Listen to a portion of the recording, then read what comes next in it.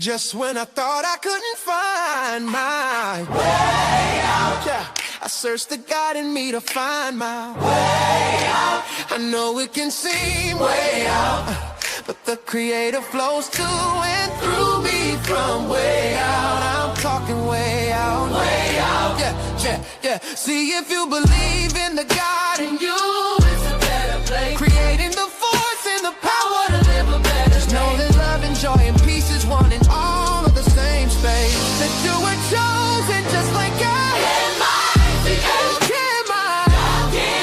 Your energy. That's right. I'll give my sanity. Only you can make the change. I'll give my shine your energy. I'll give my shine so bright from darkness to light. From darkness to light. Yeah. And you'll find your way out. Oh, it won't seem way out. The power of God will flow through you from way out. Welcome. This is Alchemizing Energy, and today I'm your host, DJ Genesis. And today we got like some updates about like what's been going on outside of the whole rigmarole of this trial. Things have not heated up. Have not simmered down. Now you're seeing all of the residual effects of this whole trial kind of kicking in. So, the first thing that kind of happened was Jake Lang, the person who was kind of there in the beginning, with the white nationalist movement, who spoke to Jeff Metcalf, who was Austin Metcalf's father. He was there. He was calling him a coward for not stepping up and promoting the white, as a white man, for his son. So he ended up getting arrested for, I guess, threatening a juror. While he, I guess, was terroristic threats, and now he has $1 million bond, guys. So it's interesting because I think they all, him, Chud the Builder, and a few of them are very much, freedom of speech activists. And, I guess he said the wrong thing and got arrested. Let's see what that's about. But things have not simmered down. They're still heated up. It's really crazy. Let's go. Sixth rioter who lives in Florida. We've also learned about the arrest of far-right influencer Jake Lang. The pardoned January 6th rioter who lives in Florida made multiple appearances outside the Karmelo Anthony trial this week. He's now in the Dallas County Jail on a $1 million bond and is facing charges of making terroristic threats. It's Lang's second arrest in North Texas this month. So basically, as I said, he is arrested. He's on a $1 million bond for making terroristic threats. And, it's gotten pretty interesting. They are saying he's saying that people in the Dallas County courthouse that he got attacked. So he's saying that. So I guess I didn't know this. I didn't know that he was a J6er. So that's an interesting discovery. But he's a J6er, and what it says is that Jake Lang, January 6th political prisoner, has been attacked by a group of all black prison guards in the Dallas County Jail. You can literally see them manhandling him in his mugshot photo. They haven't given him a bed yet, and he slept on the concrete floor last night. The guards are retaliating against Jake because of the Karmelo Anthony conviction. And as you can see, here he is. And I guess they're trying to hold him up for like the picture. So they're trying to say that he is being manhandled. And then he has a give, send, go for his defense and trying to raise the $1 million. But what happens is that, of course, readers added context that they thought people might want to know. It says no news reports of Lang's arrest mention an attack by guards, manhandling, or retaliation. He was handcuffed by state troopers while boarding a plane. So he was trying to leave, and honey, they stopped him on the way to leaving Dallas, and he was then thereby arrested for terroristic threats, $1 million bond. So let's hear a little bit more about what's going on with this particular thing. Let's go. The idiot who said this This community does not teach its people to respect personal boundaries. It does not teach people to talk with respect. And that's why Austin Metcalf said, because of your failure as black parents, failures as black parents,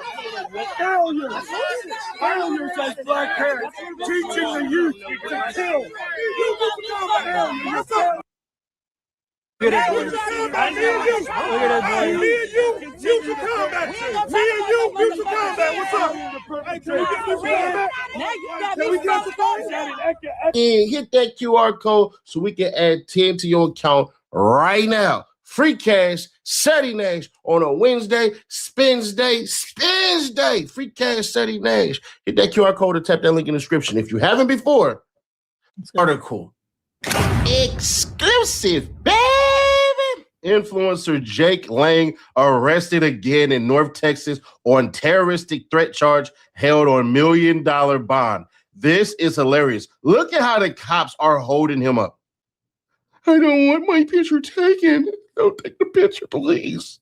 The brief. Jake Lang was arrested in North Texas on a terroristic threat charge and is being held on $1 million bond, according to jail records. The arrest came hours after he was spotted outside the Collin County Courthouse during protests related to the Austin Metcalf case.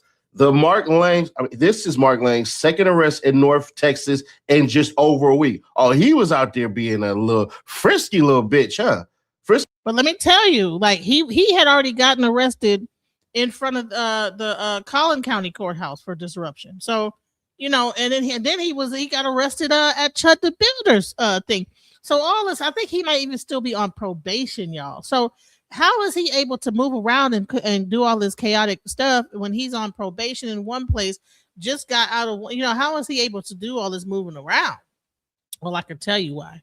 He has a give, send, go. Let's see how much money he was able to raise on his give, send, go. Because I think he that's for his defense, right? So right now, he's at 35,000 US dollars. He's already raised to help him toward his bond. So his bond, I think he's trying to raise 100,000. He's pretty much, I would say, a third of the way there. So, you know, everybody that was like, oh, well, he got $1 million bond and this, that, the other, he ain't getting out, honey. He's already a third of the way there. He only got raised about 60 more thousand. And it looks like he's getting there pretty quickly, you know? So as much as people like to talk mess, like the one thing I do see is that they know how to raise money. Okay.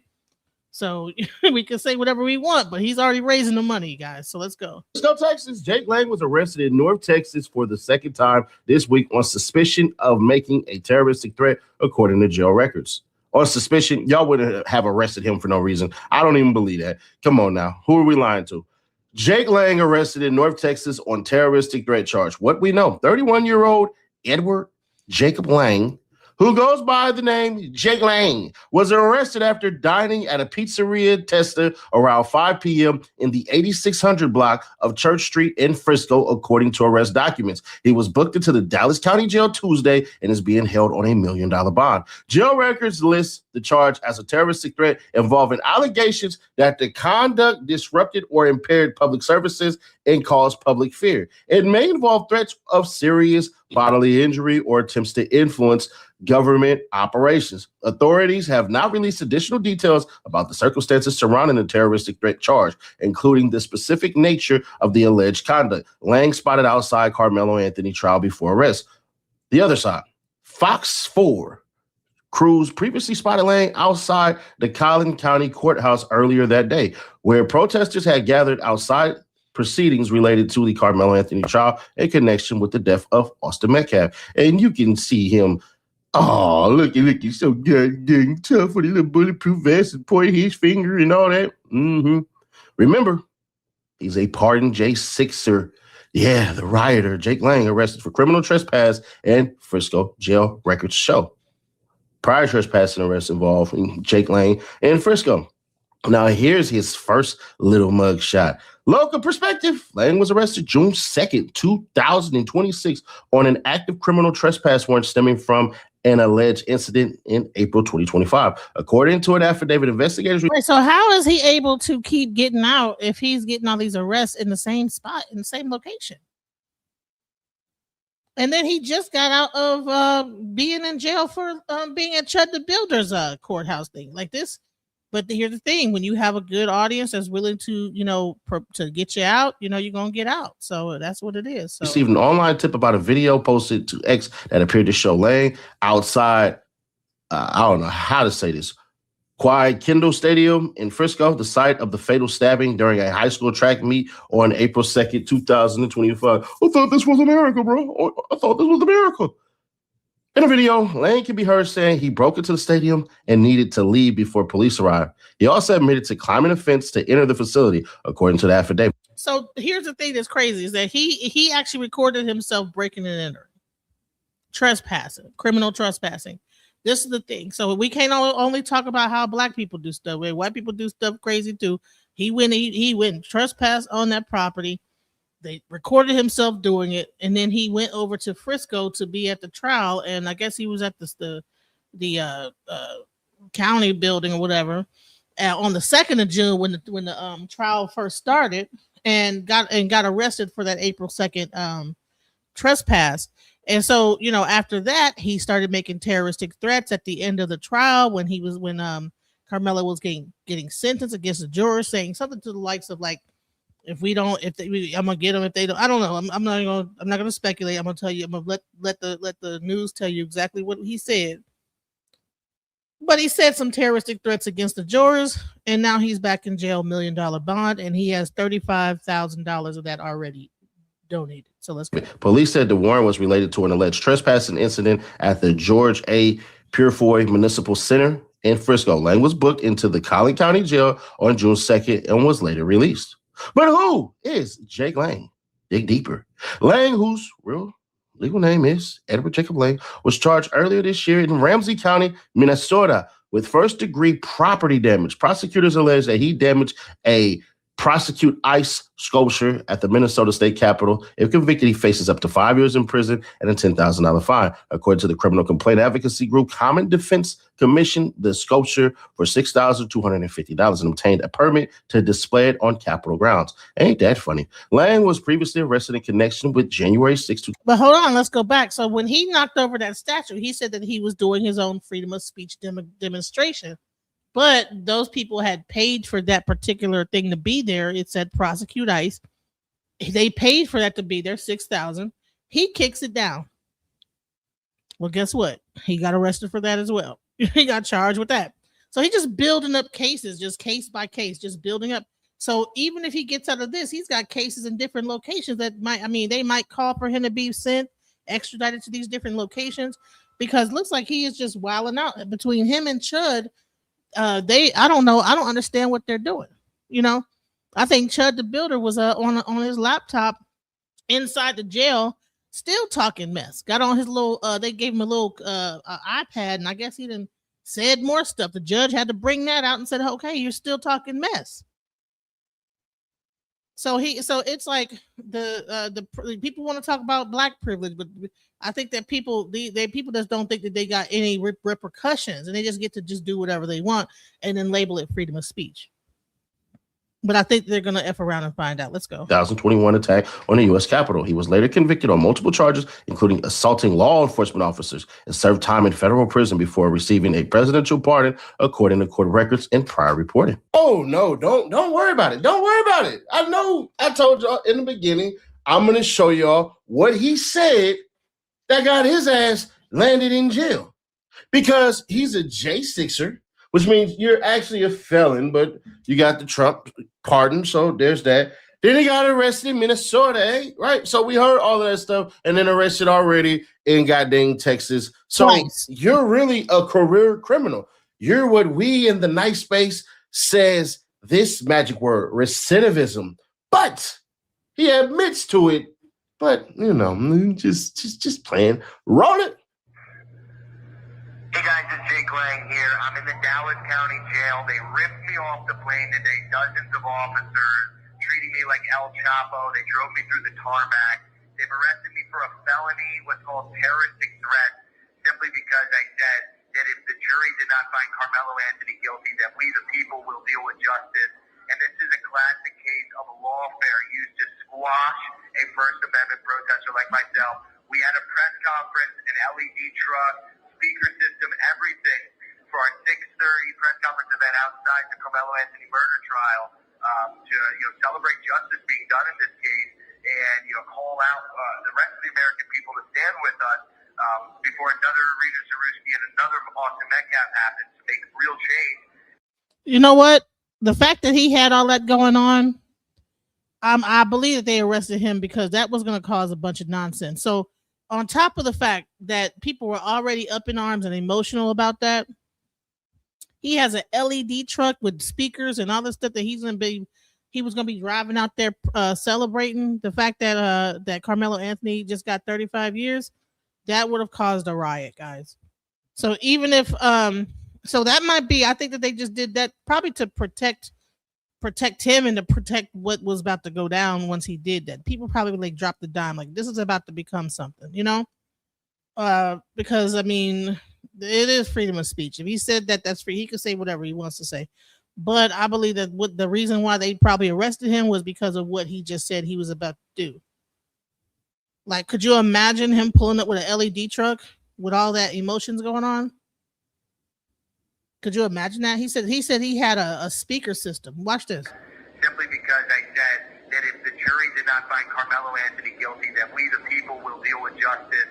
And this is a classic case of a lawfare used to squash a First Amendment protester like myself. We had a press conference, an LED truck, speaker system, everything for our 6:30 press conference event outside the Karmelo Anthony murder trial to celebrate justice being done in this case and call out the rest of the American people to stand with us before another Rita Zarewski and another Austin Metcalf happens to make real change. And they shut down my voice. They arrested me. They're holding me here, probably on an exorbitant bond. I'm going to see the judge in the morning. So please, guys, go to my Gift and Go account, donate some money to help me get out of here. I'll be stuck here for months in solitary confinement if I don't make bond.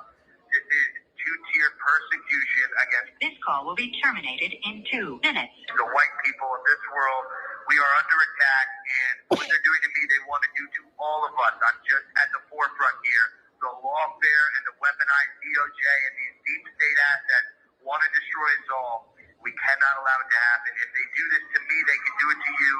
Please, guys, stand up. We can't allow our good brothers like Judd, myself, and other great patriots to rot away in prison. Let's get me and my brothers home. God bless you guys. Thank you so much. I love you. And keep the faith. This fight is in the Lord's hands, and we will be victorious. I love it how these cats like to say everybody plays victim, all this shit and everything like that. And it's fine. And to a certain degree, everybody does it. It would be remiss if I didn't. But I find it funny how we're supposed to believe in the justice system. Then they say what we're doing is messing with the justice system. But really, you couldn't accept the election results, right? You couldn't keep your ass from goddamn jumping over a fence, according to the police. How true that is, I don't know. But they said you did just like this. You told on yourself on that one. So majority of your crimes, if the Minnesota shit is filmed, I don't know if it is or isn't. But a lot of shit you do is filmed. So I'm probably going to bank on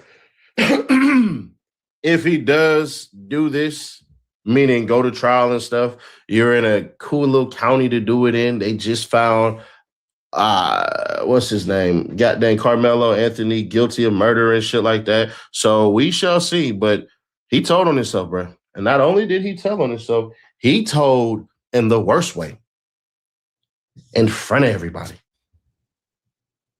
He didn't say, which he's trying to lie and say. No, bro. He said, if that doesn't happen, mind you, he has a history of when the government says something that he doesn't like, of going against it. So I find it fascinating.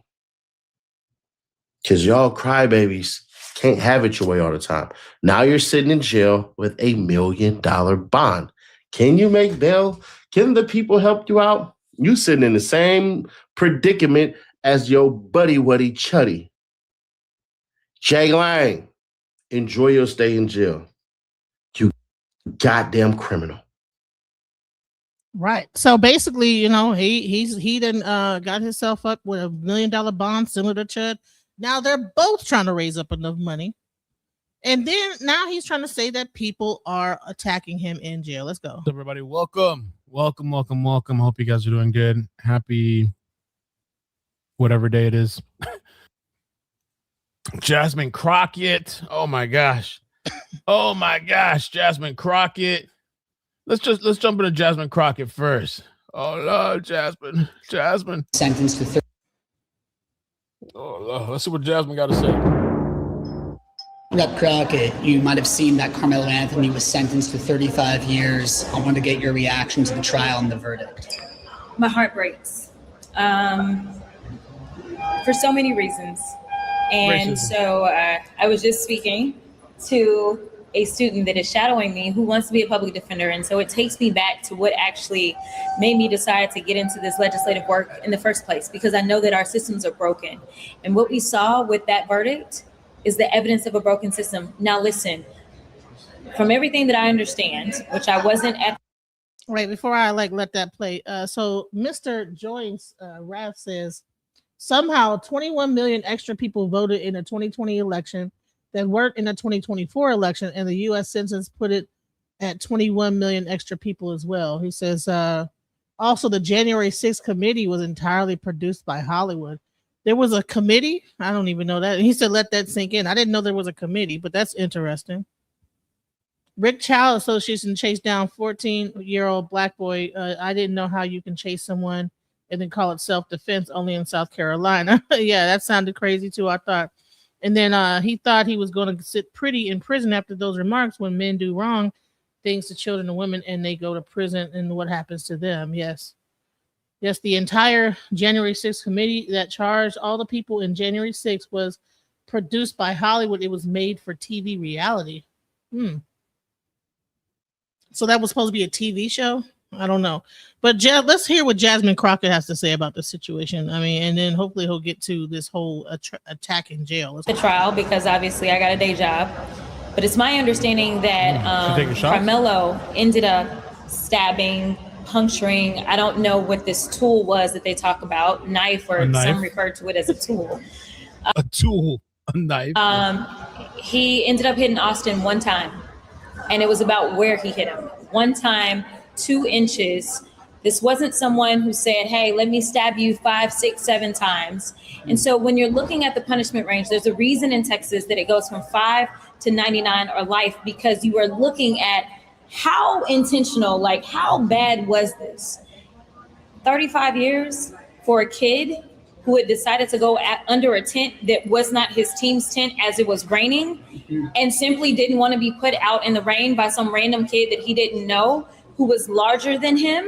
Oh my God. Listen, a lot of people don't know what it is to live as a black person in this country, but just like you can give the benefit of the doubt to so many police officers when they go out and they shoot some black unarmed person, even though they are trained, the fact that there was little to no mercy seen or humanity seen when this black boy said that I was scared, or the fact that honestly anybody else who did something with such a small object, all I know is that it wasn't considered unlawful carrying of a weapon because the blade was not long enough. That they wouldn't even say, well, maybe this was more so something that looked like manslaughter. Well, some people might say, why are you even bringing a knife like that to a track meet? Yeah, people may say that, but walk a day in my shoes and then respond. Because we as black folks say, why is it that people need long armed guns when we are going out and having a First Amendment protest? But people say that's their right. They are allowed to do that. And again, it wasn't against the law for him to have it. It may have been prohibited by school rules, which he wasn't at his school at the time, but it definitely was not against the law. So you think race played a role in the verdict? Oh my God. I know Collin County. So absolutely. Collin County is right north of Dallas County. And I can tell you that I have had cases that I felt like played out differently because of the counties that they were in. And unfortunately, that was not the county for a black boy. So if this were a white boy in his exact same position, you don't think he'd get a 35-year sentence? I would guarantee you it wouldn't have happened. I don't even know if he would have been convicted Because if a white boy would have said that they were afraid of a black boy, something tells me that that jury that didn't have any black people on it, they would have believed him in his fear. Well, there's so many different opinions on this case. I mean, even That's Crockett. And they're saying also that Karmelo, well, one thing, the viral photo, we talked about this yesterday, this picture, which many in the chat told me that it was debunked. The father of Austin had also said this is not him, it's debunked. Austin Metcalf's father, Jeff, did not befriend Collins County District Attorney Greg Willis or Judge John Roach.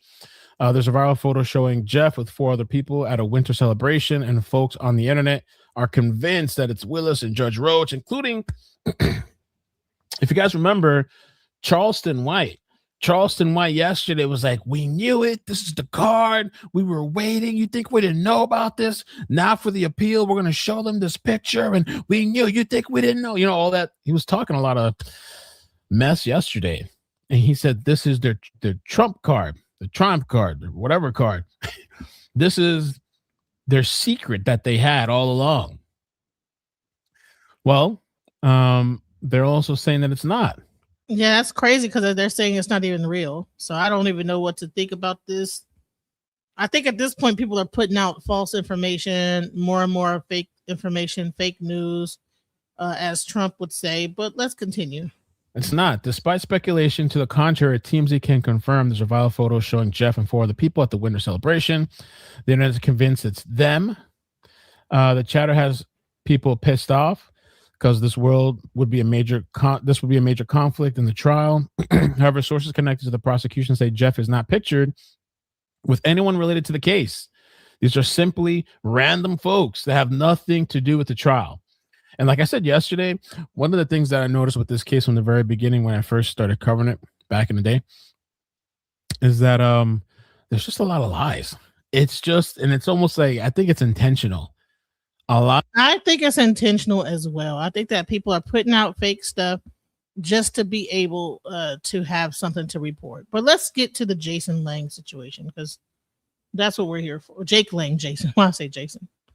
Let's go to Jake Lang because that's what we're talking about. Let's go. It's crazy. We're going to talk more about that, but also Jake Lang. Oh my gosh. I don't know if you guys remember yesterday, I told you that Jake Lang was on the way to this protest, and I think it would have been chaos. Apparently, he was intercepted at the airport. I think it would have been chaos too, and he was not in. I think that the interception. I don't know if that was the air. People are saying he said he was at the airport. I mean, he says he was at the airport. Some say he was getting something to eat. I don't know which part. See how all these conflicting stories happen with all this news and stuff. No one knows. Well, I don't know whether he was at the airport, he was sitting down eating. See how those stories just go all over the place. Let's go. They're saying that he was arrested on Class 3 terrorism charge, a $1 million bail for saying something stupid. I think he said something about the Karmelo. There's more information. Despite Karmelo Anthony murdered Austin Metcalf, got $250,000 bail. Jake Lang imprisoned again. I just got an update from Jake Lang, who was arrested by dozens of DPS and Texas federal police officers who ripped him off the plane, handcuffed him, and drove him away while he was still on the tarmac. Damn. Class 3 terroristic threats. I don't know how true that he was ripped off of a plane when he said that they had a whole LED celebration that they were about to go out there and do. So I don't think he was on a plane, guys. That is to sensationalize the story, make it seem like he got ripped off the plane while he was about to leave. And when in actuality, I think that he was probably a little bit closer because he was about to have this big LED celebration and really try to rub it in that, Karmelo Anthony got 35 years. That would have caused a bunch of hoopla and arguing. And I think that the people that, the police did the right thing by locking him up so that he couldn't be able to do that with so much tension going on in the air. That would have definitely caused a ruckus. Let's go. For saying that if the jury didn't find Karmelo Anthony guilty, that Jake would take care of it himself. Oh, Lord. Yo, they say keep Jake. A lot of people don't like Jake. He's very controversial. If he would have went out there, it would have been chaos. Maybe some people want to see chaos. It would have been chaos. Texas State Police have yet to arrest any of Carmelo Anthony's supporters who had threatened to hang Jake from a tree if the sheriffs weren't there or push you into a grave. And they were looking for him. His friend was there. They were looking for Jake. They could not find him. Here's a post too where let me see. I guess I wonder if this is Mama or somebody called. Let's see. Who called it? Hey guys, it's Jake Lang here. Oh, I'm Jake. in the Dallas County Jail. They ripped me off the plane today. Dozens of officers treating me like El Chapo. They drove me through the tarmac. They've arrested me for a felony, what's called terroristic threat, simply because I said that if the jury did not find Karmelo Anthony guilty, that we the people will deal with justice. And this is a classic case of lawfare used to squash a First Amendment protester like myself. We had a press conference, an LED truck, speaker system, everything for our 6:30 press conference event outside the Karmelo Anthony murder trial to celebrate justice being done in this case and call out the rest of the American people to stand with us before another Rita Zarewski and another Austin Metcalf happens to make real change. And they shut down my voice. They arrested me. They're holding me here, probably on an exorbitant bond. I'm going to see the judge. See, he's lying.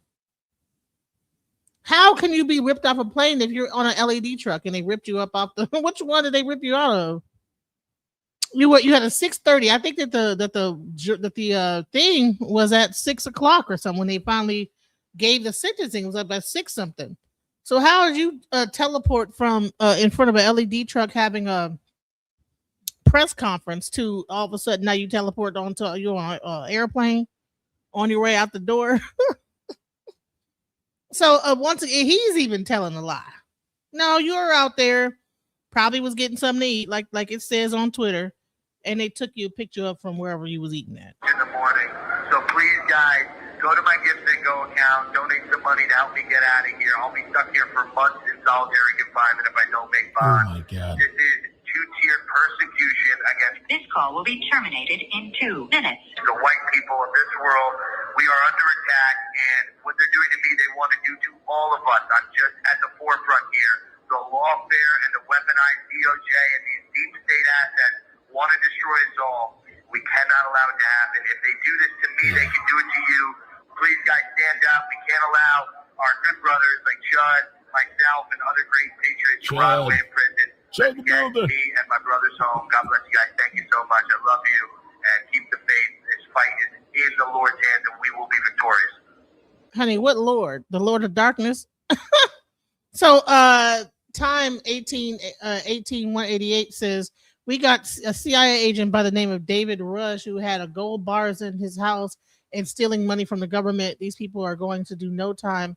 Anthony gets 35 years with no criminal record. That's because he murdered someone. Time, okay?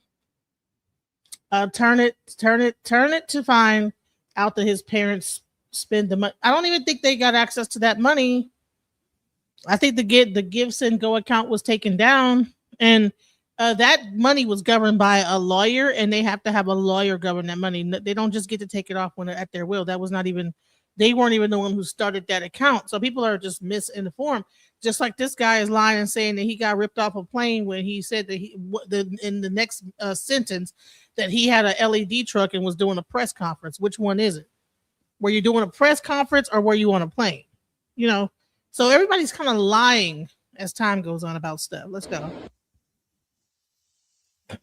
So they're taking L's, man. It's not looking good. Belfast, by the way, is turning up. I saw someone in the chat tell me about that. We might do that next if we have some time. They said they're getting water hosed out there. Oh, shit. We might do that after talking a bit about Karmelo. Yeah, so Jake is in a precarious situation. I don't know how long they're going to hold him in there. They're saying this is his mugshot, okay? Mugshot for Jake. Looks like they're, got him around the neck. Right, they're holding him up. Was he drunk? Like, they usually do that when you're drunk, All right, so Mr. Joyne says the police officers opened the barricades and they opened the doors to the Capitol building. There are 20,000 lib doors. It's on the Capitol websites, for that matter. Magnetically locked from the inside for security purposes since the Weather Underground bombed the Capitol building in the 70s that Obama pardoned. They didn't. It was locked. Latoya says. Okay, so it's a lot going on, with this J6er aspect too. Like, I'm not sure what to believe is true or whatever. Yeah, GoFundMe has a lot of restrictions. I don't think that those people, I don't think they got that. I think the lawyers might have gotten that to like represent them, but they were not able to like take that money and do as they very well please.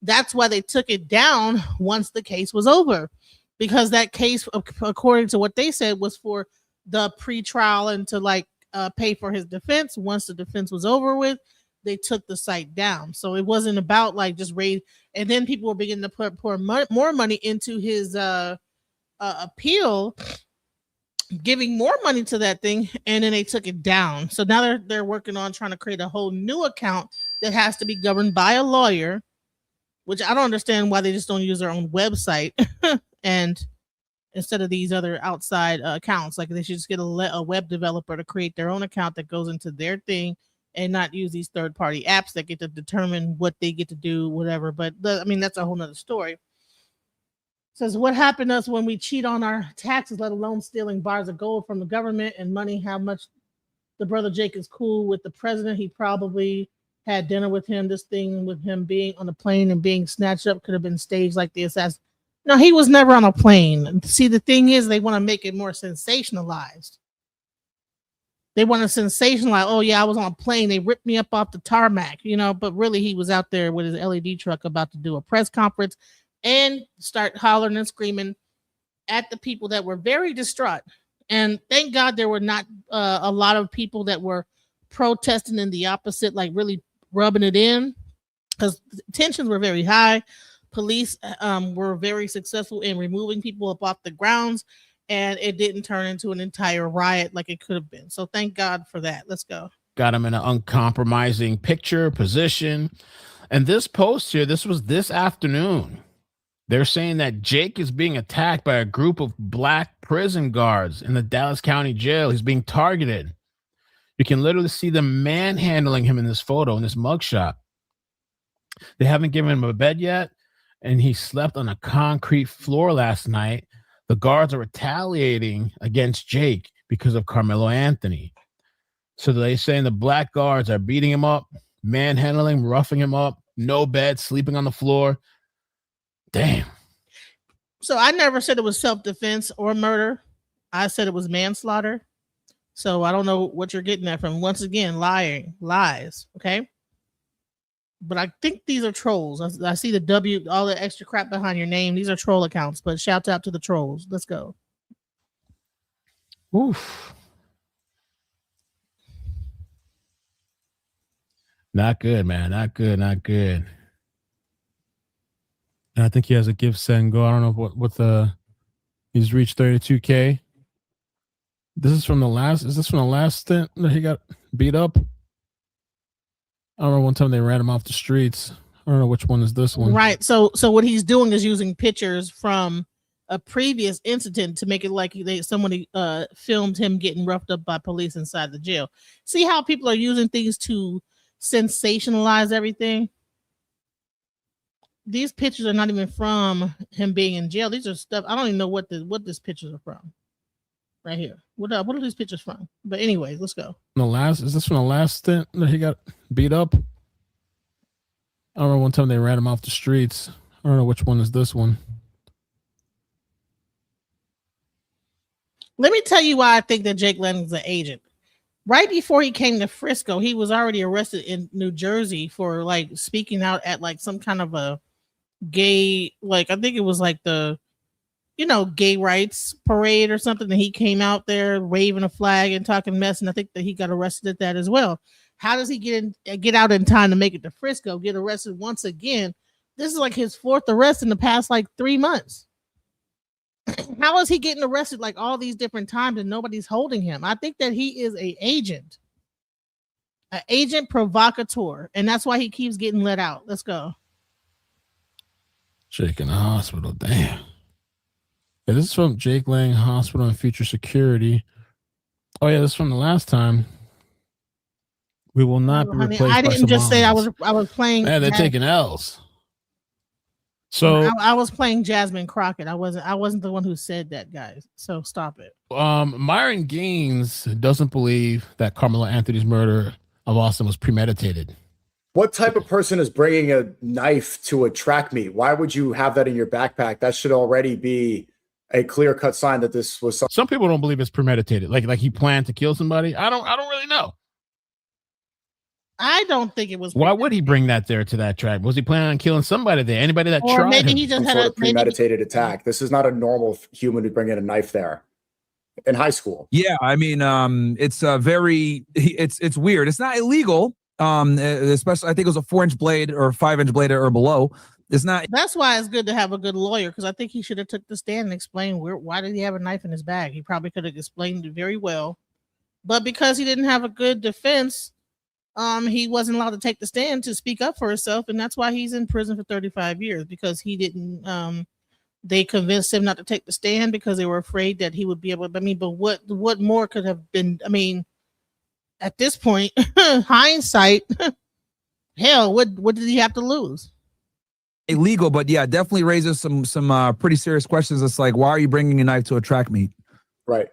And I can hear a little bit of echo on your end. I don't know if maybe your headphones are loud or I don't know what it is. Yeah, this could be the.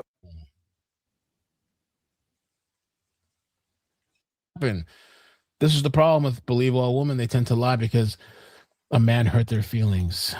So yeah, public intoxication. I guess he was lit. I guess he was getting lit. I'm not sure why, what the deal with that was. I think some people go to these events just to go have fun. Got arrested. Now, oh yeah, Carmelo, that's crazy. Hold on, the senator got arrested as well. What happened with that? Well, this guy too. I wanted to update you guys about this guy from yesterday. I don't know if you guys remember. This was the guy dressed up. Nobody really knew what was going on.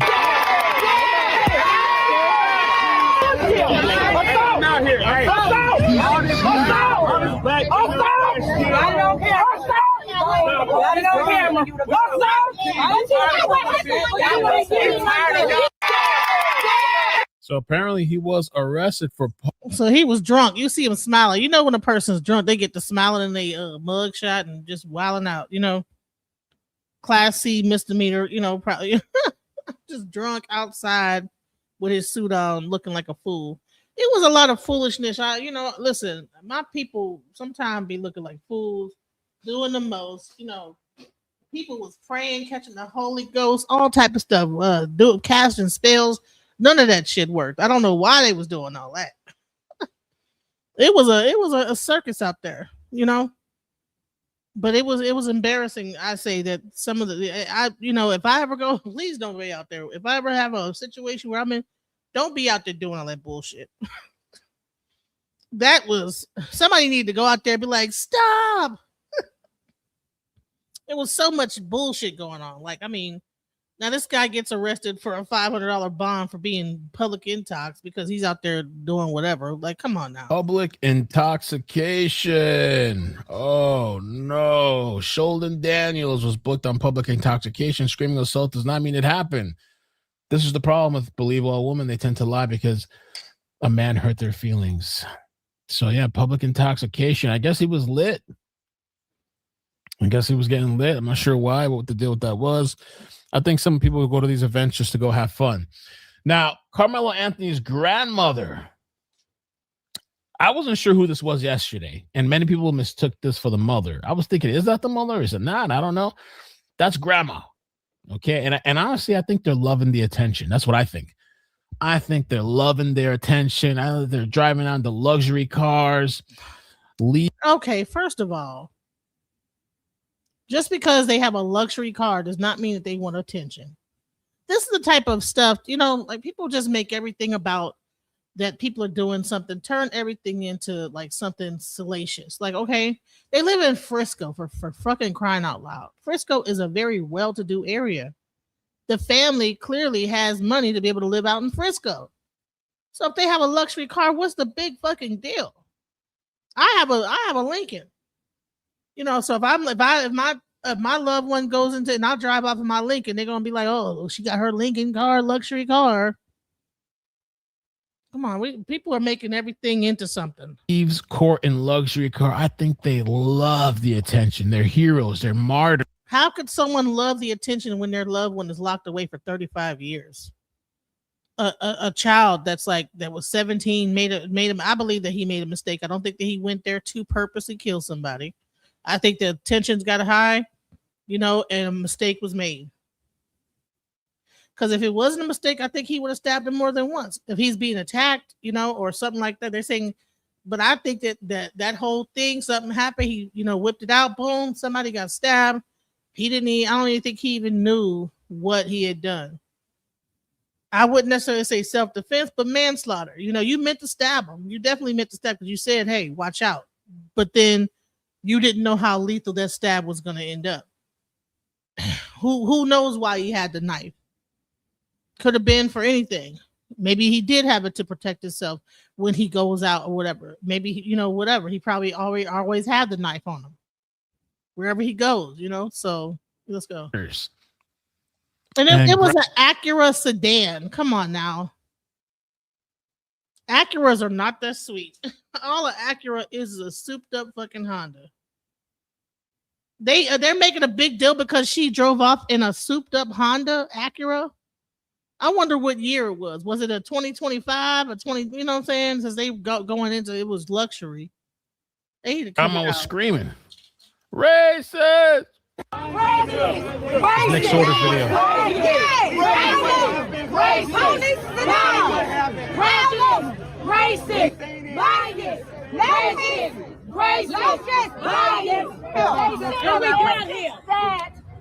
A white person to hit a black boy and hit a white boy. That's it. Yeah. They send a message. Yeah. We love y'all. It ain't the end of the road. We love y'all. This is uncle.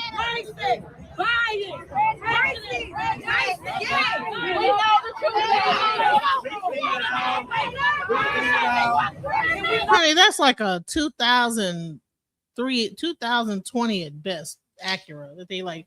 She drove away in a luxury car. Honey, that is not like no up to date. Like, just because it's a Acura don't mean that it's just luxury. You know what I'm saying? Shut it. Stop. Y'all done become my family too. Y'all are brought us too. You did a good job. We seen everything. Riot, you got railroaded. I'm from Baton Rouge. I promise you. I know how it is. I moved out here from Baton Rouge. The same school. We love y'all. We love y'all. We love y'all.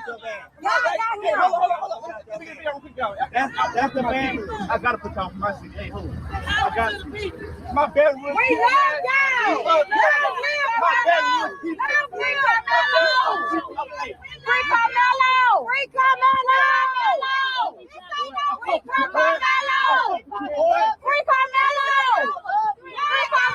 You know what's so sad about this is a week from now, nobody's going to give a fuck about any of this. That's the sad part. And that Acura is not no super souped up luxury car. Free OJ. We love y'all. We love y'all. Y'all got the last say so. Y'all got the last say so. Y'all got the last say so. Okay. So that's grandma. Okay, screaming out racist bias after the verdict. After the verdict. Supposedly too, I had heard that they were kind of screaming at the some people were screaming at the family, the Metcalfs. They're also calling for I think Hunter to be arrested.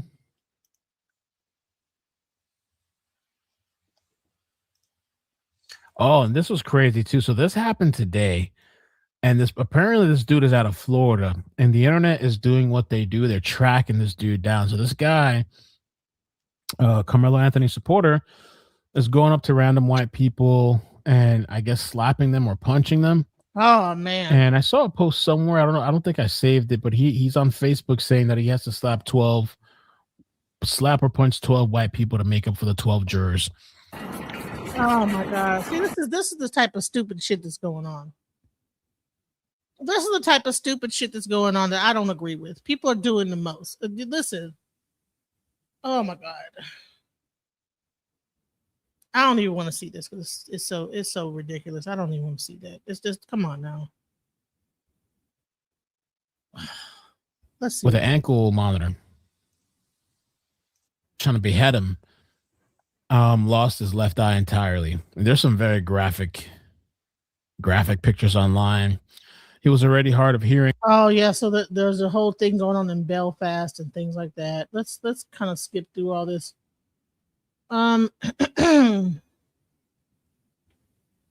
So what's his name? Dominic Miller. He got on the news and he was talking about that. I guess he was the family's representative.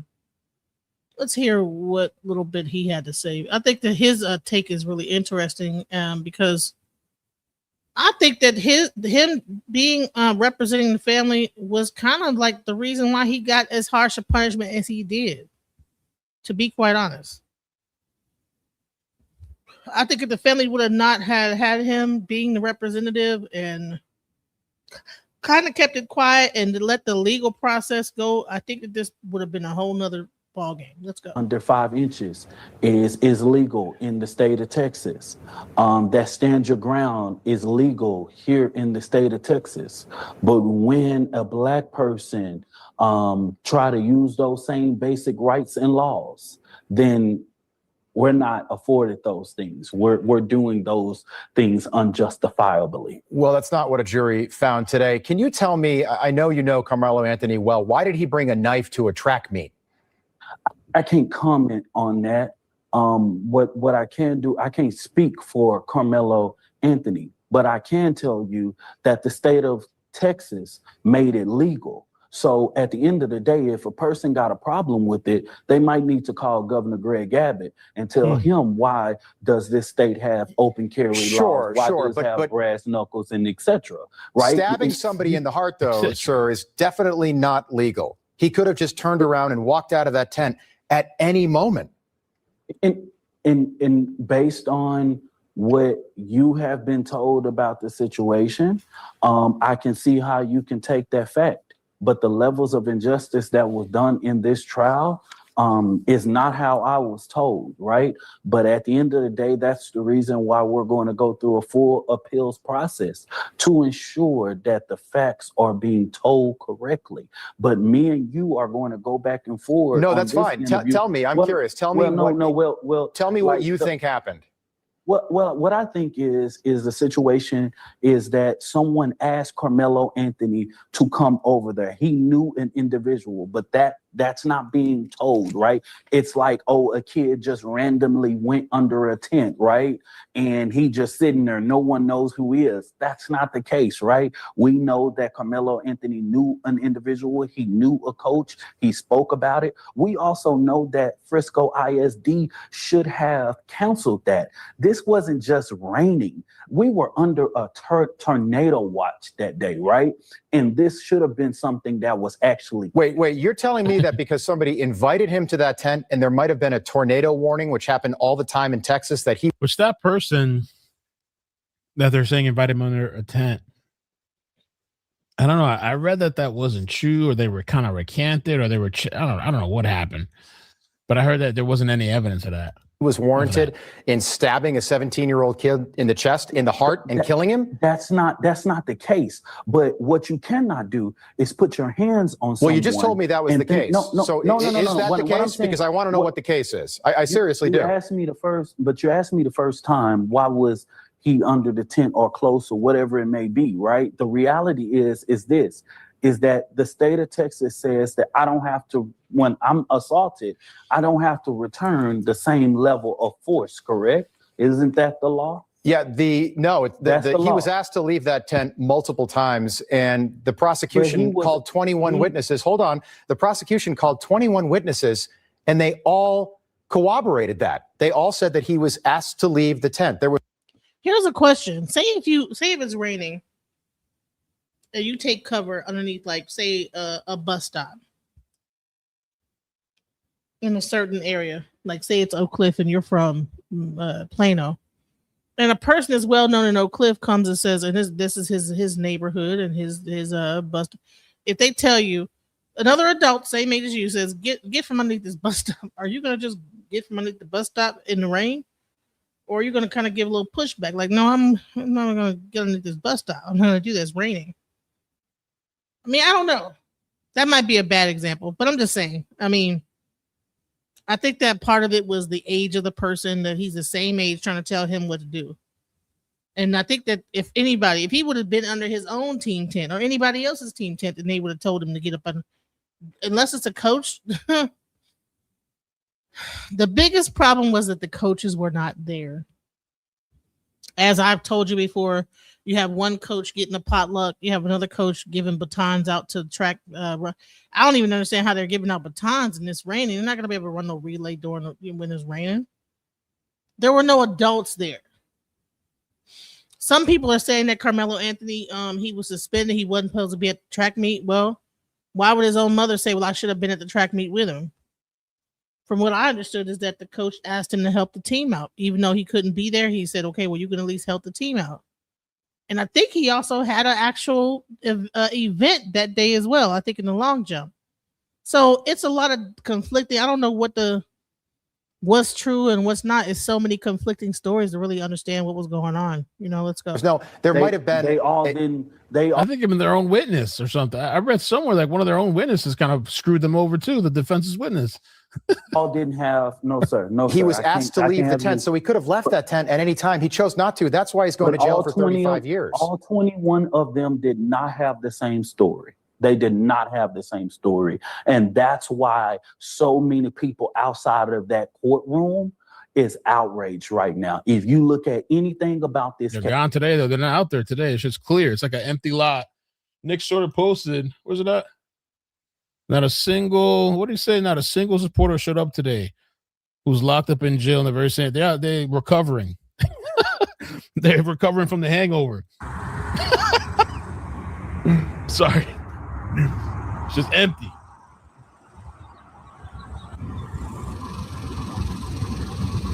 Damn, crickets out there. What happened? Where'd everybody go? Why would they be there? The case is over. I mean, what would they be there for? But there are people now that are doing press conferences. I think I'll show you that footage. But I think her name is Dr. James or something. She's out there discussing the thing, and now this is turning into. It's going to turn into. They're going to have a protest. I can already see it. I can smell it in the air. There will be a protest.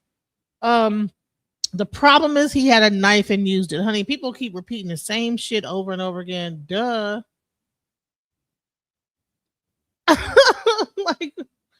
You don't have to state the obvious. He had a knife, he used. That is a problem, definitely.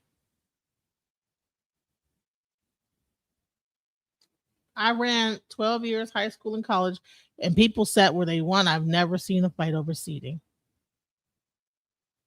Okay, so I mean, there's like a lot of stuff. Okay, so people want to say what they want to say. Let's go. Yeah, this was a pretty good. Not this one here. This guy from Newsmax was kind of grilling him a bit. I was like, oh shit. Case. All 21 of them. I'm surprised he did the interview. Okay, fine. Have the same Tell me about the defense witness, because the defense did not call Karmelo Anthony. If Karmelo Anthony truly thought he was innocent, he's 19 years old. He's not a kid. He's 19 years old. Why didn't he take the stand in his own defense? And why did the defense? First of all, the lawyer is going to advise against it, and he's not old enough to know what's good for him or not. Just like the family wasn't even good enough to know if that was a good lawyer or not. They were going off of everybody else saying, you need to get you a white lawyer. I'm not sure if you guys saw the interview with the family where they were listening to other people telling them, well, you need to get you a white lawyer. That's another thing that was going on. People were like telling them different things, So, when the lawyer advises you to do something, you trust their judgment. You're not going to go against your lawyer that you have there to defend you. He acts like Karmelo Anthony could just, no, the lawyer's going to advise against it. So he got his advice from his lawyer and he didn't take the stand. Defense is only witness, change their story on the witness stand. That's what I was talking about. Yeah. Karmelo Anthony testifying in his own trial is his own right? And that's a decision that Karmelo Anthony and his parents has to make, right? And that was a decision that was made through the legal process, right? And through this process, of course, there's going to have to be some major reviews, right? But as far as changing the witness changing what he changing his testimony, I'm trying to figure out how someone going to say he changed his testimony. Were you privy to his testimony prior to? Well, allegedly innocent said the kid K knew was an acquaintance through an old girlfriend. They dabbed and said, "Hey, that's all, no invitation." Oh, he changed his testimony. He was during cross-examination. He said that there was not an altercation under the tent, and he didn't witness an altercation. So I don't think that was something the defense was planning on, and clearly it didn't play well for this 12-person jury. Let me just ask you: can a black person ever just be convicted of killing a white person in this country without it becoming like a major race issue? Like some of the comments that you made outside the courthouse today, I don't know why you do that. You stir things up, you make it about race, and that could lead to rioting and protests and looting tonight. The bottom line is more people could get hurt. More people could get hurt. I'm glad that you will say that. Now, I would say this, between him and Jason Lang, this guy Dominique and Jason Lang, they both tend to push the race really heavily. And why?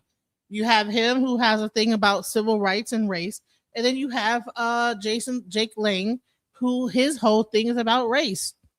So of course that is going to be the hill they're going to stand on. Let's go. Oh, why do we have to bring race in the situation? The reality is that if you know about this, I didn't say we. I said you. Why do you? Why do you, Dominic? Not the black race. No. Let me make this very clear. As the president of the largest human and civil rights organization in North Texas, what I witnessed on April 3rd was white people going on posts in social media calling Karmelo Anthony a thug, not a 4.0 GPA, not a person that he's a convicted murderer tonight, so he's a thug.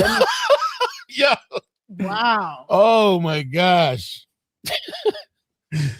Oh shit. This guy is something. Oh wow. On posts in social media calling Karmelo Anthony a thug, not a 4.0 GPA, not a person that he's a convicted murderer tonight, so he's a thug. Let me finish. He's a thug. He's not a hero. When you he's not a hero. Say a black man is bringing race, his race shouldn't have never been a factor. He shouldn't have never. Jake Lang. I don't see you calling out Jake Lang that said Karmelo Anthony should sit there and be hung from a tree and shot outside the Collin County Jail. I never brought race in. So here's the other thing with that. So Dominique, I saw somewhere else too that people were speculating that he's the one that actually called. Jake Lang is like problematic. I think people like him, people hate him. Sometimes funny. I think sometimes he can be funny, but he's kind of like, I don't know, because there was a whole nother live stream I covered where he got rejected by like his own people too or something. Because they were saying he's like Jewish or something like that. Or I forgot the handsome guy. Forgot the handsome guy's name. It was kind of a funny conversation, but they kind of rejected him. And Jake got really pissed off and he almost like yelling and stuff. It was all this shit. But anyway, they're saying, let me show you this post. They're saying that they believe Dominique called law enforcement to have Jake Lang arrested. Let me see. If you want to lead your community, call out your community for thuggish behavior. They're celebrating the thug first. He was a thug. He bullied this man was a Christian and a student scholar athlete. He was a student scholar athlete. Question: will you condemn the $600,000 that was raised to Karmelo Anthony's account? No, and you're not serious about being a Christian. Your community. That's exactly right, Jake. All right, so reports are that Jake was actually arrested and he's being held on $1 million bond in Texas.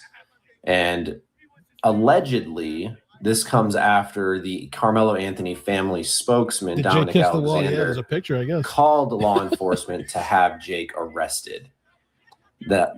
this is crazy. This is absolutely crazy. And what he's saying in this video is absolutely correct. And this is something that I have a huge problem with in this moment.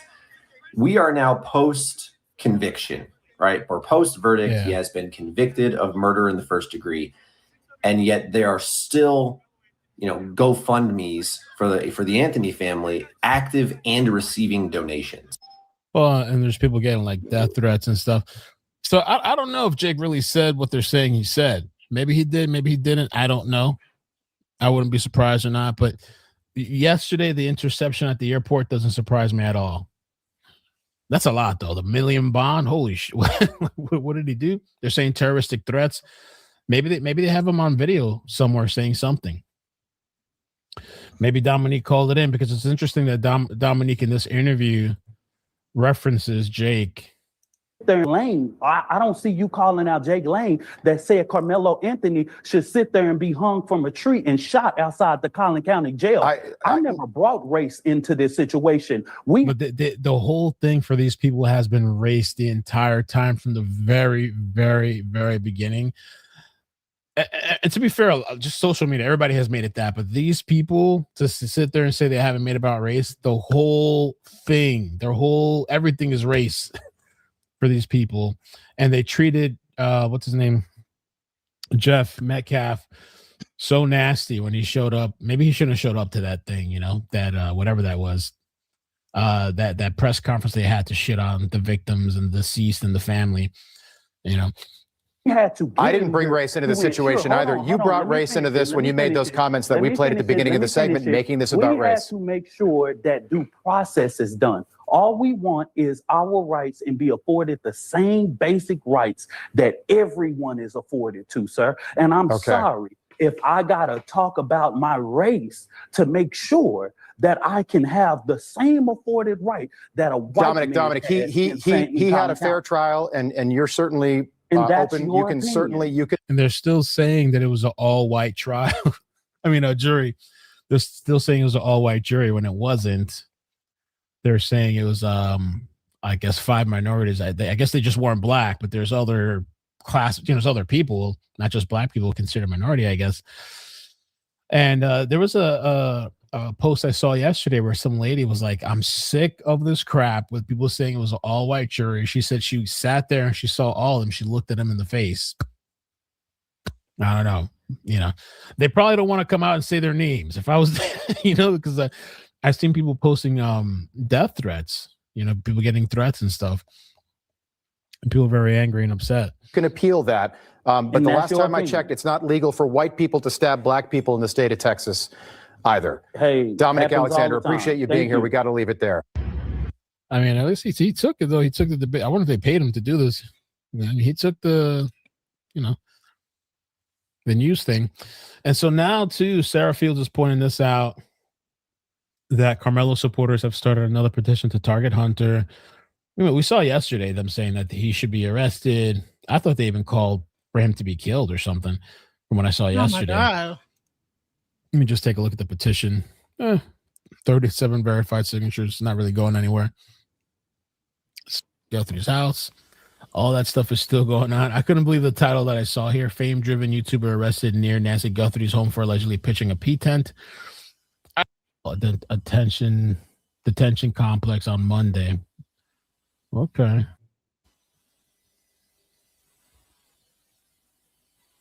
So crazy. Yeah, so at the same time all this is happening in Belfast, there's a whole thing going on with their, a whole case out there. But let's, without further ado, so we talked about Jake Lang and his whole situation.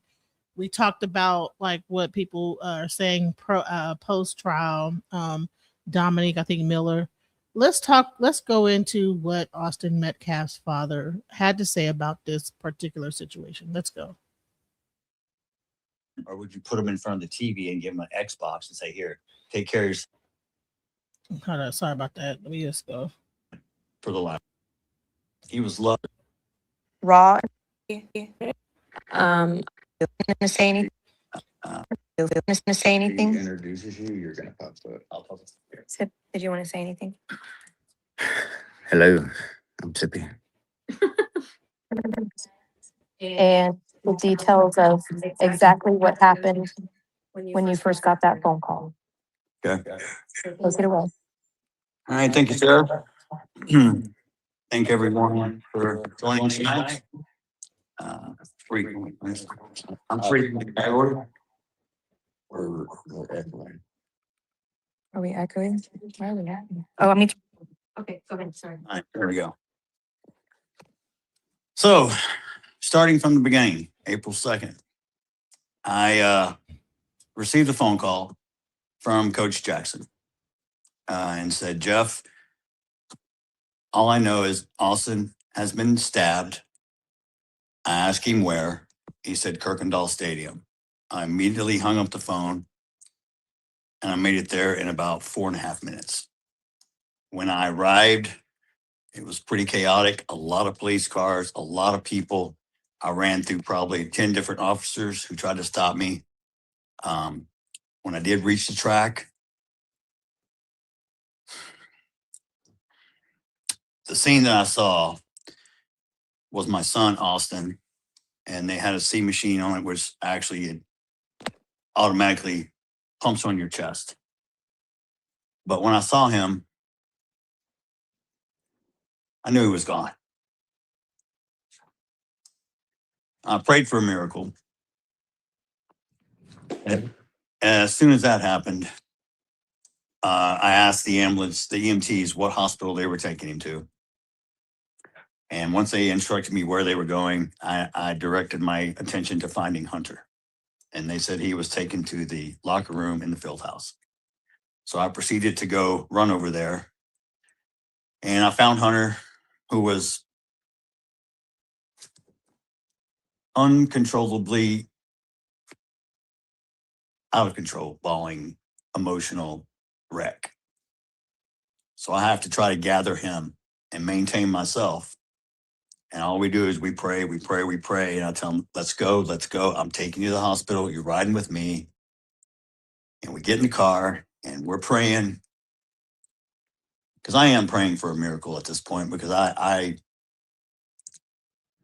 know my son was gone. But we get to the hospital. We get in the room. I have to make the phone call to his mom when we were driving to inform her to meet us at the hospital. By this time, the word's getting out to certain family members. Certain people are showing up at the hospital.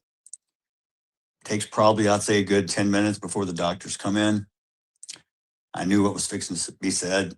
I knew by the look on their face that Austin had passed away. And they confirmed that. That very second, Hunter spun out of control. And it took 5 officers to get him under control. We had to admit him and get him sedated. And then at that point, they wouldn't allow us to see our son because now it is a crime scene. So they have to process the body. So for over 2 hours, we can't even see Austin. And by this time, a huge crowd of students, parents, friends is overflowing this hospital. It is so touching and so moving. And we're all so distraught over the news of Austin's passing. That moment, I became totally numb and went into what I call survival function mode. I had to find and buy burial plots, funeral homes, arrangements, so many things that had to be done. And I needed to stay focused. That very first night, our church held an impromptu vigil. Our church holds 1,500 people at Hope Fellowship. It was overflowing. There was over 1,700 people that showed up that night. Very touching. an outpouring from the community, friends, family, even people who didn't know us showed up in support. And I spoke that night about who Austin was. He was a leader, on and off the field. He touched people's hearts in ways others couldn't. He was loved by so many, and so many loved him. I told a story that night, and I told the story when I was diagnosed with cancer in my cancer group. They asked us, define success. And it went around the room, and most people, some of the common stuff, oh, I'd like a big house and car and, a lake property or whatever. But when it came my turn, I had a different view. I said, my success will be judged by how many people show up at my funeral. And what do I mean by that? Well, when you go to a funeral, the people that attend are someone, hopefully, you have touched their life in a positive way. Because one thing about people, they don't remember how big your house was, what kind of car you drove, how big your bank account was, where you got your nails done. None of that matters. What matters is people always remember how you make them feel. They'll never forget how you make them feel.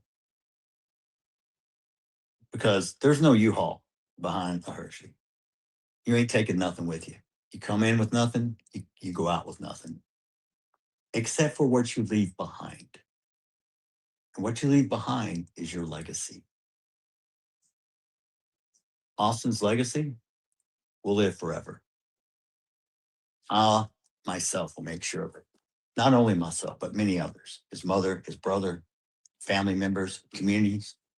We've set up a scholarship in his name at Memorial High School. For every year, there's going to be the Austin Metcalf Scholarship. We want to give back. We want to help people. That's who Austin was. Austin helped people up. He inspired. He promoted. He encouraged younger classmen, his teammates. He was always there, always believing in them. There were so many kids who came up and spoke that night about how Austin touched people's hearts. And that's what you leave is your legacy, your footprints on hearts. That's how people will be remembered. And for anyone who knew Austin, who loved Austin, that memory will be carried on in their hearts forever. I know I'll say his name from the highest mountaintops till the day I die. That was probably the very worst day of my life. When I was diagnosed with stage 4 cancer 10, 11 years ago, I thought I was going to die. They told me I had a 50-50 chance. I told God I can't die because I have 2 boys that need their father. I would go through cancer a million times again if I could spend 5 minutes with Austin.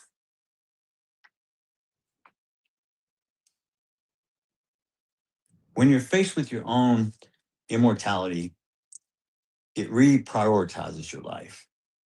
All of a sudden, things that were important don't matter. You really start to really find out what's important in life. It's the people who love you, the people you love, and those who support you when you're down. You should never, ever put someone down or look down upon someone unless you're giving your hand to help them up. And that's who Austin was. Austin was always the helping hand, the big brother, the protector, the leader. He led by example. And he was humble. He didn't even want to join National Honor Society even though he had a 4.0, even though he was extremely smart. I told him it looks good on your college scholarship application. All he thought about was football. But when he got up between those white lines, even I wouldn't want to go up against him. He turned into controlled rage and chaos. He was a disruptor on defense. He led that team by example. Friday Night Lights, long story short, Friday Night Lights was about Midland, Odessa, Permian. I'm from Louisville. We played Permian every year in the playoffs, semifinals. They beat us every time. Yes, I'm still upset. So, because now they got movies and shows made about them, but it is what it is. Football was a way for Austin to take out some of his frustrations, and he'd work in the weight room, and he'd go do drills by himself and run heels, and he really perfected his craft. He was an unbelievable player, and I know I sound biased because I'm his father, but his numbers don't lie. Go look him up. One game he had 24 tackles. I know. It's unbelievable. He also had interception, fumble recovery. The kid was amazing. And I know there's only a 1% chance of you ever actually making it to the NFL, but deep in my heart, I really thought that kid had a chance. I know for sure many colleges were already interested in him, D1, for the linebackers. And we were already talking about NIL money and how we're going to, make sure you're set for life. I had no idea his life was going to be so short. I'll never understand why. But you're supposed to trust God, and I do. I don't understand his plan, but I have to lean into him for understanding. And to be honest, I will not understand until I sit beside Austin and ask God, why did you have to take him so soon? Because I can't come up with the answer. No parent should ever have to bury their child. It's not a natural procession. And it's probably the worst pain you'll ever feel.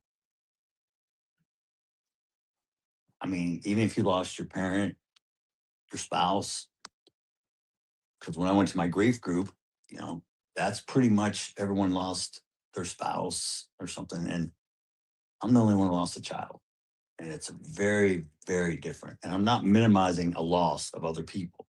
I'm saying it's a different type of loss that I pray to God no parent ever has to feel or experience. It will crush you. It will break you. And you will never be the same again. But I said the same thing to myself when I had cancer. Hey, man. Yeah, I've got, side effects, but I'm still alive. You learn to live what your new normal is. Well, I'm a piece of clay that God is molding into whatever I'm supposed to be molded into because I have no idea. I trust him. I'll follow it. And we'll see where it takes me. But at the end of the day, man, the man upstairs, he already knows where I'm going. I wish he'd give me a little bit more signs sometimes of where I am going because sometimes I feel lost. But that's when I lean into him even more because he will guide my path. Without God, I wouldn't be sitting here today. Without God, I wouldn't have been able to forgive. A lot of people ask me this question: how could you forgive so fast? I said, because that's what God has taught me. I lost my son. So did God. So me and him are standing toe to toe. You know how I feel? I know how you feel.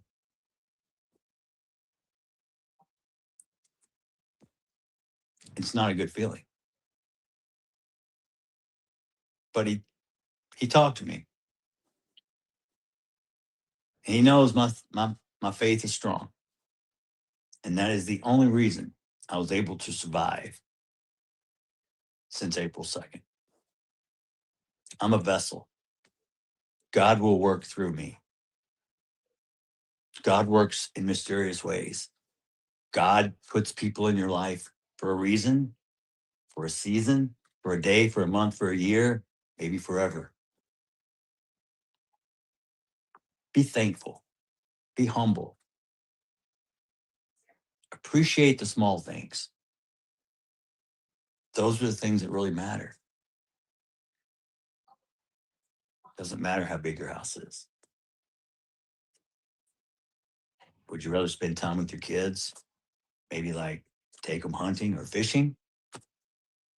Rather than have them, or would you put them in front of the TV and give them an Xbox and say, here, take care of yourself for the next 3 hours? One of the things about being a dad for me was the biggest blessing in my life. At age 40, I thought God was not going to produce me any children, so I was okay. I had to make peace with that. And then the next thing I know, boom, we're having twins. I'll never forget that day sitting there looking at the sonogram, and the doctor said, oh, there's two. And I went, two what? Is it okay? He's like, no, you're having two. You're having twins. And I was like, wow, okay. And the world stopped, and then it started spinning, and I'm sitting in the chair, and all I can think of is 2 cars, 2 colleges, 2 everything. And I don't know how I'm supposed to budget for this because it's not like I can return one. So people ask, how'd you do it? I said, I don't know. They didn't come with instructions. You never know how strong you are until you have to be. I would not believe that I am this strong if you're going to tell me that I could survive the death of my son. No.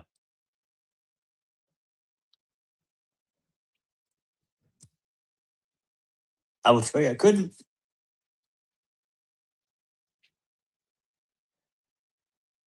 By the grace of God and his help, I'm going to get through it.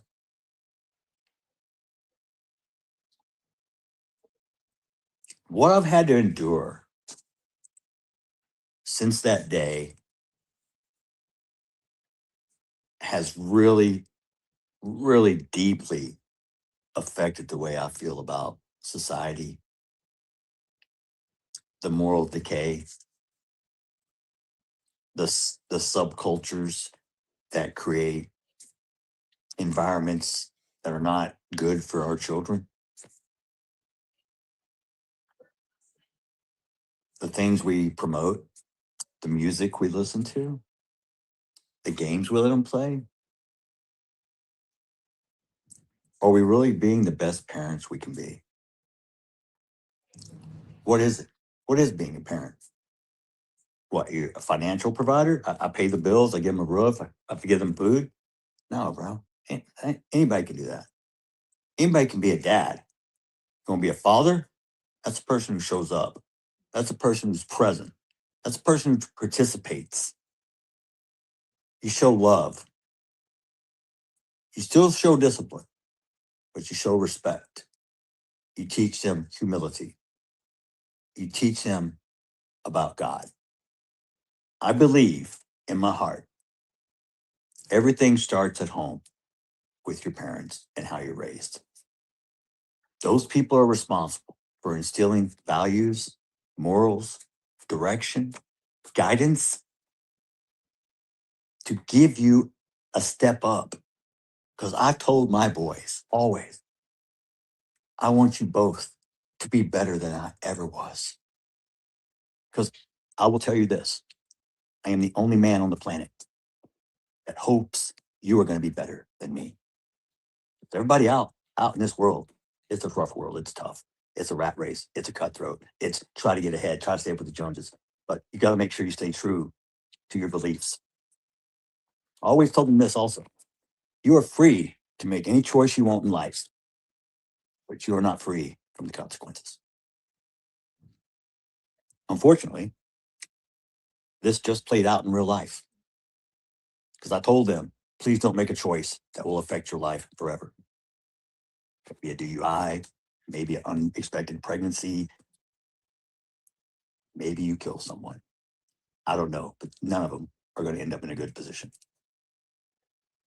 Impulse control is one of the things that today's youth has a problem with because the parents do not give them enough instruction, guidance, or whatever reason. Maybe they're not around. Maybe they don't have a father in the house. I don't know. But people said, oh, your kids are bullies. You come, they divorced. It's a split parent home. I got news for you. We live 12 minutes apart. I saw my kids. I hunted with my kids. I fished with my kids. I never once abandoned them. Nothing. We co-parented the whole time. Megan is an excellent mother. She took care of those boys. I showed them the man side of life. She showed them the other side. We worked congruently together. Our boys were very well-rounded, very diversified. We don't see color. We're not racist. We have friends of all diversities, nationality, ethnicities. It doesn't matter. I'm like God. God doesn't see color. Justice doesn't see color. Hate doesn't see color. Love doesn't see color. If you put on those glasses and you see color as an individual, you need to look in the mirror and you need to reevaluate who you are. Do you contribute to society or are you a detriment? I'm surprised, honestly, by human race and mankind of the despicable, vile display of the most uncompassionate, unempathetic, uncaring, soulless individuals who choose to monetize the death of a dead child or speak very derogatory of him or make memes and talk all over the internet about my son while I'm under a gag order and can't respond. It's like being tied to a chair and someone is slapping your face back and forth and you can do nothing about it but take it. Well, that day is ended. The muzzle's off. And all you people, I'm telling you up front right now, this is a warning. Karma's a bitch. Vengeance is mine, saith the Lord. I don't have to come after you. It's going to take care of itself. People are going to see you for who you really are now. And if we want to talk individuals, we can, because I couldn't speak about this in court. But I can speak freely now because the gag order is lifted. Tiffany Billions, Wackadoo, McAdoo, whatever her last name is, I'm not going to throw insult at you because I'm not going to lower myself to your level. But you're despicable. Drew Anthony, Kayla, you're cowards. You wouldn't even show up for your son's sentencing or victim statement impact. You abandoned your kid. You left him there. I guess he's no more use to you because you can't get any more GoFundMe money or GoSendGo money. You are grifters. You should be ashamed of yourself. You raised that child. And I swear to God, CPS for some check on those other 3 that you still have. You never once admitted or took accountability. You tried to play victim. The real victim is the one who died, not the one who shoved a knife in his chest. I come to pray with you and show the world we can close the gap of this unbelievable racial divide. And what'd you do? You widen the gap even further. You hire a convicted baby shaking felon who's only in it for the money, who gives you bad advice, kicks me out of a press conference. Oh, funny. I was somewhere I wasn't supposed to be, but I left when asked. I didn't stab anyone. And then you proceeded to gaslight me with your convicted felon, quote, advocate, minister? Minister of what? Minister irrelevant? Minister of bullshit? How about minister fuck you? Y'all think I'm a saint? I'm no saint. I'm as human as you. I have emotions. Just because I'm a Christian doesn't mean I don't sin, because I don't walk on water and I don't turn into wine. And anybody else can, step up. Don't become kicking rocks in my backyard. Look in your own. The display of adults on the internet. If your children saw how you acted, would you be proud? Or is that what you teach them? Do you teach them that racism is okay? Do you teach them? Do you program your kids to hate, to kill? From day one, I said this was never about race. Please don't make it about race and don't politicize it. And what did you do? You chose both. The race card, black fatigue, it's real. I'm sorry. You have embarrassed your own culture and race. Don't get me wrong, we got white people that embarrass the shit out of me too. But you guys, you got a patent on that shit. And the only people that's going to change it are you. Don't blame the white person because we can't change it. But you're going to blame the white person for every fucking thing else. We're the bad ones. We're the one that held you down. Guess what? You can do everything in America that I can do. Tell me one thing you can't do that I can't do. We all have equal rights. What's it say? All men are created equal.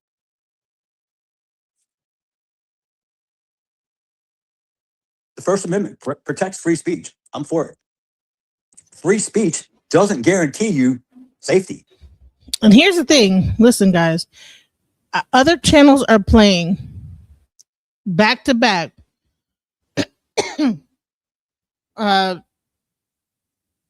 Karmelo Anthony's family. I didn't see too many people playing his take.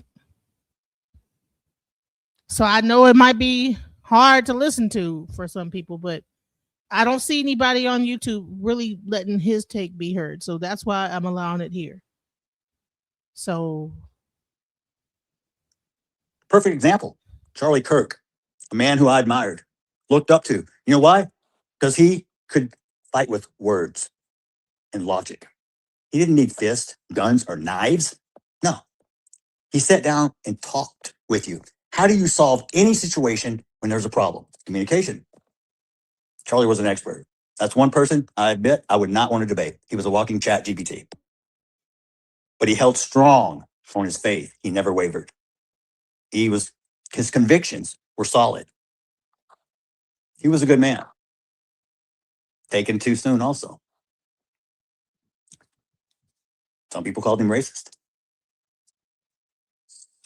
Some people call me racist. Does it make me racist? No. My grandfather once told me, what other people think of you, son, is none of your business. I didn't quite understand it then, but I understand it now. The only person that judges me is God. And God sees all.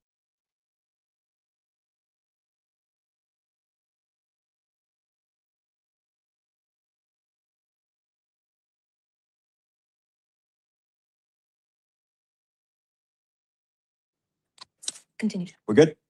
Where we leave off? Okay. So back to the parenting situation. When I was a kid, my generation was the best generation to ever grow up. We were the last generation that didn't have social media. We didn't have cell phones. And we didn't have internet. We actually had to talk to people, conversate. We actually wanted to go outside, not stay inside and play games. Our internet, that was this thing called a Britannica encyclopedia set that you did your homework out of. Or you could go down to the library and use the Dewey Decimal System to look up a book. None of you kids know that. You kids can't even read cursive nowadays, so they don't teach it.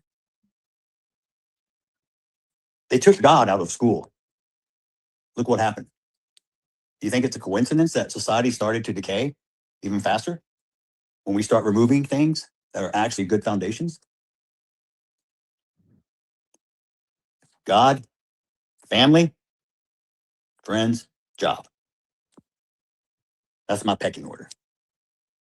May not be for everybody, but it's mine, and I own it. Now, some people will ask you, do you know Jeff Metcalf? Yeah. What do you think about him? He's an asshole. Or he's the greatest guy. He'll give you the shirt off his back. I also wanted to say this. Okay, like I said, I mean, most black media is really focused on the Karmelo Anthony family and what their take is on it.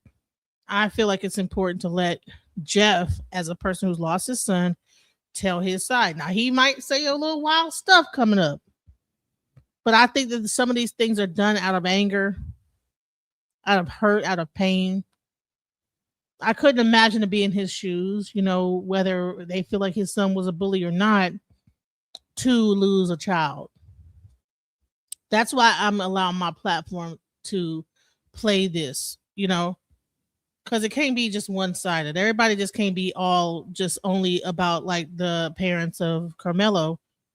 He lost his son too. He was the main, he lost his son. You know, Karmelo, he's going to be going away, but he lost his son. So it's not just about one side. It's two sides to every story. So, and both parents are hurting. And I don't see a lot of black journalists really pushing and showing what the other side feels. Everyone wants to focus on race. And I'm like, you know what? No. We're going to let each person, each side say their piece. Let's go. So they both can be right, because I give what you get, or what you give, or to me, I'll give it back. So am I racist? Yeah, I'm racist against assholes. I don't like them. I could care less about the color of your skin. We all bleed the same color. The mental capacity of others sometimes astonishes me. At someone at a certain age, let's just say 40, 50, I would assume, and this is my fault for making assumptions, that you would have common sense, that you be intelligent. You could make a difference between right and wrong. Now, ain't got nothing to do with age, ain't got nothing to do with color. It's up to you, who you want to be. You chart your course. Guess what? It's not going to go the way you I also want to play the full thing. Why? Because what people are doing is cutting it up and showing only certain parts of it. Not everything he said. The ones that are playing it, they're just playing parts where he said they're clipping it up really crazy. So I'm gonna play the full thing, guys. So just bear with me. Let me just go ahead and just do this. think. So. Promise. If there's a person who exists on this entire planet who's never had a problem, one, in their life, please step up. I want to meet you, because I want to know how you did that. It's not possible. Life is not easy. God doesn't say that. God says there's going to be trials and tribulations. God says there's going to be people out there who will deceive you. People out there, I mean, if we want to go. For the last time, and I already covered it earlier, it went to their legal defense. And once the legal defense was over with, Give, Send, Go stopped the fund, and there no longer is any fund. So it went to their legal defense. That's where it went. And clearly it didn't work. So whoever that lawyer is, shouts out to them. He's $600,000 richer. So let's go. Back Old Testament, eye for an eye, Sodom and Gomorrah, turn to stone, man lays with a man, you die. I mean, this is all your personal choices. It's none of my business. I stay in my lane. Just don't come in my lane with your bullshit. I respect everyone. until they disrespect me. I've been disrespected by so many people, so many times while I've had to sit here and take it. I'm going to tell you right now, Charleston White, you think you're funny? We'll see who's laughing. Drew Anthony, you're a pussy and a coward, and you raised one. Kayla, you drunk bitch. What'd you do to that boy to make him stab somebody? My God, what kind of mother are you? Hey, Kevin Hayes, you fucking liar. Day after it happened, how many lies did you sit and type up on your keyboard, you big keyboard warrior? You a big tough man. You still live in Baton Rouge? Remember you said you'd come to Frisco, Brody? You're supposed to find me. I told you we could sit down and talk. That's all you do. Talk, Mr. Squeaky Clean. He's the only one in your family without a damn record. I guess that's something to brag about in your culture. You people hang your hat on the dumbest shit I've ever seen. Let me make one up. Y'all can let me make something racist up so y'all can go viral. I got a new name for Mello, okay? Because he was such this little boy y'all were trying to portray. How about Watermelon Felon? How's that one strike you? I hope he enjoyed his first night in that cell last night, because he's gonna have many nights to think about what the fuck he did. I forgave him so I don't carry the hate and the anger. So I don't get ate up like cancer and kills you from the inside. It's like me drinking poison and hoping it kills you. He said, let me make up something racist to say. That's not that he listen. He's speaking from a place of hurt. I don't believe that listen. It doesn't work that way. You've got to let that stuff go or it will kill you. It will eat you up inside. So when people ask me, how can you forgive him? If I didn't, I would have wound up killing him and going to prison myself. That's how stupid people, when you get irrational, because you can't make a good decision if you're emotional. Emotion and intellect do not mix. If you're emotional, you can't come up with a logical solution. It doesn't work. You have to be level-headed. You have to be clear of mind.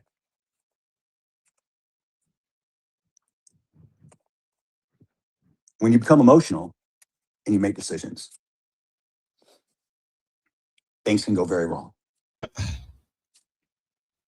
I just want to play the whole thing so that those people that's going to just clip that one part out and just say that, you want me to say something racist? Watermelon Felon. He gave a whole tirade before that where he tried to create solidarity. He tried to do this. People were going against him, this, that, the other, but he tried to make it not about race. He was trying to come with the family and work together to not make it about race.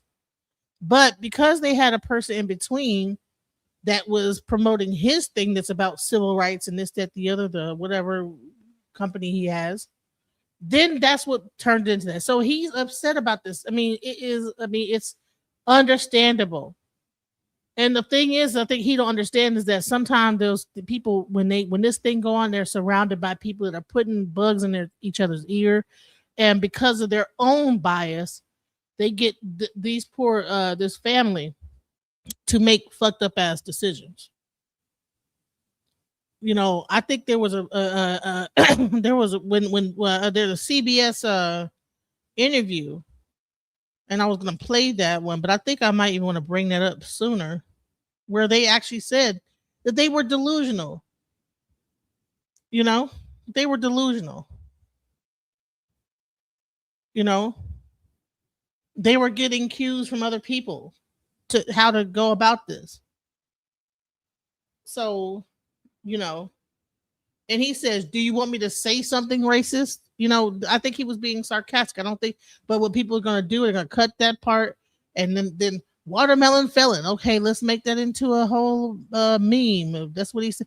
And then people on one side, the white supremacists are going to be cheering him for saying that. The black people are going to jump into it. See, he said this and see all this stuff. See, I wish that he probably wouldn't have said that, but it's okay. He's angry. He lost his son. It's all this background stuff going on. And so he's just like, he's going in on the people he finally could speak out. And you know what? It is what it is. I probably would have a hell of a lot more to say if it was my family. And you better hope there's a way out for you. Because some situations, as we all know, they don't turn out well if you make the wrong choice. Or you could just be in the wrong place at the wrong time, in front of the wrong person. And I'm not just talking about Austin. Just go look, just visit Chicago for a weekend. How many shootings do they have? And they have gun laws. Woo-hoo. How's that working out for you guys? If you told me after 9/11 that New York would have a Muslim mayor in a sanctuary city, I would tell you you're crazy, because we were all gung-ho, USA, all the way, patriotic, love my country. And now look where we're at.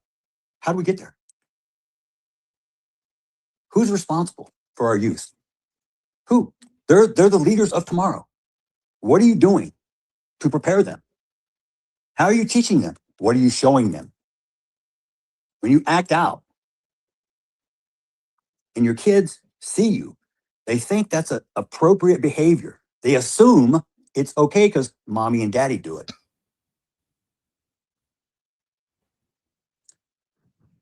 All you people out there, all your little bots, all your little phone calls, all your death threats, and who's that big fag dude from Arizona? Lady Gaga, Gag on something? I don't know his name.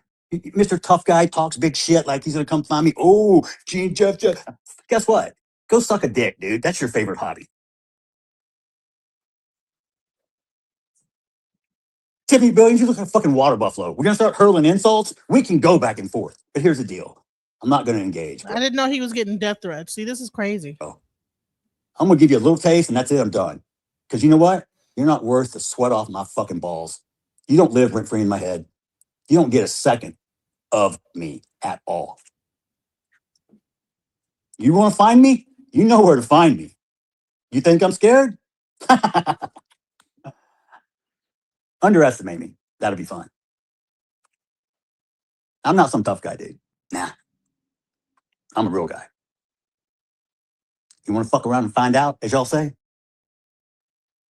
If you feel froggy, jump. I'm going to tell you right now, you're not going to like the landing. I have God on my side. I fear nothing. I can walk through the valley of death. I don't give a shit. I have the protection of God's armor. My statement that I didn't fully get to read because it was censored.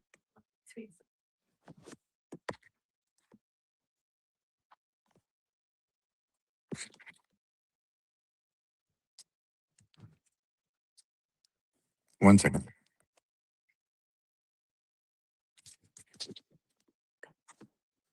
Okay. So I was saying I had written this and made a video. Where's the video? That I wanted played. And they said that you could play it, but you couldn't have any audio, which irritated me. Then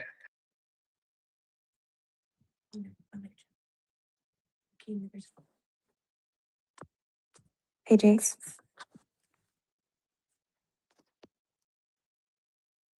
Can you bring up the video? And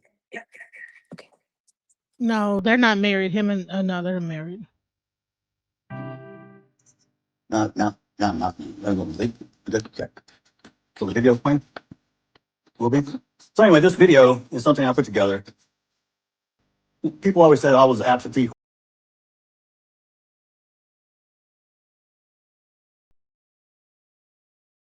I can't play the audio, but this is the video of Austin and them when they grew up. You know, so this is gonna be a sad situation, you know, watching them grow up, and he was in their lives.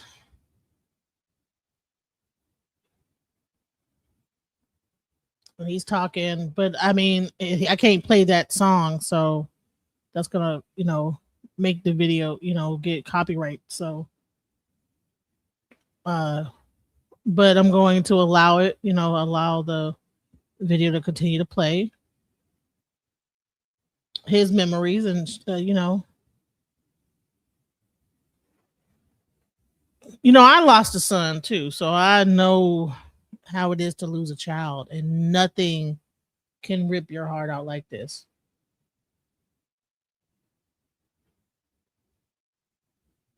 So, and to watch your child grow up and have all this promise, and just something crazy like this could happen. And we have to have some compassion in our hearts. Twins, okay? We could focus on the negativity. We could focus on all those things, but at the end of the day, one of these people lost their lives. One of these little boys that grew up to be a young man lost their life. Okay? This is their father. This is Jeff Metcalf. This is Austin Metcalf's father. He's talking, but they're playing a song, so I can't like, play what he's saying. But at least we get to see the pictures, of them growing up, and his own. Now they're getting older, they're hunters or whatever they're doing, But let's okay, so hopefully we're past the music part of this whole thing because I can't play the music. But I want you to look at that quote. I want you to read it with me. A lie is temporary, but the truth lasts forever. I want to say that one more time so it's loud and clear for everybody to hear and understand.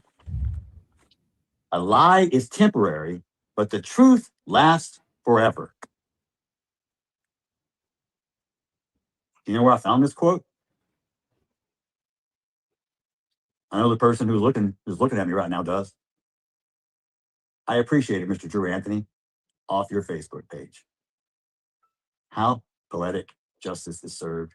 You just do a big softball and knocked it out of the park. Thank you for making it so easy for me. So you can live with your lie if you want to, but my truth is forever. Just like the fact your son is a convict and a killer. Forever. Forever is a long time. What's your master plan, Mr. Anthony? To use your son as income and soak up as much money playing victim to line your pockets and then abandon him when he's at sentencing or victim impact? You just left him up there by himself? Amazing. Amazing. What about you, Drew? What kind of father are you? You want to talk about what kind of father? All right, let's talk about what kind of father you are. Let's talk about your arrest. Let's talk about your warrants. Oh, was it drugs? Coke? You did? Tell me some other shit. Let's pull it up. Because I'm welcome every one of you to pull up my criminal history. Someone who tried to make up some bullshit saying I'm a sexual assault person. Guess what? If you're convicted of sexual assault in Texas, you have to register. Please check the registry. Please check my background in criminal history. It's not there. You tried to spin a narrative to make me look bad because you look bad already by yourself. You fuck up all your own. I don't need to help you. I hope you're proud of yourself, bro. I hope you go home and tell your 3 little kids, your brother's in prison because he's a dumbass and he stabbed someone. Tell me how you're going to parent the other ones. Tell me how you're going to explain to them that their brother is a killer. You're going to have family reunions? You're going to leave an empty chair for him? Are y'all all going to wear the striped suits or an orange jumpsuit in remembrance? I don't know.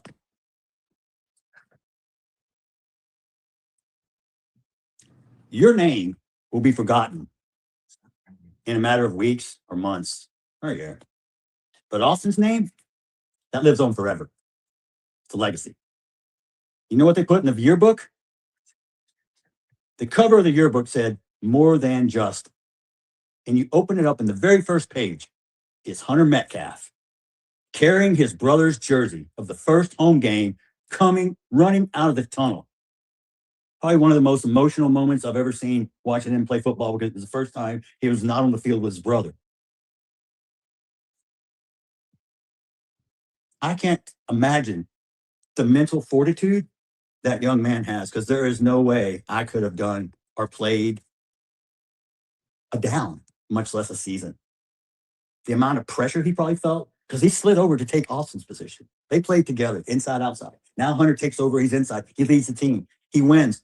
He has the most tackles in the district and had to miss a game due to concussion. He gets all the honors. He's all district. He's this. He's that. He's team captain. He's Austin 2.0. But he's still Hunter Metcalf. not Austin's brother. He will make a name for himself, just like Austin did. But when they come running out on that field, him holding that jersey, and all eyes are on him, the whole world is watching.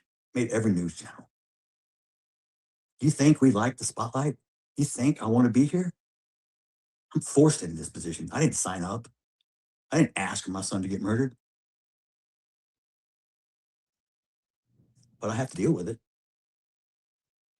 in a constructive, positive way, because I still have to be a role model for Hunter. I still have someone who depends and counts on me. I can't let him down. It's the same way I feel about God. I don't want to let him down. But will I fail? Yes, sometimes I do. We all do. But do the best job you can, man. Be present for your kids. You can't get back time. Time is something. Can you make time? Can you spend time? Is there enough time? Is there a lot of time? Time is something that's very intangible. But one thing about time is it doesn't stop. Even though I felt like it stopped April 2nd, 2025.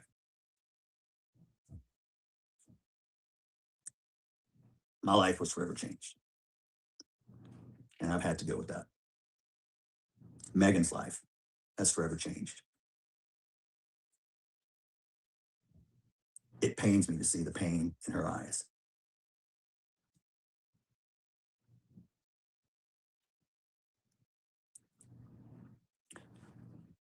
And it really pains me to see Hunter go through what he has to do and be as strong as he is. It's unbelievable.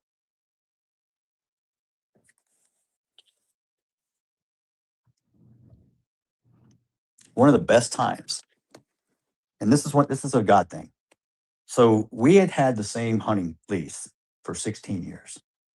Since my boys were 2 years old, they had been going to hunt and go out, and we'd watch wildlife and look at deer and turkeys and see the cows, and and we lived outdoors. We'd sit underneath at night at the stars, and we had an app on the phone where you could pull it up and it would tell you the constellations. And I taught them about stars and how to navigate and how sailors did it to sail the seas. And I just taught them, this is the Milky Way, that's Orion's belt. I spent time with them. Time is the most important thing in life because you can't get it back. Because once it's gone, it's gone. It's like your kids grow up once. Don't miss it. Don't be absent. Don't work too hard because you think you're providing.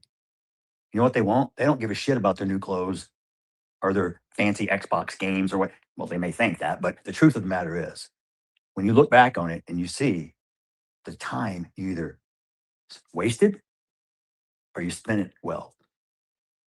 Now, everybody in life will die with a regret. You just try to die with as few regrets as possible. The one regret that I know I will not have anything as far as what type of father I was. I don't regret it. I spent time with my boys. I loved my boys. I taught my boys. I tried to make my boys go to church when they were really young, but they fought me. And I was arguing with God because, I'm trying every day, God, but they're not listening. So God works in funny ways. I told you this earlier. All of a sudden, when the kids in school and his friends were going to church on Wednesday night, all of a sudden it became cool. Cool. If I can't do it, God says, hold my beer. I got this. Watch this. And he arranges it. So God is introduced to their life through their friends. I recently saw one of the counselors who led the small group with Austin and Hunter. And he told me about the time he needed someone to step up and lead. And guess who was the first one to raise his hand? Austin always wanted to be first. He was firstborn. You could say he was the big brother. He always had Hunter's back. Hunter always had his too. But they were only a few minutes apart. But Austin always took that lead role. It was built inside of him. It was manifested that way. I do believe I will take some credit. I tried my best to instill values and morals and teach him about life and what it was to be a man. and he was taken. I didn't mean to get off the story, but we were talking about the deer lease and them going hunting with me for the last 16 years. Well, what happened was the landowner reached out to us right before we were going to make our next payment for the following year. We still had 2 months left on the lease we had paid for, but he informed us that we had to get everything off the property, that he was going to sell the property, and we had to get everything off by March 31st. Anything left behind was going to be property of the new owners. Well, I had just had a complete shoulder replacement. So I'm one-armed. I'm no good to help. So I have to rely on my friends and my family to go down there and get as much stuff as we can. Because we have 16 years worth of stuff. And I'm talking blinds, feeders, four-wheelers, smokers, you name it. We could live out there. If there was an apocalypse, that's where I'd go. So we go to this very last weekend. We all know it's a goodbye. The irony of it is unreal.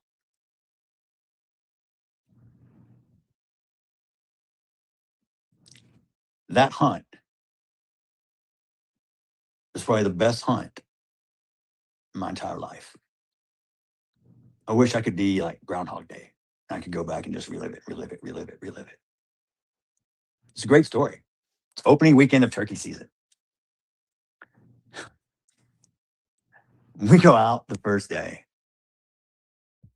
And I'm calling. We got gobbles, but they're all henned up and they're not coming. So I tell the boys, hey, we're going to have to get out of the pop-up. We're going to have to like go chase birds and see if we can call them in. So we get out and we start walking. And Austin told me the night before, he said, Dad, I'd really like to shoot a pig because I've never shot a pig. I really want a pig. And even though I haven't shot a turkey, I really would like to shoot a pig. I said, well, they're mostly nocturnal, but I brought the ARs with the thermals. We'll hog hunt at night. Okay. So we get up out of the pop-up and we start working our way down the creek. And we come up upon a field. And about 300 yards across the field, there are 6 hogs that walk out. Austin turns to me and says, Dad, can we shoot them? I said, well, all we have are shotguns. And no. What do we do? I said, well, there's only one alternative here that's left. You're going to have to run all the way back to the cabin and then grab the rifle and run all the way back. Okay. Now, don't me wrong. Austin's 6 foot, 215, doing track drills to increase his speed and was running a 4.7. I don't know how, but the cabin is over a half mile. This boy shows back up in 15 minutes. And I'm like, what? And he's breathing hard and he's sweating. I was like, just take a breath. And I said, okay, here's what we're going to do. These hogs can't see very well, but they can smell. We're going to stay downwind and we're going to move down this fence line. And I bet you they're going to come across this field and they're going to go to this creek. And that's where we're going to intercept them. Okay. So we start moving. They start moving. We get within 200. Dad, can I shoot one? No, not yet. We get within 100. Dad, they're close. Can I shoot one? No. Follow me. Be quiet.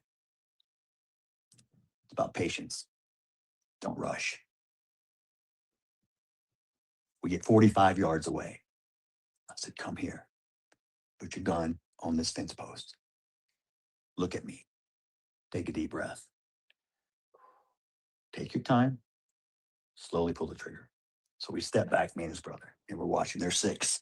I said, shoot the biggest one on the left. Boom! I see legs going up. Me and Hunter are yelling at him, reload, reload, because there's 5 more running around. And he's like, I got him, I got him. I'm like, reload. So he's trying to chamber a shell. We're looking down this path, and these pigs are crossing. 1, 2, 3, 4, shoot 1. 5 goes across, then he shoots. And I'm like, he goes, I think I missed that one. Yeah, it's okay. Let's go see what you got. We got down there and we gave each other the biggest hug. And he was so proud.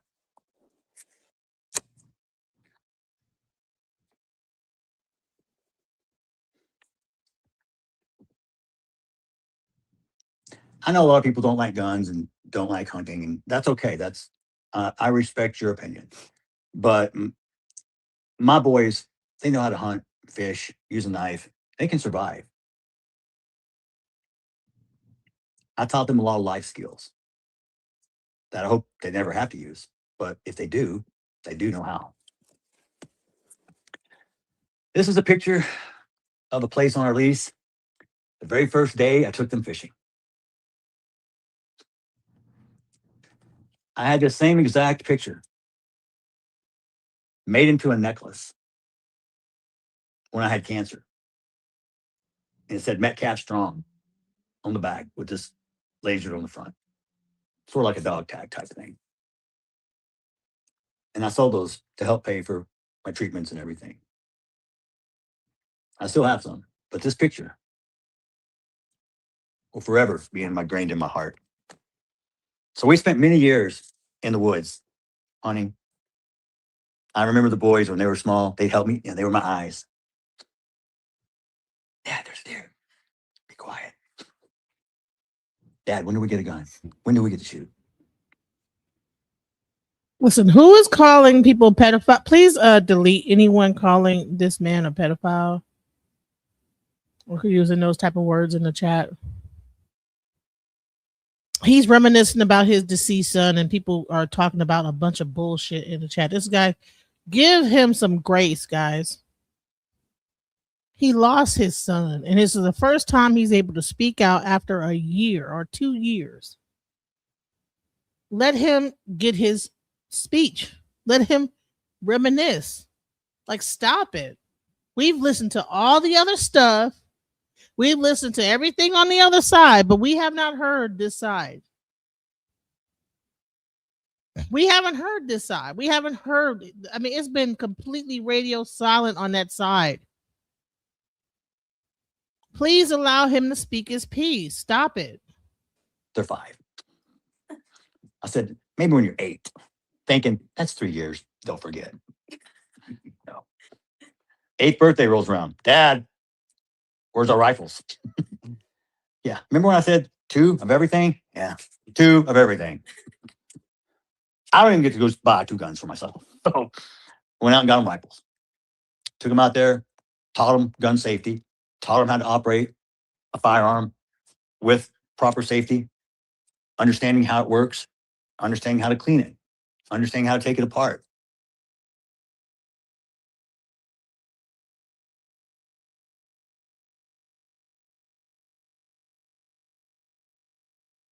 Shouts out to this commenter. R.I.P. to this man's son. I hope nothing of this nature happens again.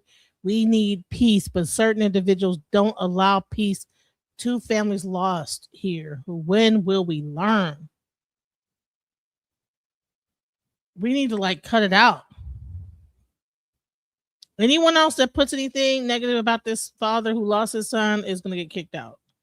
Matter of fact, I've showed Hunter so much now, he can disassemble my Glock with his eyes closed and put it back together with his eyes closed. Because I tell people, oh, I'm a good shot. Really? You shoot paper targets? Yeah. Oh, okay. Has anybody ever shot at you? What? Do me. So now I'm a coon because I'm allowing the other side to tell their story when they've been radio silent the entire time. Well, honey, I'll coon, raccoon, boom, boom. This is his moment to speak when everybody else been speaking and you never heard his voice. At least people that are on my channel probably have never heard his voice. So this is his time to speak, and we're going to respect him for his speak. We have covered the other side. We've covered the Karmelo Anthony side. Now this is his side. He finally gets to say something, and people can't take it. This is not a wind tunnel here where it's only one-sided. People got feelings. I can only imagine to lose my son. So this is not the place for that type of behavior. I'll be a coon then, I guess. If I give a person the right to have the freedom to express themselves after losing their son in such a divided situation, let me be a coon then. I guess I'm a coon. Let's continue. Let him talk about his son. Let him mourn his son in peace. Do me a favor. Do a 50-yard sprint. Stop, and then pull your trigger 3 times. Let's see how your grouping is. Going to the range only gives you muscle memory. It doesn't teach you how to handle a stressful situation. If you're not trained, if you don't know, you panic, you die. Not my kids. Hunter almost became as good a shot as I am. Now, Austin, he was a little bit more challenged, and Hunter used to razz him. It was funny. But Hunter, he wasn't first. Austin always want to be first. And I'm sitting in a deer stand this past year on a new place that's foreign to us. And I'm by myself. And if you have Facebook on your phone, you know exactly what I'm talking about. It will pop up with like memories from, whenever. So I'm out there hunting. It's the first hunting season I've had without Austin. It's December 30th. I can remember it well because my phone pops up. Memory. And it's the memory of the day that Austin shot his first buck. And I have it videoed. And I do an interview with him. I thought I had misplaced the video because I looked for it, never could find it. But it popped up that day while I'm hunting. And at that time, I look over to my right. I see a cardinal. Now, I know not everyone may believe this, but I do.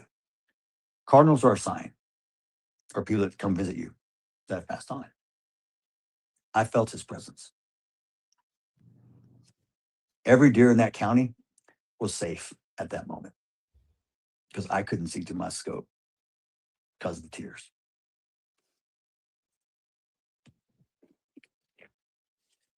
This is me and him.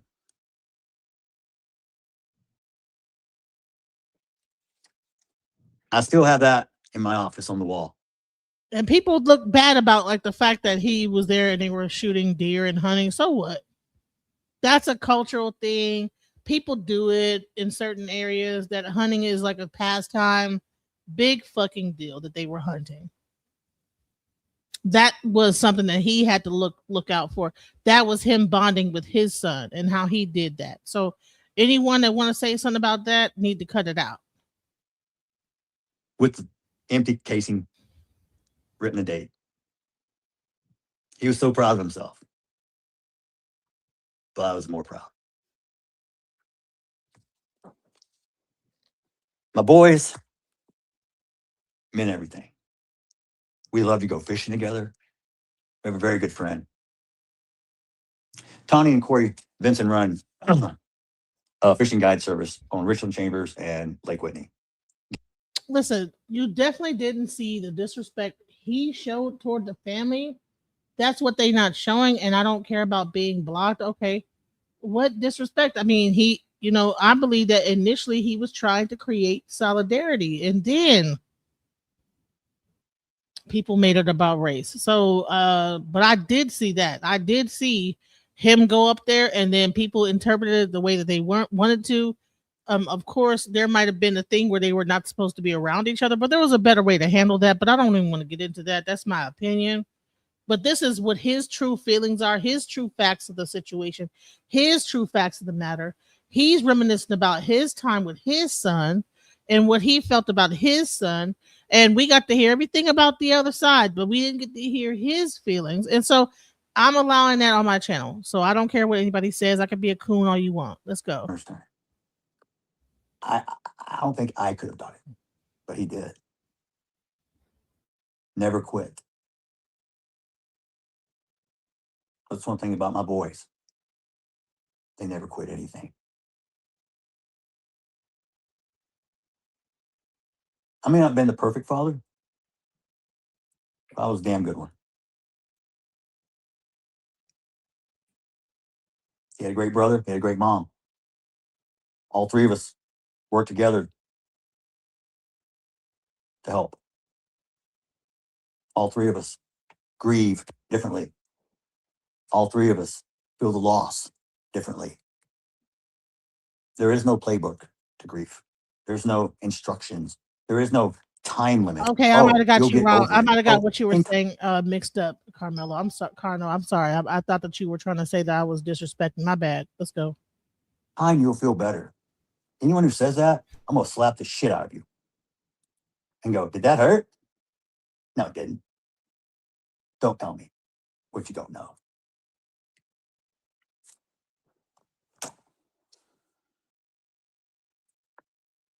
Me, Hunter, Austin, Best hunt ever. We went to eat our favorite barbecue place. We'd stop. It's on 281. It was called Natty Flats. It has the world's biggest cedar rocking chair in the world made, sitting out front, like 40, 50 feet. We've always eaten there. Always loved ribs. My cousin Kyle, who's hunted with me since I've taught him, Kyle was, before my kids were born, was asking me, can I go hunt with you? Can I go hunt with you? No, you're too young. Well, eventually I had to give in. Kyle is more like a brother than a cousin. Kyle's my ride and die. If I need something, I can pick up the phone. He'll be here. If I need $10,000, he'll send it to me. Don't even ask why. I'll say I need you here. He gets in the truck and drives. Doesn't ask why. Just shows up. That's what our family's about.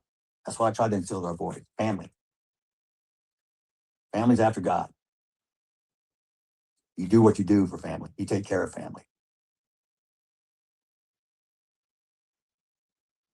I don't know why God decided to take a part of my family. I'm supposed to be learning some sort of lesson, I'm sure. I'm being molded into something that I have no clue what it is. I'm still waiting to see the finished product. Because I have no clue. I should have been dead multiple times. Still here. I could have made wrong choices and been in prison. Every time, God put something in the way. God redirected my path. I can look back on my life now and see those tag points. But when you're 18, you think you have all the answers. I see so much of me in Hunter.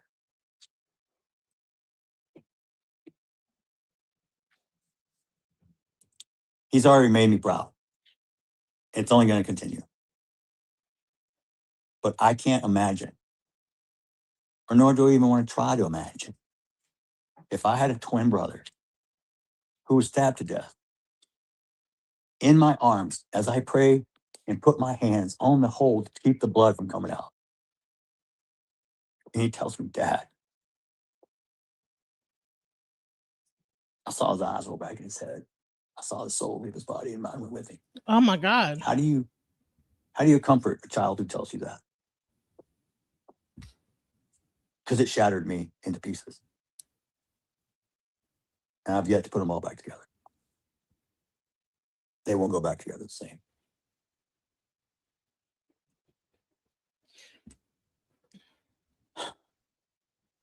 Three days before he was killed, he posted this on his X. It's not about you, Sagittarius. It's about Faith Austin Metcalf. that God You. got me, and my work will pay off. 3 days. He's gone. Greatest hunt ever. Gone. Graduation. Very touching. Almost surreal for me. For that, we're going to talk about Frisco ISD in a minute, but during that graduation ceremony, Ma'am, I don't have to block you. I just need you to understand this is I'm giving you the father a chance to speak. You're in the thing creating those background noise. This is his time to speak. Let him speak. The whole place erupted with applause, which turned into a standing ovation. Every single person in the arena for 30 seconds or more until Hunter made it back to his seat and sat down. Everyone stood and clapped.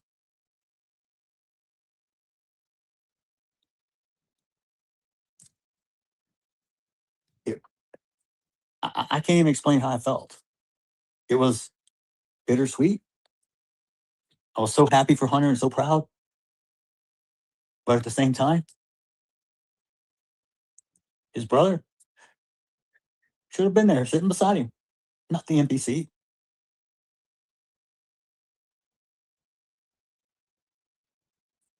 life isn't fair. You have to play the hand you're dealt sometimes. It sucks. Because if I have a 6'9" and I'm playing poker, you think I'm going all in? No. All in takes a whole new meaning. Everybody in the stadium had shirts. All in. I know many people will know this, some may don't. You know what this means? No, it's not a gang sign. If you have any person has maybe a hearing impairment, this is sign language. This is I love you. Anytime you see my boys in their pictures and they're together and they're doing this, it's not a gang sign. I taught them. This is what it means. I love you. So when you're on the field and you see me, just do that. You don't have to say nothing to me. Just acknowledge. Was I saying? No one knew. I didn't have to tell anyone. I'm not looking for kudos. I'm not looking for recognition. I don't even want the damn spotlight on me.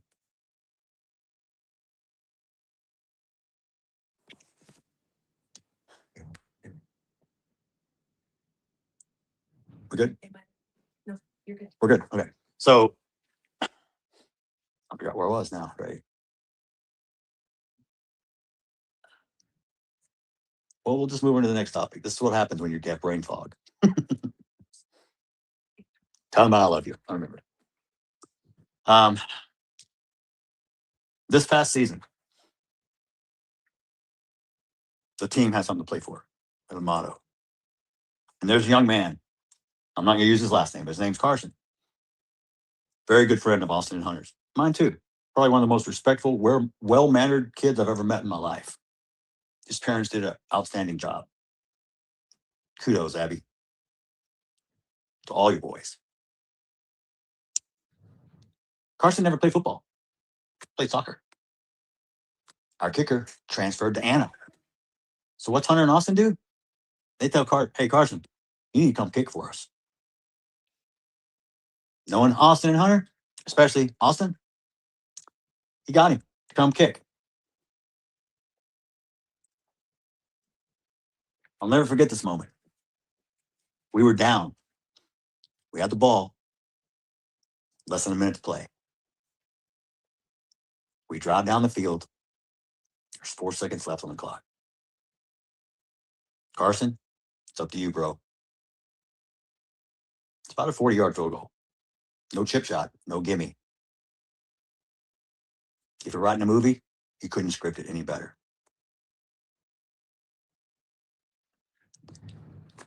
I've got my fingers crossed. I'm praying to God. Please let us get this victory. Ball snapped. Carson kicks it. I don't breathe. He goes through for the win. The eruption, the sheer emotion showed by them, every person on that field and in the stands. We all knew who else was watching.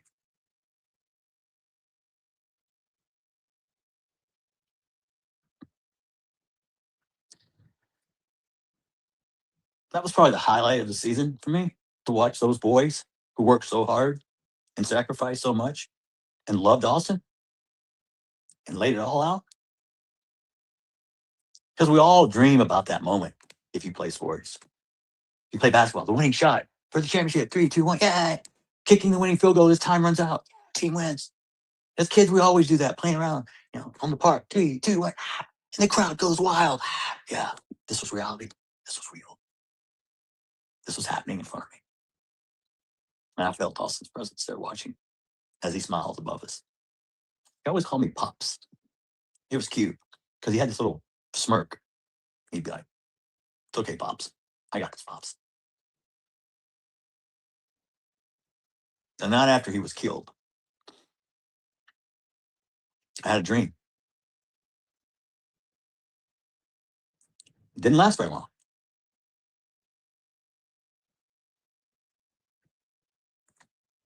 I see Austin. And he's wearing his camo that we were hunting in. And he walks up to me and says, Pops, I'm okay. And I wake up. And I just bawled for hours. But he came to me and told me, I'm okay. And I said, I'm not.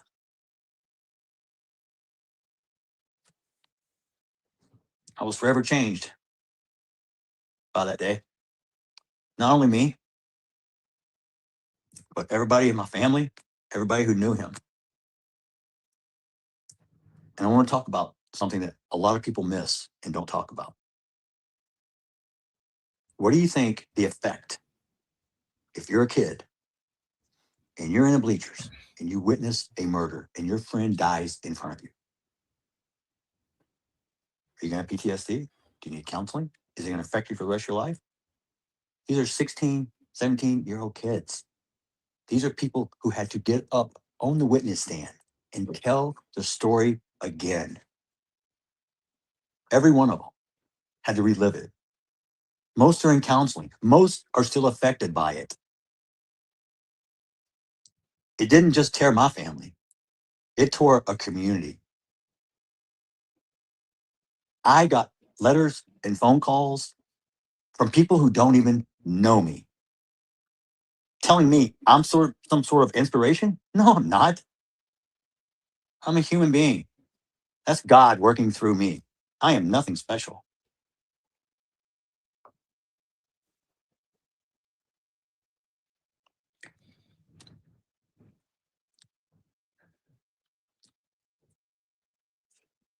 I will never be able to replace Austin. I know that. What I'm learning to do and what my counselor has taught me is I'm not learning to live without him. I'm learning to live for him. And she said, it's healthy for me to always speak about Austin. Some people think it's uncomfortable for me. It's actually not. I actually enjoy talking about Austin. It brings happy memories back to me. I don't look at the sad things. I don't remember him as the kid who got stabbed. I remember him as the kid who looks over and says, Dad, I think it's a buck. Can I shoot it?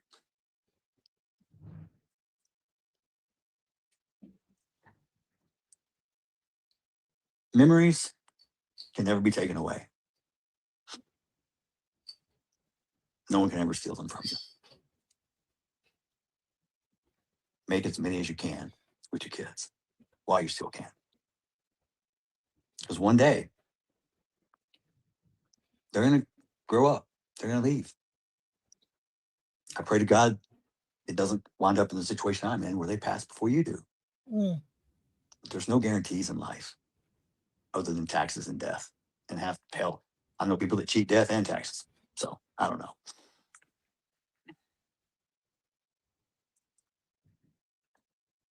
What kind of commitment or what kind of job or how did you contribute to society while you were here? How'd you leave your mark?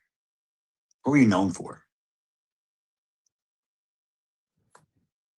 Ask your friends, ask your sons, ask your daughters. How do you see me? What do you think about me? Look yourself in the mirror. Ask yourself, who am I? Are you lying to yourself? Or can you look yourself in the eye? I've taught my boys about respect, integrity, humility, love, kindness. There was a story that was once told to me. I'm sure many people have heard it. I'm going to condense it about the old Indian chief talking to the young buck. He says, inside you lives two different animals, the wolf, the bear, and they both fight. And the boy asks, which one wins? So one is hate, envy, jealousy, rage, others love, kindness, humility. Which one wins? The answer was the one you feed the most. So what are you going to feed? You feed yourself full of hate. You can feed yourself full of love. How do you impact the world? How do you teach your kids? Are you a role model? Or you do think are you the type of person that doesn't let your spouse look at your phone? Why? You hiding something? Are you honest with yourself? Are you honest with your kids? Because guess what? Your kids know when you're lying. They don't tell you. They just watch. And they learn, oh, it's okay to do that because mom and dad do it. Trust me. You can break the chain. I'm living proof. My father was probably one of the worst fathers ever in the world. And that's okay. Because he taught me exactly what not to do as a father. And I swore to myself, I would never, ever be like that if I had kids. But I already had reserved the fact that I wasn't going to have kids. And me and God talked. I told him, okay, you're going to cut me short? Fine, deal. I'm good with it. I'm not pissed anymore. 2 months later, I'm watching the national championship game at my brother's house. Halftime. Man, let's come down here. What? The game. We're going to the bathroom. I was like, what are we doing? Like, we can't be doing this right here in my brother's house. And she's like, no, look. And I looked down and I said, is that what I think it is? It was a pregnancy test. It was positive. She was scared. I was ecstatic. That day, that moment in time is one of those tack points I talked about where your life changes. Changed me forever. Made me a better man. Gave me the opportunity to experience something. Unless you're a parent, you don't get it. I understood my parents way better when I became a father. My mother is 79 years old, who just retired last year and got married. Wow. My mom, she's my rock. She's always there if I need her. I can't do anything to disappoint her. Just like I didn't want to do anything to disappoint my boys.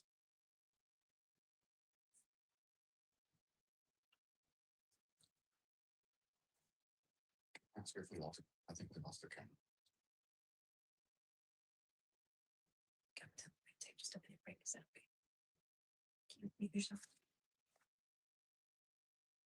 Everyone, we're going to take a 1-minute break really quick.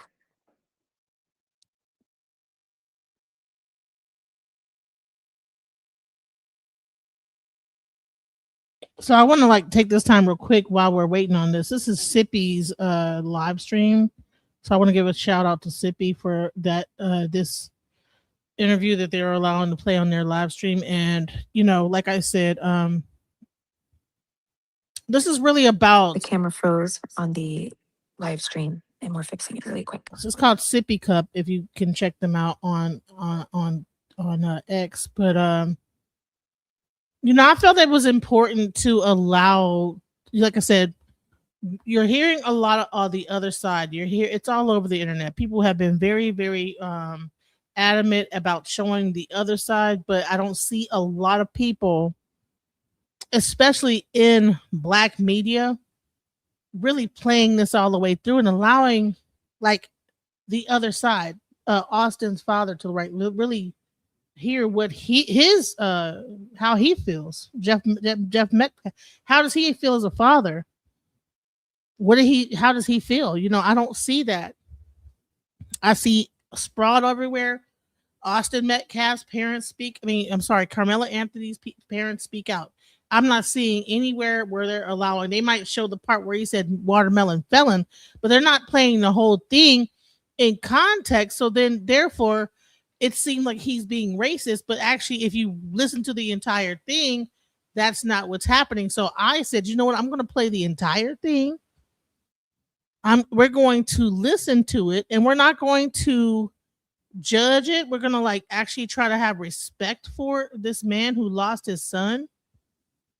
Because I've lost a son, so I know how it is to lose a child. Couldn't imagine if that child would have grown. My child, I lost it at a very early age. I couldn't imagine growing up until a certain age and then seeing that child. You have all that hope and everything, and then this terrible, unfortunate thing happens, and you lose that child. So to me, this is not about race. Everyone wants to make it about race. This is a child's life lost that had promise, that probably could have been in the NFL, become a linebacker. You're a father. You're going out hunting with him. You're teaching him how to be a man. You get to see every like change in his face. From a baby all the way up until you see a little smirk when he say, "Okay, pops." Like we need to humanize these individuals. These are humans, human beings that like this guy lost his life. He's a human being. Everyone wants to use the word bully and then plaster that and then demonize this young man. But this father is showing that he's a human being. And that's what I wanted to like really bring to the forefront is that this is a human that lost his life, a human being. And for us to sit up here and just only want to because we're on the internet, we're able to distance ourselves emotionally from the fact that these are people, kids at best, 17, 16, going to school, being in track. I was in track at one point. I couldn't imagine something like this happening in track and field. Devastating to the co-team members of that person, seeing this happen, seeing someone bleeding out, seeing them having to get resuscitated, losing that team member. So we all focus on the racial aspect of it, but what about the humanity aspect of it? What about the fact that this is a father who lost his son? I don't see that much reporting going on that. Like let's take all the he had a knife. Let's take all that stuff away. And he lost his son, guys. His son is no longer here. So now he has to live his rest. And then he was a twin. And he was happy to have twins. You know how special it is to like look at two twins, knowing they were in a stomach together when they come out. A lot of times they're very close with each other. I mean, think about this. Like, people are so quick to demonize and make everything out to be just about like the case and the facts and the this, but let's bring this into a human being level. Let's have some humanity about ourselves. The focus on race is a self-aggrandizement, a self thing. Black and white. No, human being and human being. A person lost their life. A father is, I'm sure, and I would hate. I'm sure the mother. Oh my God. The father is probably able to reconcile with it. He's a man, people. But I'm sure the mother is, because she carried those babies in her stomach for 9 months, twins. Went through all type of Lord knows what, because I've been pregnant before. So it is something else. Okay. Give birth and then wish everything, watch them grow up. You know what I'm saying? And then you see them doing great in school. Great. They have their hiccups, hey, they get little stuff. I mean, come on, our boys will be boys, might get kicked out of school, might be roughhousing, might be doing this, that, the other, but you don't expect them to die. Even if they was bullying, you don't expect them to die from bullying. That's the part. It was probably a bullying. Okay, he was bullied, but does he deserve to die from bullying?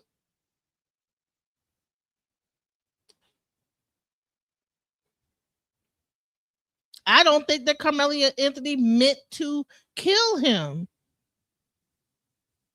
Does he deserve to die because he made a mistake? It was a two-pronged approach where both parents are mourning at this moment. When a person gets almost life in prison, or when they're in prison, you go through a mourning period. Both parents are in mourning, so I excuse anything that they say against each other that might be crazy. If he called him a watermelon felon or whatever, he just said, all he said was, you want me to say something racist? Okay, you watermelon, da, da, da. And this person, people were giving him death threats about his own son's passing. Who is going to give a father a death threat that lost his son? I don't know what was going on with that. He said that he was getting death threats. Like, come on. Where is the compassion? So yes, we're listening to his side. We're listening to how he feels. We are going to have compassion over here. We are going to care about each other as human beings. Who cares about whether he had a knife or not? No, someone died. Someone else went to prison because he killed somebody else and probably didn't mean to do it. Everyone was like, he meant to do. No, I don't think he did. I'm sorry. You can't tell me that.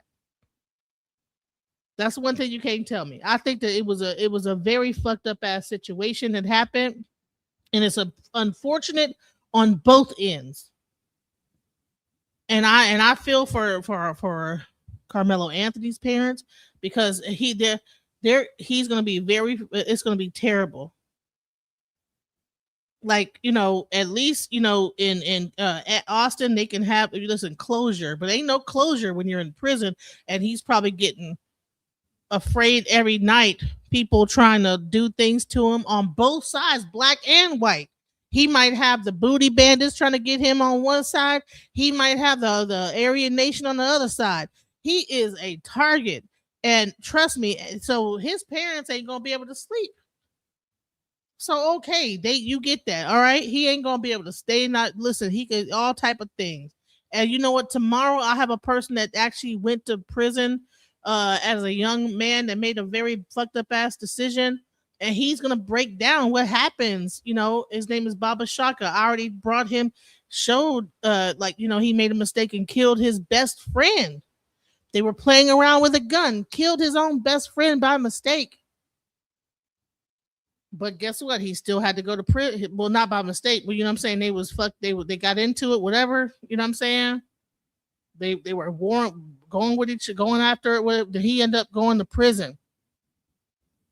And the things that happened and the things he had to go through, the manipulation, being put into solitary confinement, people taking, making guns out of like things that they dip into poop and pee and everything, and pushing it out like they're in in the forest somewhere, taking like a paper clip or something, shaving it down and then making a weapon out of it, to where you walking back and forth in the thing and they're shooting it out so they can give you some type of bacterial infection, because all this like whatever they use to like put on the back end of that, it can stick it to your skin and just a lot of sick things that are about to go down. So trust me, I don't know which one. I don't know which one is worse, to live hell or to be able to like go to heaven, because he's about to be in hell. And so everybody, like, listen, if people want to say justice is served, justice is definitely served,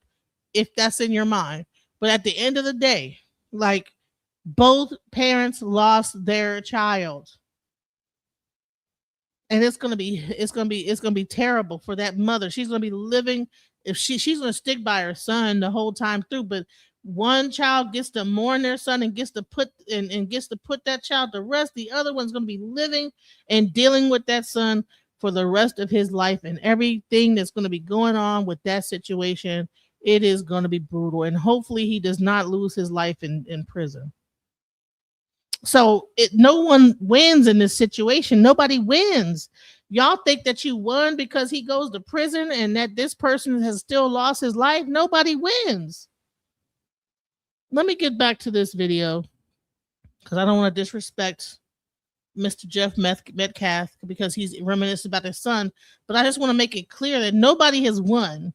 People might think that because he's, oh yeah, well, just don't drop the soap. Ha ha ha. All that. There's nothing funny about this situation. There's nothing to joke. There's nothing to be like glamorizing about it. Like, oh, whatever. And on top of that, you have other people that have gotten involved. Now they're in jail and prison, and we're about to go to prison, $1 million bond, all because of this one situation that got blown out of proportion, that really could have been really handled in a very sincere way, to where it didn't turn into a whole racial freaking thing that people are trying to push. We have enough issues. We have like gas prices are high. Iran about to bombing places. I mean, things are going on just insane out here, and people are at an all-time high in just being like, on edge. We need to find a way to come together and stop all the bullshit. Stop all the hatred. Stop all the just going after each other. That's what this channel is about. That's why I don't mind. I played the full 3-hour video of Mr. Metcalf talking about his son hunting and humanize this young man because everybody wants to make him out to be a bully. He was a human being. Let's go. Frisco ISD with the video, when they fumbled that whole ordeal, oh, we're not going to let the police have it. We're going to hold on to it because Frisco ISD owns it. But we're going to open it up to let people come in and view it. But you have to sign in, but you can't tape it.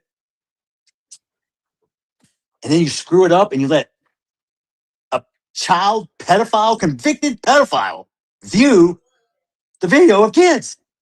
You let an activist who is blatantly lying and spreading false information about me, my son, and everybody else, you let them look.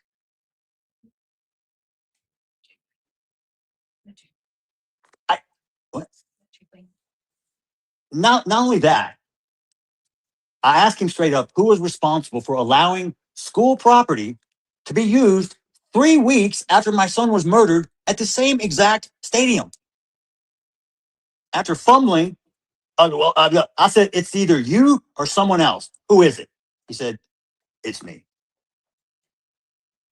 You made the decision to let a white supremacist hold a rally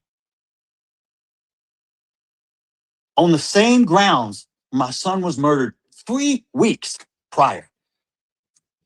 Everyone thought I was going to jump on board with this jackass Jake Lang. Well, guess what? My friend Bruce Carter, yeah, the big black boy with the cowboy hat on, yeah, my buddy. I said, Bruce, you have to go to my place. The DA says I can't go. So Bruce shows up and says, hey, did you ask Jeff to use his son's image? No, Jeff stands with us. No, he doesn't. Jeff sent me. Bruce calls me, tells me where he's at, tells me what's going on. I had no clue I was on speakerphone at that moment. So I let Mr. Lang speak, gave him his time, talked about I should be upset and lashing out at the black people and all white people should be mad. And here's the good feeling, guys. Like I said before, I'm not racist against whites or blacks. So what I tell Mr. Lang after he spoke, he thought I was going to jump on board and we were going to have this big rally. My exact words were this. Mr. Lang, you, my friend, are part of the fucking problem. I don't condone what you do. I am not associated with you. Take my son's name off your website. Do not use his image ever again. I don't support you. Don't ever mention my name. Boom. I need to like put a explosion for anyone that thought that Mr. Metcalf was going along with that, with Mr. Lang's bullshit. Okay? That's why I'm here supporting him.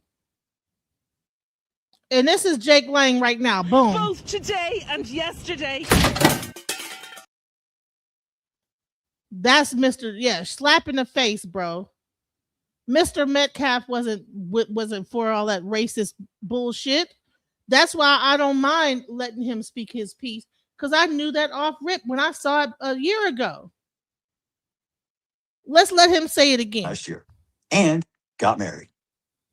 Wow. But we're not going to do that. I will mention one other topic before I get with questions, and that's going to be the Frisco ISD incidents and treatment. First, I will say this. Mike Waltrip, the superintendent who has recently resigned and retired, is the most spineless, coward piece of shit I've ever met in my entire life. This is the same individual who got pressured from Dominique, irrelevant minister, whatever, Alexander, and the Freeman Group, saying that we're going to riot if you don't let him graduate. They folded like a cheap tent to the pressure. It went against, I even had a meeting with them, and all he could say was, I followed the law, I followed the law, I followed the law, like a little parrot. No, following the law and doing the right thing is not always the same thing. You hid behind the law because you're too coward. You can't be a man to stand up and do the right thing. I showed you in your handbook, mandatory expulsion, murder, mandatory attendance policy. He didn't go back to school after April 2nd. I don't give a shit if he had the credits. Didn't make the attendance. Shouldn't have been able to graduate.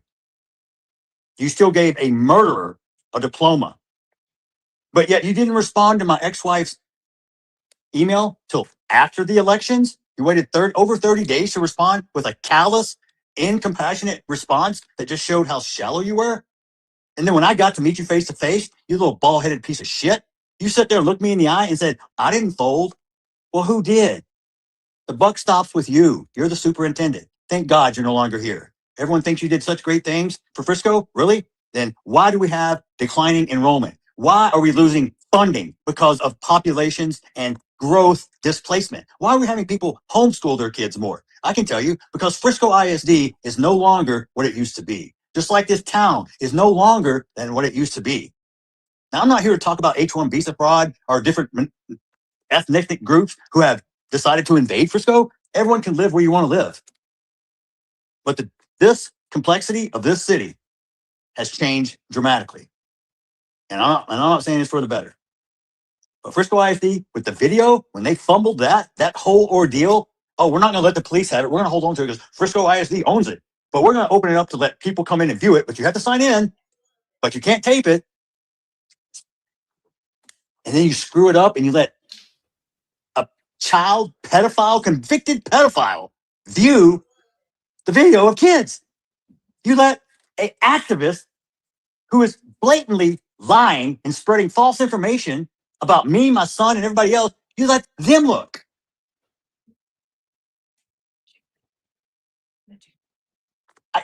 What? Not only that, I asked him straight up, who was responsible for allowing school property to be used 3 weeks after my son was murdered at the same exact stadium? After fumbling, I said, it's either you or someone else. Who is it? I want to say something else. Is that you hear Sarah, because she's the one doing the interview, I think. Or somebody's doing the interview, I don't know, but someone said Jake Lang in the back whispered it to him to make sure he stays on point. And now you're going to see that he was not down with that white supremacist, white power, the white nationalist movement stuff using his son. So anyone that is trying to make this about race, that was Jake Lang. It was always outside parties that were using. I feel so sorry for these parents on both ends. People use them as pawns to push their own racist agenda. Straight up, they use Karmelo Anthony's parents, and they use Mr. Metcalf and their, because he was I don't even, you can't even bring up the wife, the mother, because she didn't say nothing. But they used that to make a racial situation, and that whole thing that is bullshit. He said, it's me. You made a decision to let a white supremacist hold a rally on the same grounds my son was murdered 3 weeks prior. Who allowed it? The city of Frisco? Who allowed Jake Lang to do a rally, a white supremacist rally, and then make it about race?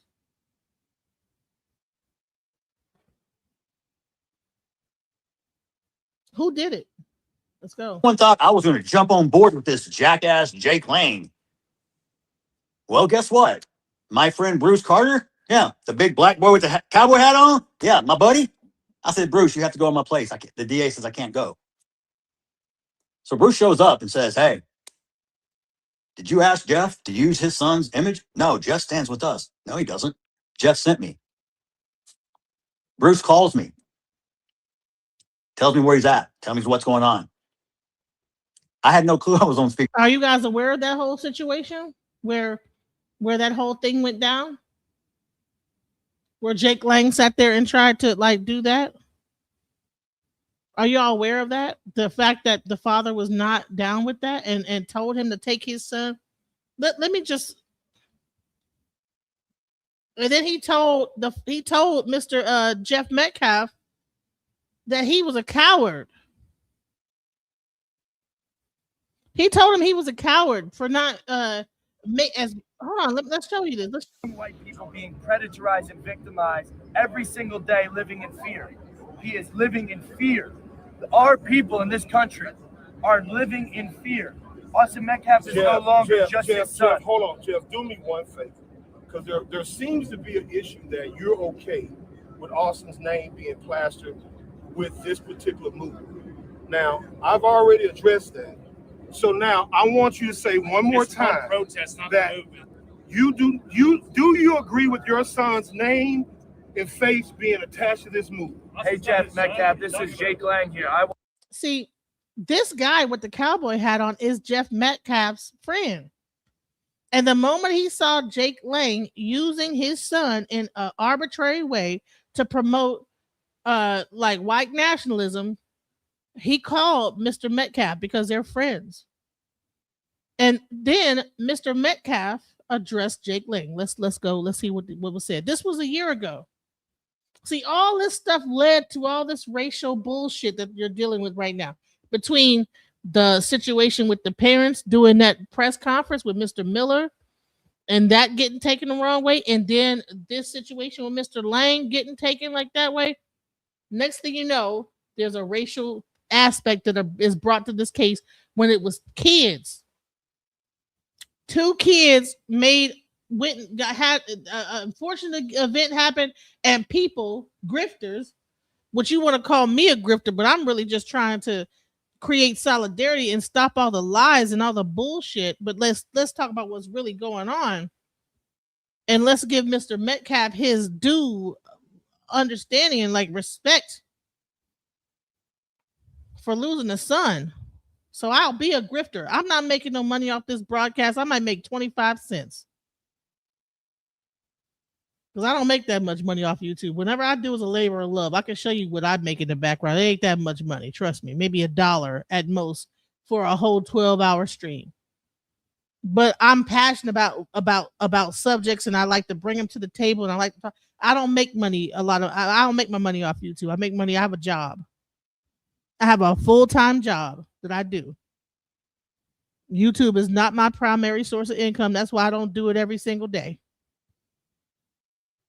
Let's go. I wanted to talk to you, not be led into a question. This is an illegal argument. This is called leading. Do you agree with your son? Can I have a conversation with you? No, or do you because you want could have called him before that.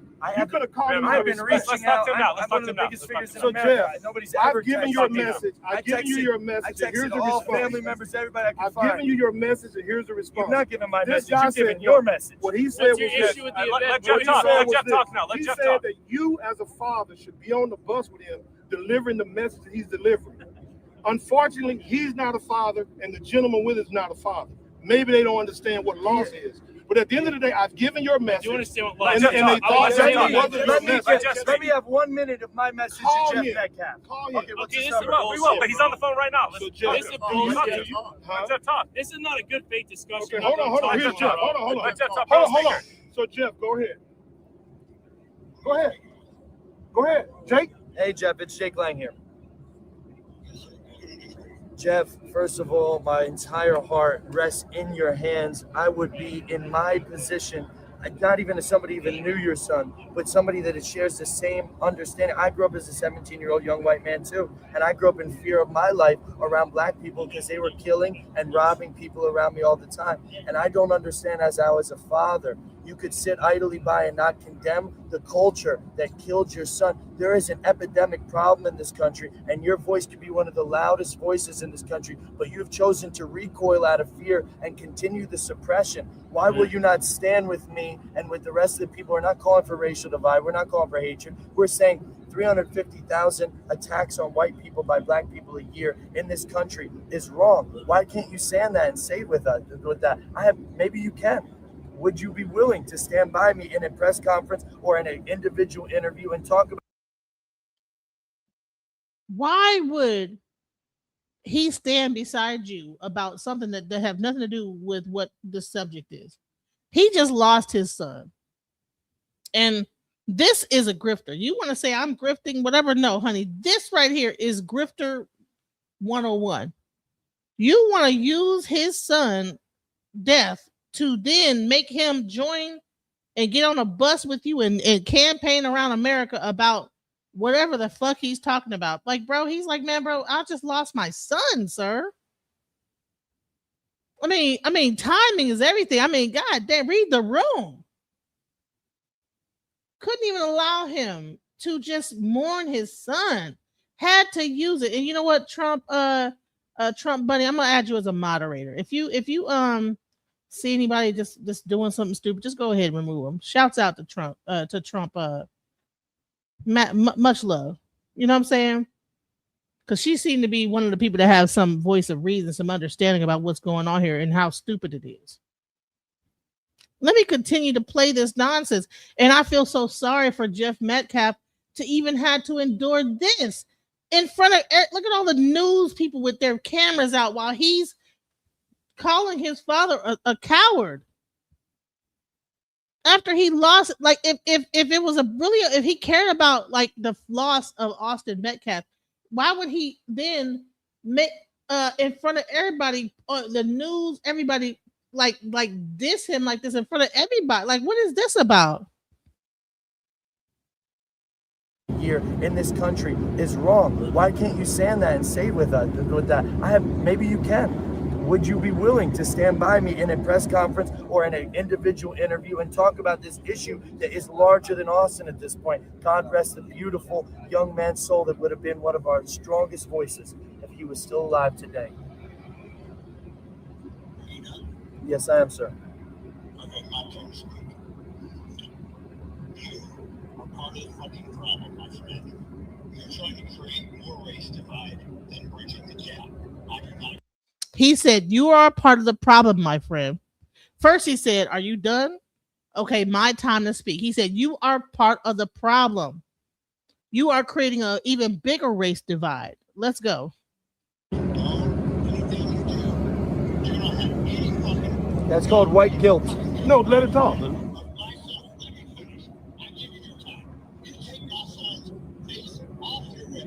He said, take my son's face off of your website. Take my son's face off of your white nationalist website. So Jeff Metcalf was never for that type of a racial divide. He was never for that. He actually went to the family trying to create solidarity. Unfortunately, there were people in the middle standing in between that whole thing. I don't know. They said it was because that could not happen or whatever the hell, whatever. But I believe that if they were able to come together and actually talk to each other and hold hands like they should have, and like just hold their hands up and say, you know what, this is not about race. This whole, like all this stuff.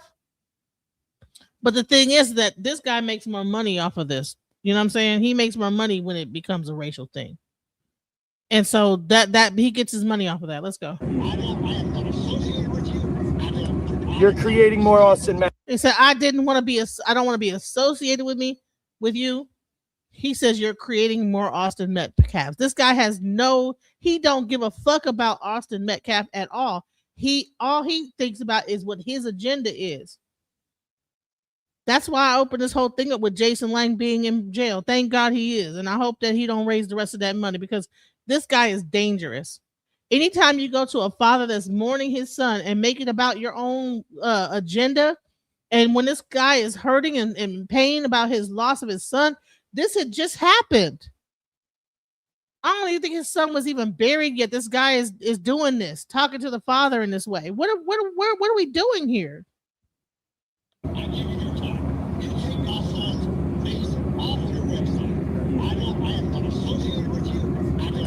You're creating more Austin Metcalfs with your weakness, sir. You are creating more Austin Metcalfs with your weakness. You are being weak. I gotta be honest with you about that, sir. You're being weak. Condemn your son's killer and the culture that caused it. Hey, Jeff. That's the problem. You've been submitted. Hold on, Jeff. You've been submitted. I'll handle it from here. You've been submitted, sir. You're not gonna make If we were all of your nature, guys, listen. you're not gonna shame us. What a weak man. Do you know? You've been submitted. You're a weak man. This is him talking about Mr. Metcalf. So all y'all white supremacists or whatever, this is y'all leader right here. And he said that Jeff Metcalf is a weak man. The guy in the cowboy suit is Jeff Metcalf's best friend.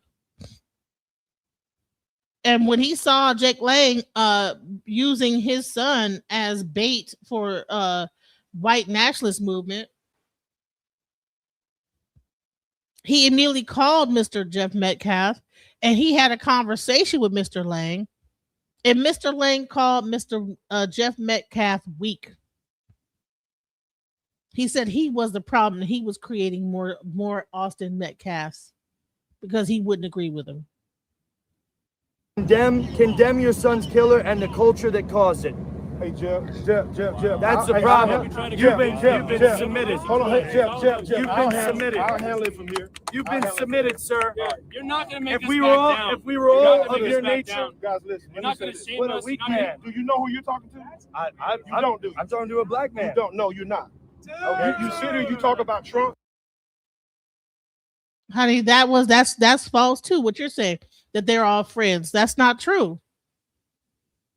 Ma'am, you're spreading misinformation. What's wrong with you? Metcalf, father, the judge, and prosecutor are friends. You should be ashamed. This was about race. This is the problem. People like this. It was not about race. It was about two young kids, and it was very unfortunate. Two young men, and both lives are lost in one way or the other. And the way that because adults want to make it about race. Back to Mr. Jeff Metcalf talking about the situation. Okay.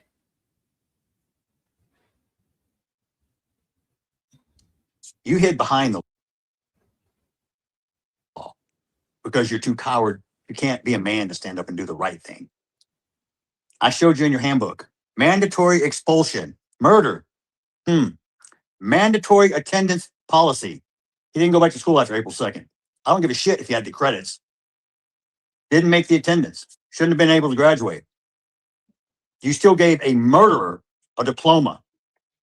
But yet you didn't respond to my ex-wife's email till after the elections. You waited over 30 days to respond with a callous, incompassionate response that just showed how shallow you were. And then when I got to meet you face to face, you little bald-headed piece of shit, you sat there, looked me in the eye and said, I didn't fold. Well, who did?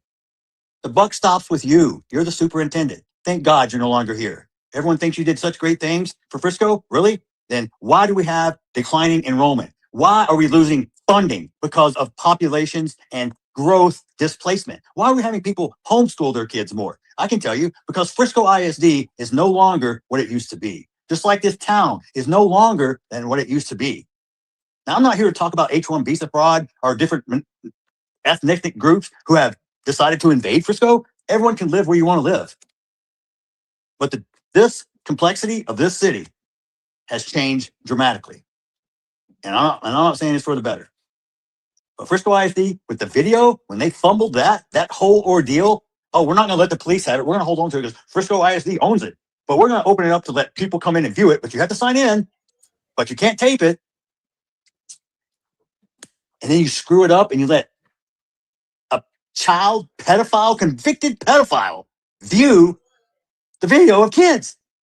You let an activist who is blatantly lying and spreading false information about me, my son, and everybody else, you let them look.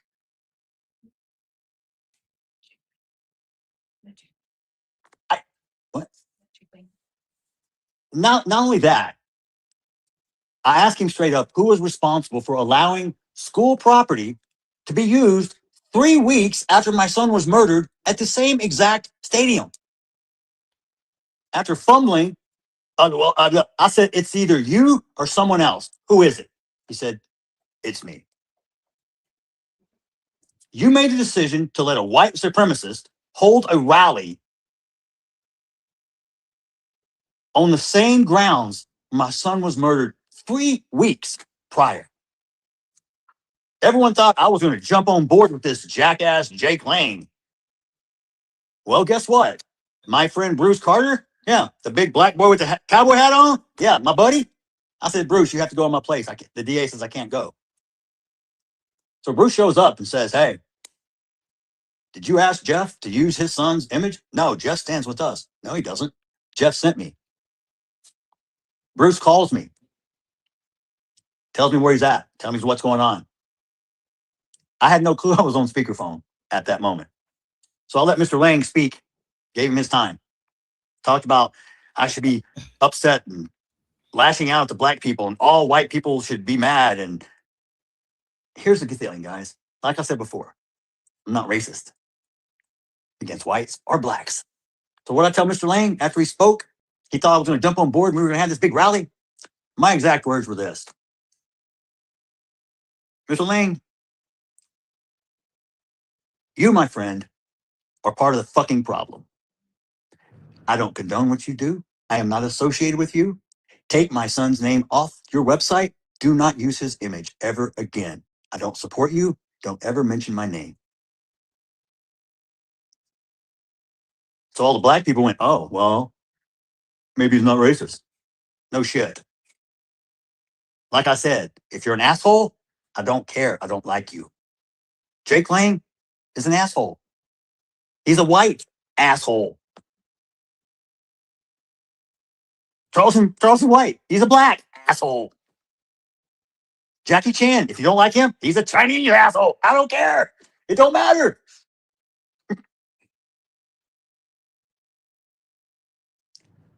Frisco ISD then proceeded to do this. This was the icing on the cake for me. Me and Megan went to the school board, went to the school officiating building, asked for a meeting. They granted it. And all we asked for was to have Austin's name read and give a posthumous diploma to his brother. That's it. No big hoopla, no special stopping, no big banners and signs, no bands, nothing. Read his name, empty seat, give his brother his diploma. That's it. They said, no, we'll give you some other options. We can do a private ceremony where it's just y'all. What? Oh, so now I see. They gave Karmelo his diploma and they didn't give Austin Metcalf his. So that's why he was saying, how can you give Karmelo his diploma and he murdered somebody, and then the same ISD said that they couldn't give Austin his. So see, everything comes out in the wash when you listen. See, people want to take snippets and listen to little chunks of stuff. No, listen to the whole thing. He didn't get to get his diploma. All right, maybe he did at the end. Let's hear the rest of the story, because that's fucked up. If he didn't get, they should have at least given him. Come on now. Let's see what happens, because that's fucked up. Let's go. The response from one of the women across the table was, well, we've had more than one student die this year. Before I could open my mouth, Mama Bear let loose and said directly to her, how many of those students were murdered on school property?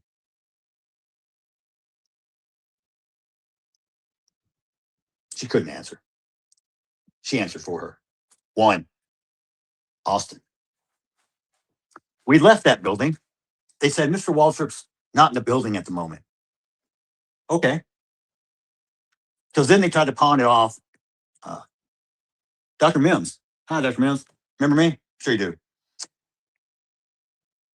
Because I slid across the emails that were sent to Waltrip. I said, this is why you folded. You're going to look me in the eye right now and tell me you're going to give a diploma to a murderer, but you're not going to give one to my son who was murdered at school under your watch. He said, it comes from above. I said, the only person above is Mr. Waltrip. I said, I will wait out front until he returns. So I walked out front. I asked the receptionist, please, I need to see Mr. Waltrip as soon as available. I'll sit down with Megan. For 20 minutes, we wait. Then his secretary comes down and says, I'm so sorry, Mr. Waltrip's not in the building today. What did he do? Run out and hide? Bullshit. He didn't want to face me again. I don't blame him, because I'd have ripped his ass up, tore him apart, spit him out in small chunks. I told Dr. Mims what I'm going to do. When I walk out of here today, I'm going to contact every news reporter I know, every social media influencer, every person who will listen. And I'm going to scorch you and tell them that you denied my son a diploma. Let's talk about 3 weeks earlier. Oh, that's right. You had an elementary teacher who got arrested for taking pictures of little boys. You think Frisco ISD doesn't have egg on his face already? You tripped over this murder case time after time. They didn't go to the same school. So Millennial gave Karmelo his diploma, but Centennial didn't give Austin his, which is messed up. But I hope that they were able to resolve it. We're still listening to the story. Maybe they were able to make it happen. Let's go. You can't wipe your face. It's fucking stained. What's the motto? Know every child's name. You're the leaders. I'm supposed to trust you with my kids. I trusted you with my kids. And what'd you do? You didn't have proper security in place. You didn't scan the athletes. How did he get a knife into the track meet? Because you're negligent. That's why. What'd you do afterwards? Oh, change the rules. Oh shit, we gotta do something. Yeah, you done fucked up. What are you gonna do now? Resign? Retire? Good move, Mike. How's your wife, Lisa?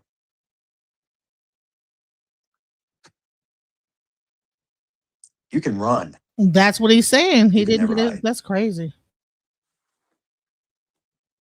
You're a shit stain on And Frisco ISD. hold past on. 9 years as superintendent. If we didn't listen to the whole thing, we would never know that all this happened, that he wasn't even able to get his son the diploma. I'm hoping as he tells the story, he's able to turn this around and was able to get it, but that is fucked up.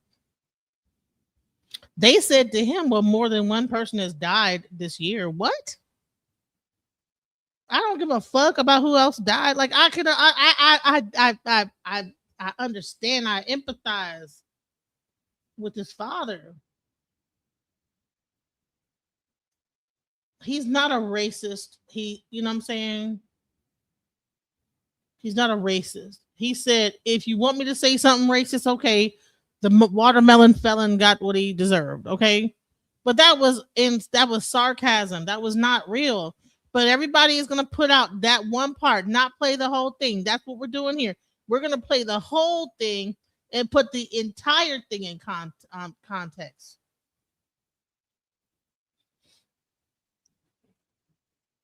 Despicable coward who folds like a cheap tent under pressure from a piss poor activist nobody who does infomercials about his company. Let me be clear that you're a fucking idiot, Dominique. Let me be clear. You couldn't put two sentences together without Chat GPT. Tiffany Billions. I don't know what kind of glamour shot you steal from other people and put up on your profile, but it don't match to your fucking goddamn water buffalo looking ass when I saw you at the courthouse. Charleston White, you look like a fucking crackhead. Even though you got money, you're the only smart person around. Ooh, ooh, ooh. He almost said nigga. Drew, He almost you just an smart idiot. nigga around. He about to say, you only smart nigga. He said, If y'all want to talk to me, you know where I am. You never once apologized. You never once said you were sorry. You lied your ass off and tried to tell people you paid to offer to pay for my boy's funeral. You couldn't even offer your hand for a handshake. You're a grifting piece of shit. Your character says it all. I don't have to say a damn word. Your actions speak for themselves. You and your little faggot bow tie? What the hell is that, dude? Maybe you and Chris King are butt buddies. Like y'all swap ties and shit. I don't know. He lives in Washington and he's lived here in Plano. He thinks he's some intelligent dude. Really? A 1989 Saab. Oh, I'm fucking impressed. So believing what about what he's saying? So he hasn't said anything about the situation. He's talking about what he went through. He's talking about Austin. He's talking about losing his son. So I'm not sure what you think that I'm talking about here, but that we're not talking about the case. We're talking about Jeff Metcalf being able to mourn his son and talk about his son and his gag order being released. He finally gets to speak, and we're giving him his room to speak. And in that room to speak, he's clarifying a lot of things, Which on the other side, I don't see the same clarification on what was going on. He wasn't down with Jake Lang, though Jake Lang might make it look like he was that at one point he might have switched over and was down with him. People were grifting off the whole thing. He's explaining the whole thing, but y'all have to listen and not just jump in and just making comments. Listen to what the father is saying. Keep going. Ooh, look at me. I talk to my shit all day long. You put it on people so they can see me. I think you have some serious insecurities, bro. I'm a lawyer. Who gives a fuck? You're not a very good one. Oh, I've done this. I've done that. You have to brag on yourself. You have to blow your own fucking horn. Really? You're not a man, dude. You just want attention. Maybe your parents didn't give you love when you were little. I don't know. I don't know why the way you are. Why? I can't explain it. And you know why? I don't give a shit. You're nothing to me. But yet, what'd you come up with the word? Metcalfians. I live in your head every day because you talk about me every day. Dude, thank you. I'm so flattered that you think about me. But I'm not your type. Sorry. I figure in a couple months you'll move on to the next hot topic. Or you'll have some legal crusade you can join maybe. Or lead possibly in your 89s off. And the only thing about you is I like your dog. That's about it. In your house? Dude, I'm not one to judge. But you don't live in some sprawling mansion. Really? Clean your house. You look like a fucking hoarder. Better yet, why don't you have Tiffany move in and y'all could live together and do a podcast? That would be fun.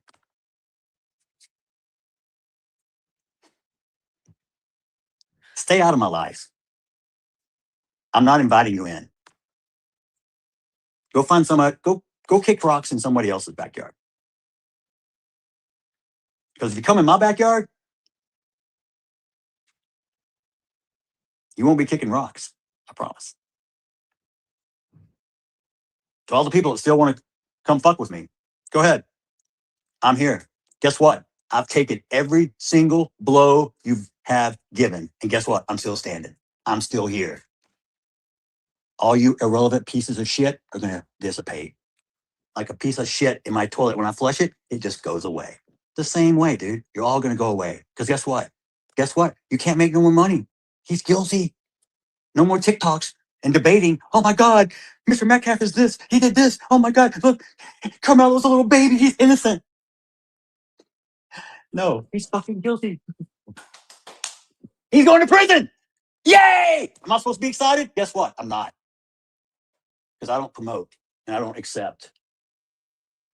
I feel sorry for that young man. See this? See what he just said? Because if you come in my backyard, you won't be kicking rocks. I promise. To all the people that still want to come fuck with me, go ahead. I'm here. Guess what? I've taken every single blow you have given. And guess what? I'm still standing. I'm still here. All you irrelevant pieces of shit are going to dissipate. Like a piece of shit in my toilet. When I flush it, it just goes away. It's the same way, dude. You're all going to go away. All right, so I'm not sure who Ronaldo Fink Mullen is, but I need more information. If you hit me up and let me know what the story is, I might just even allow you to like tell the story on my channel. But I'm not going to shout someone out. I don't know what it is. So, but I want you to see what he says right here. He's about to say it. He's going to jail. Yay! You want me to be happy for that? No, I'm not happy. See how the father got more sense than half the people in the chat that's talking that shit. And he's the one who lost the son, not you. But he got more sense. What does he say here? Let's guess what? Guess what? You can't make no more money. He's guilty. No more TikToks and debating. Oh my God, Mr. Metcalf is this. He did this. Oh my God, look, Karmelo's a little baby. He's innocent. No, he's fucking guilty. He's going to prison. Yay! Am I supposed to be excited? Guess what? I'm not. Because I don't promote and I don't accept. I feel sorry for that young man. He's fixing to live a living hell. Not that he doesn't deserve it. Yes, he does. But I'm human. And I'm sorry. I don't wish harm or ill will on anyone. It's not the Christian thing to do, man. It's not the way I was raised. It's not what I was taught. I don't know if it's right or wrong. I just know it is what it is. You be you, I'll be me. You stay in your lane, I stay in mine. I respect you, you respect me. We get along. We don't fight. We don't stab each other in the heart. If we have a disagreement, you know what? We can use words. And also, we can agree to disagree, and that's okay. But what's not okay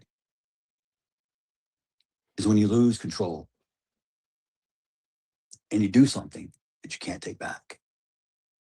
And now you're responsible.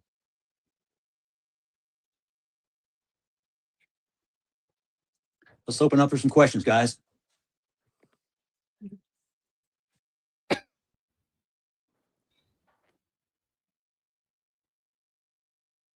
Okay. I know you've been under the gag order for the past year. Before we get into the questions, I want to say this. Everybody keeps arguing the case. The case has been argued. Karmelo Anthony has been tried. He has been convicted of murder. Arguing the case in this chat ain't gonna do nothing.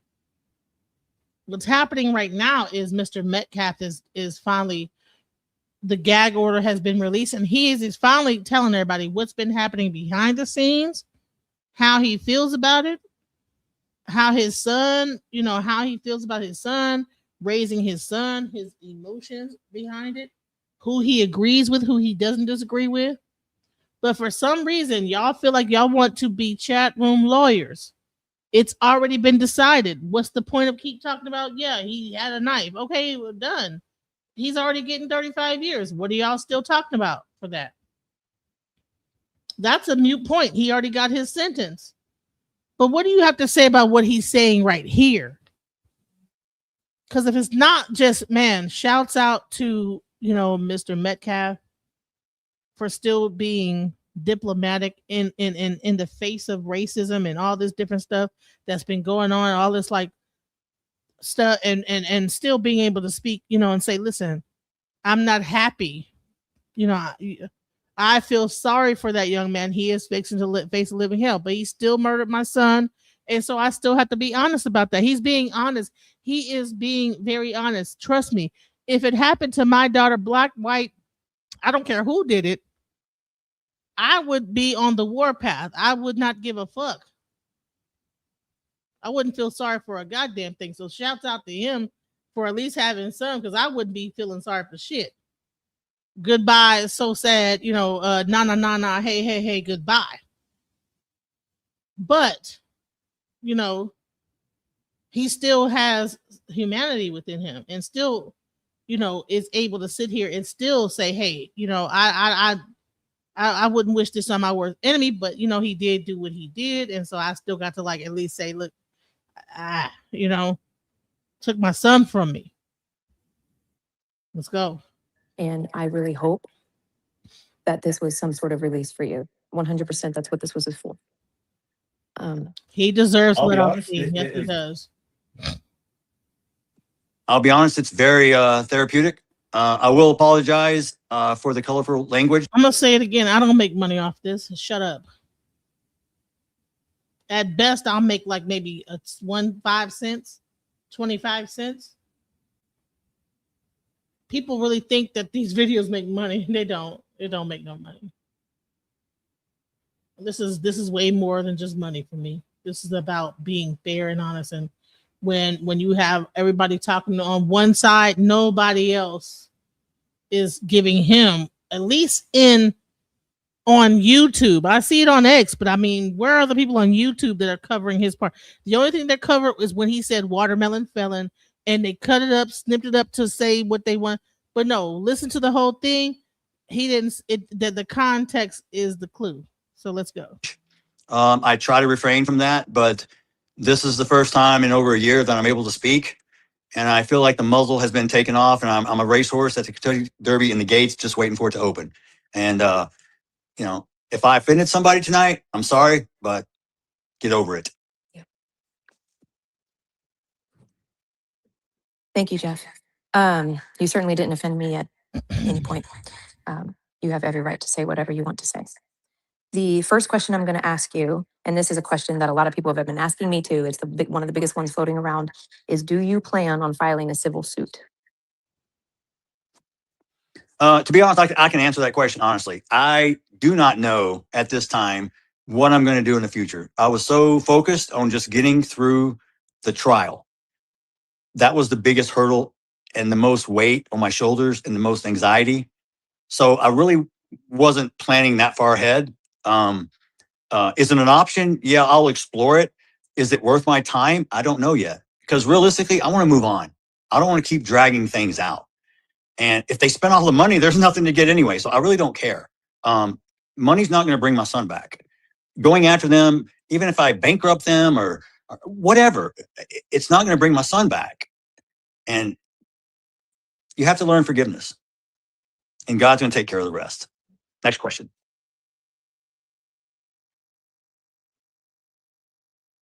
Okay, next question. And real quick for people who are requesting, if I don't know you, we're not accepting any requests. So if you want to ask a question, please ask in the purple pill.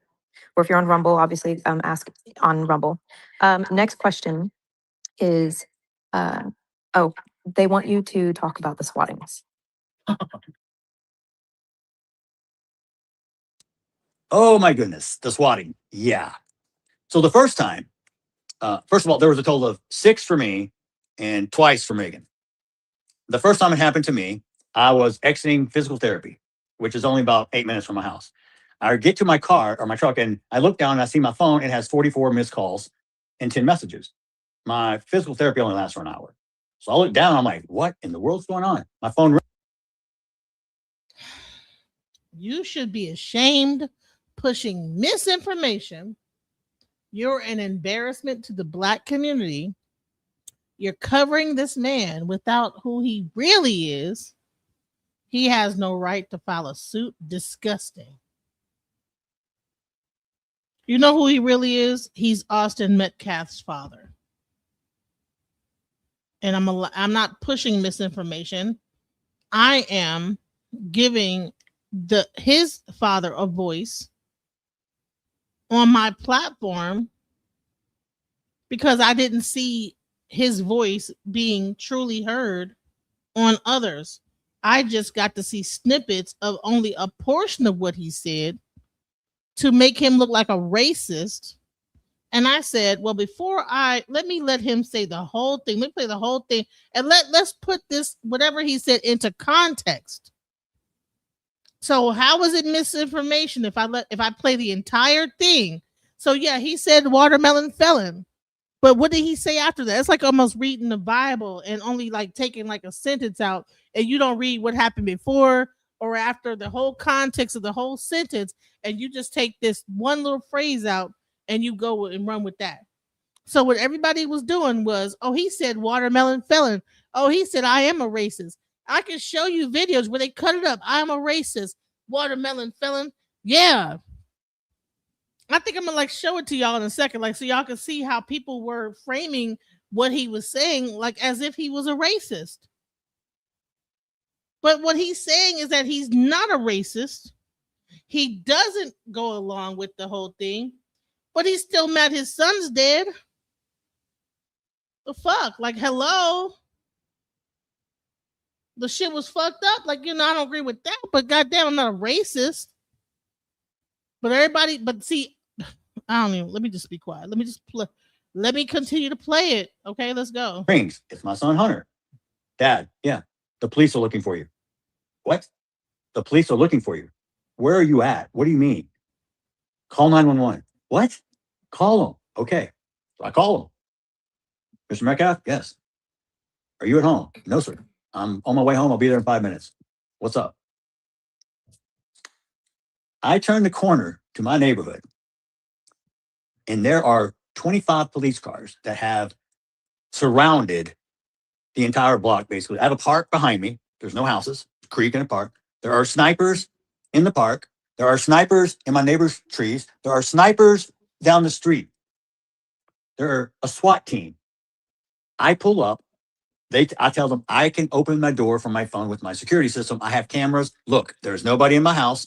I can see inside. I can see outside. I think whoever I can unlock the door for Niabla 30 is seconds wilding if you out want to make the too. Like, entry. who's Niabla? Yes, sir. Tell me when. Unlock. Boom. They Please come. They listen. sweep the house.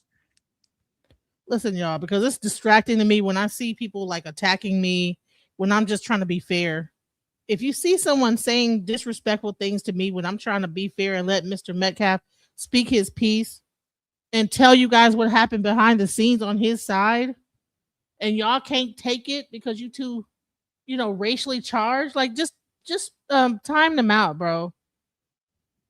Because I can't focus when I would rather just hear what he got to say. But when I look over and people are like, "Oh, you're a coon," and that's crazy.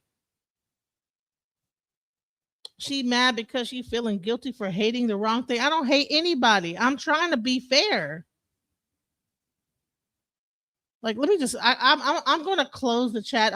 Listen, mods. I just hope that just y'all handle it because it's breaking my heart to see so many heartless people.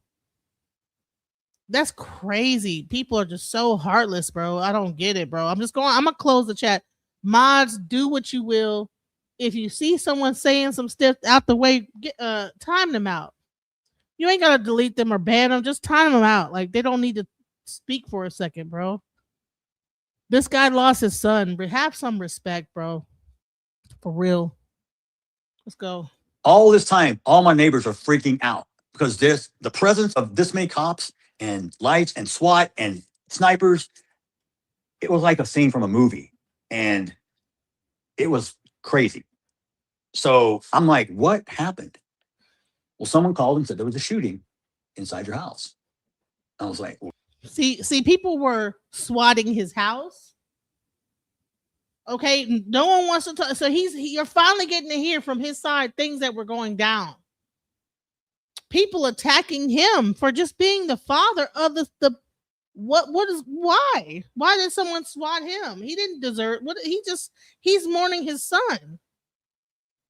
And who knows if this was on the black side or somebody on the white supremacist side that wanted to make it seem like it was some black people that did that shit. Who knows? I don't know. Because some people, you know what I'm saying, will do wild shit. But let's hear into this shit that one of the biggest ones floating around is: do you plan on filing a civil suit? To be honest, I can answer that question honestly. I do not know at this time what I'm going to do in the future. I was so focused on just getting through the trial. That was the biggest hurdle and the most weight on my shoulders and the most anxiety. So I really wasn't planning that far ahead. Is it an option? Yeah, I'll explore it. Is it worth my time? I don't know yet. Because realistically, I want to move on. I don't want to keep dragging things out. And if they spend all the money, there's nothing to get anyway. So I really don't care. Money's not going to bring my son back. Going after them, even if I bankrupt them or whatever, it's not going to bring my son back. And you have to learn forgiveness. And God's going to take care of the rest. Next question.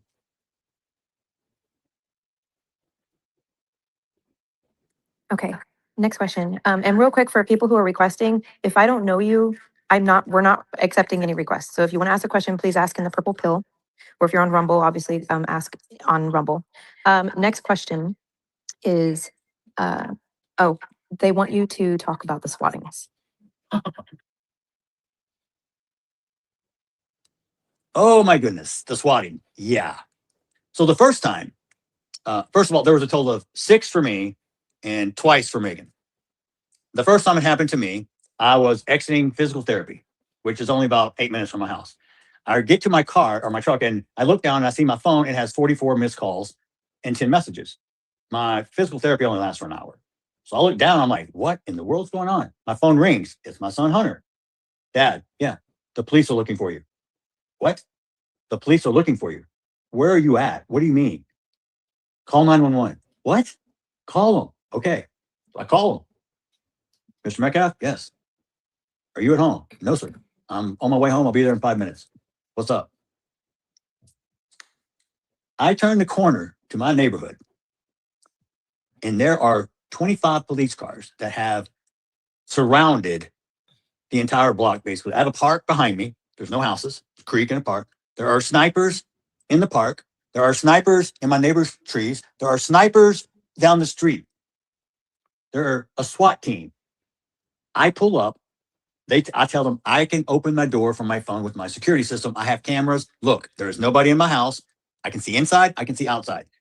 I can unlock the door for 30 seconds if you want to make entry. Yes, sir. Tell me when. Unlock. Boom. They come. They sweep the house. All this time, all my neighbors are freaking out because the presence of this many cops and lights and SWAT and snipers. It was like a scene from a movie, and it was crazy. So I'm like, what happened? Well, someone called and said there was a shooting inside your house. I was like, well, can we catch them? What's the tech? So we'll try. Okay. That was the day, coincidentally, but I don't believe in coincidences, that I was kicked out of the press conference. Coincidence? Maybe. I don't think so. Then it continued. Second time, same thing. Oh my God. I think they brought the cavalry. It's nuts. Third time. At least now they call me. Are you home? Yes. Okay, we're outside. Come outside. 8, 9 cop cars, and I have to go outside and talk to them, show them I'm okay. Third, fourth, fifth time, now we're on first name basis. I tell them, hey man, next time y'all call, I have donuts and coffee ready. Cool. All right. It's becoming comical. The last time, as they were here, the person who swatted called me and I showed them the phone. Look, the number generates from the UK. This is how it works. It's real simple, folks. VPN, onion router, onion server. It doesn't matter. There are so many ways. Even I, myself, Mr. Old, don't know shit about tech, could do it. You can't find me. It bounces everywhere. You can't get the IP address. They trace it back to UK in Britain. So what do? They have to send it over to the Britain police to handle it. You think, what do they do with it? Okay. They can't catch it. 6 times. And I think Buffalo Face said I did it to myself. Really? How did you get that fat?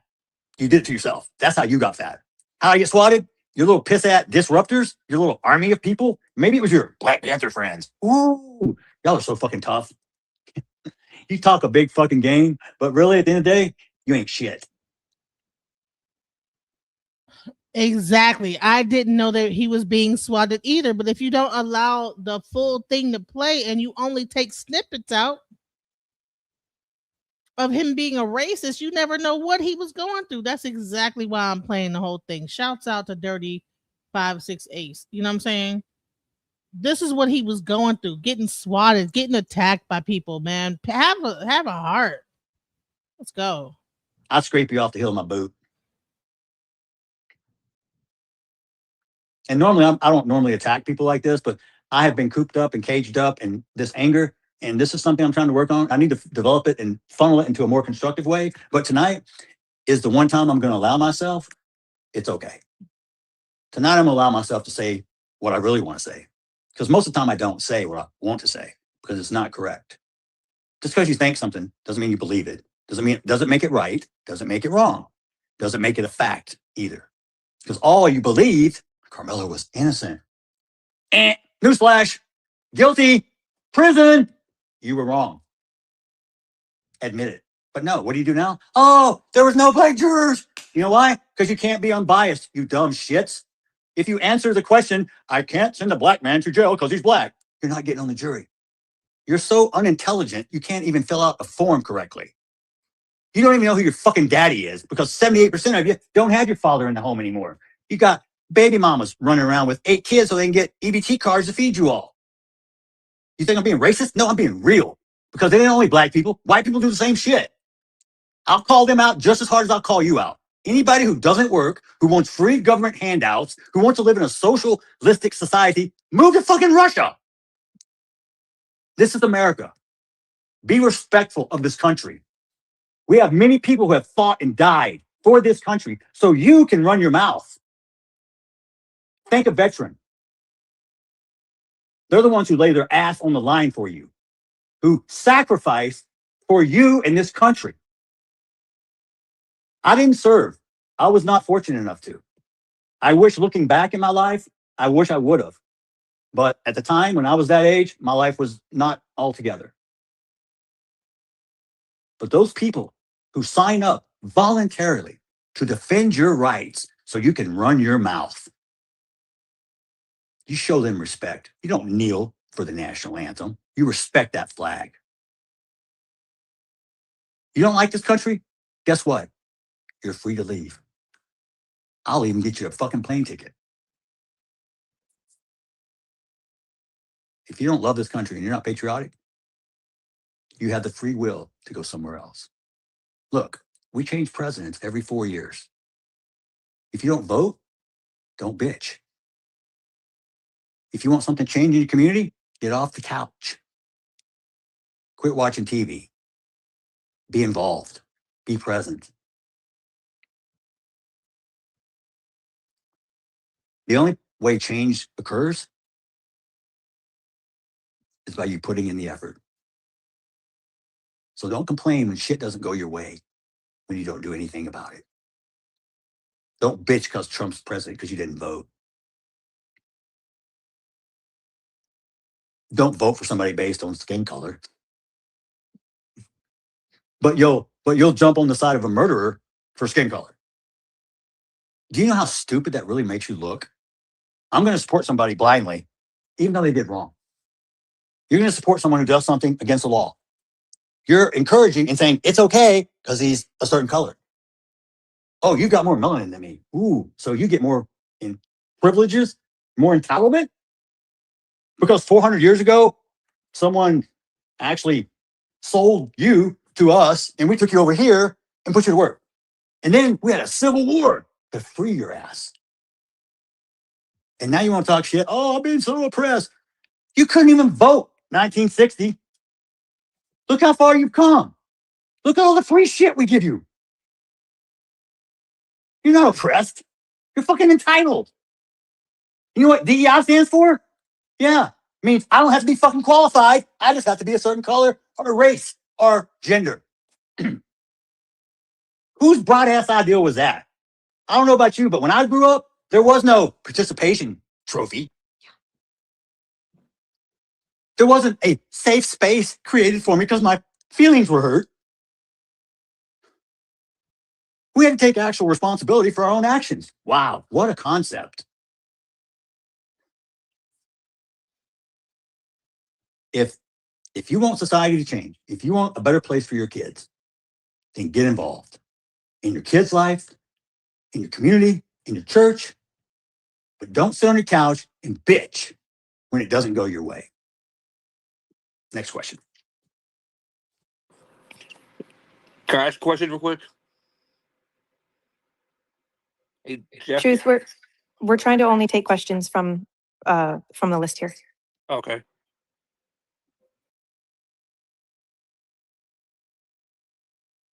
Okay.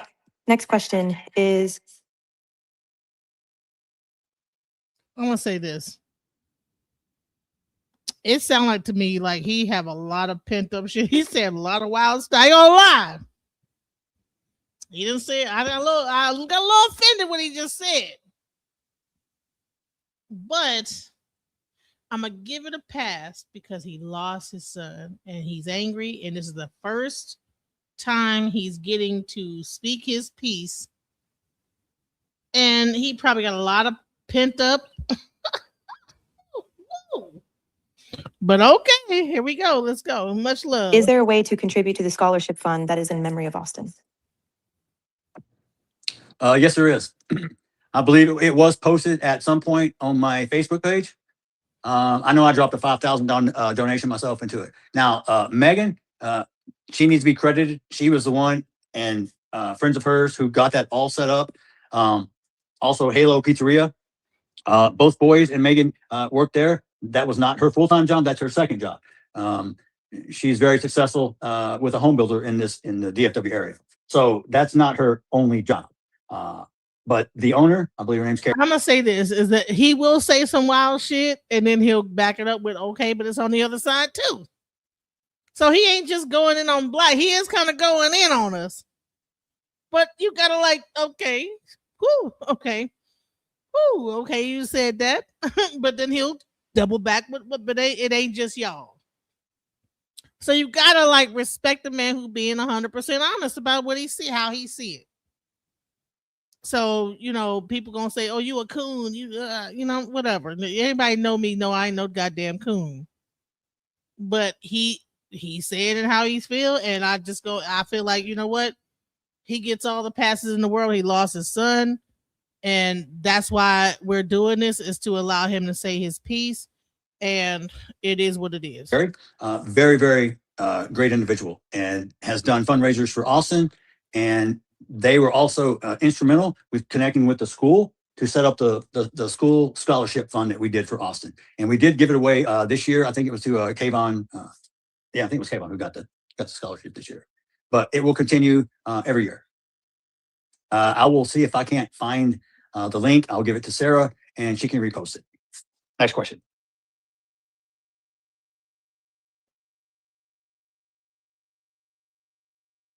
Okay. Next question. This is actually from a twin mom.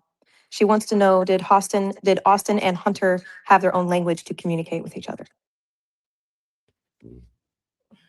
Yes. Not only through verbal, but through also hand motions, some secret sign language. I'm not privy to it. We actually, when they were born, this is a true story. I had to take a permanent marker, and this was Hunter, and we would color in his his toenail black so we could tell them apart. Because you put them on the floor and they crawl around, it's like a shell game. Where did he go? I don't know. So we told Hunter he's Native American from the Black Doe tribe. But one thing is for real. We are Native American. I have my Indian card, and so do the boys. So if you want to talk about stolen land, yeah, that starts here. We were here before y'all were. They took all our land and put us on a reservation. They just brought you guys over on a boat. Next question. Thank you, Jeff. The next question is, are you satisfied with the sentence that Karmelo Anthony received? Do you believe Austin has received justice? That's a real easy question for me to know. Hell no. What is justice? Justice for me is when Austin walks through that door and can hug me. That's how long. He said, I'm Native American. They just brought y'all over here on a boat. Now, I don't agree with that. There were people that was here already. For those in the back that don't understand it, there were already people here, that everybody didn't get brought over here on a boat. There are some people that did, but everybody wasn't. There was people already here. So maybe a little bit misinformation on his part, but he's mad. He's saying what he got to say. Okay, well, I'm listening. Okay. He should stay in jail until my son comes back through that door. Do I think justice was served? No. There's all types of justice. Street justice, legal justice, but no justice. No. Austin will never come back through that door again. That boy, he has the ability right now, actually, to be out before he's 40.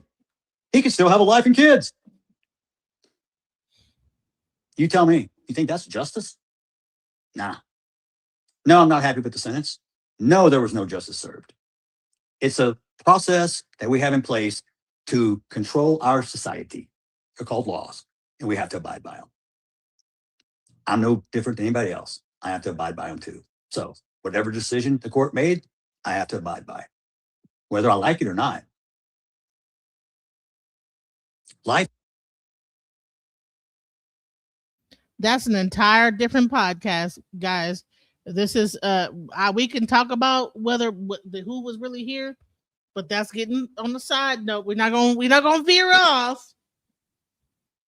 He said what he said, and he's sticking by it, but we gonna respect it. He lost his son, guys. Everything he might be just you know what I'm saying. He free flowing with it. He you know what I'm saying. You know, he's free. He's talking. He freestyling. So let's just give him like his space. He have not been able to speak for almost a year and a half, 2 years. He finally get to say what he want to say, and whatever. You know what I'm saying? So just bear with him. He might be saying some things that might offend you, but we're gonna at least listen. He lost his son. We're gonna give him a pass, bro. Because if I lost my son, I'm gonna be saying all type of wild shit. Honey, white people gonna be all type of Neanderthals and everything. I'm gonna go deep with it. From the Caucasus Mountain, in the cave of the Caucasus Mountains. If a white person killed my child, they gonna be from the inside depths of the cave of the Caucasus. You understand what I'm saying? So okay, we need to like understand it's both sides. You can't be mad because you know damn well if we had to, if it was the other way around, we'd be talking about all kind of crackers and all this other stuff. Trust me. So let's not pretend like we ain't fixing to be all, like trust me. If it was the other foot, hell, they was already doing it. They're already doing it, and he lost his son. They already called them crackers and Neanderthal. There was a dude out there tomorrow. Only good crackers are dead crack guy. But the guy that was doing that, saying that, he lost his son to like some kind of either police brutality. So he took a plane to come to this trial to talk about what he to do all that bullshit. So we can't be mad when he say what he said because honey, there was a whole dude dressed up with black kente cloth with an African medallion on and everything, old as hell, probably like 60 some years old. Only good crackers are dead cracker. He was going back and forth with Jason Lang sitting outside. He called the police a cracker. He called everybody a cracker. So we can't listen. What's good for the goose got to be good for the gander. He said that, he said what he said. It is what it is. He lost his son. We got to have some grace. I'm sorry. I mean, I know it's hard to swallow. It's a lot of people. Listen, when you're around white people, they think of life in a certain way. When you're around black people, they think of life in a certain way. We say, hey, we was here all the time. They think that they was here all the time. This is a white country. We say, well, we was here before y'all. Only some of us got brought over into like FBA, foundational Black American. So listen, this is not that conversation. When you bring it into race, that's where you get a problem. Now I don't know why he went there with it, but I think he's upset. He's mad. Let him go. It's kind of like a shit sandwich. No matter how much bread you got, it still tastes like shit when you eat it. Next question. Do you think that Karmelo Anthony ever showed any form of remorse? Zero, none whatsoever. The family who continue to spread lies. Kevin, hey, Mr. fucking Squeaky, you're silent all of a sudden. Where'd you go, bro? Huh? Thought you'd come visit me. You're the only one without a criminal record. I mean, you can cross straight lines and not worry. Come on. I promise, all my ARs are locked up. You're safe here.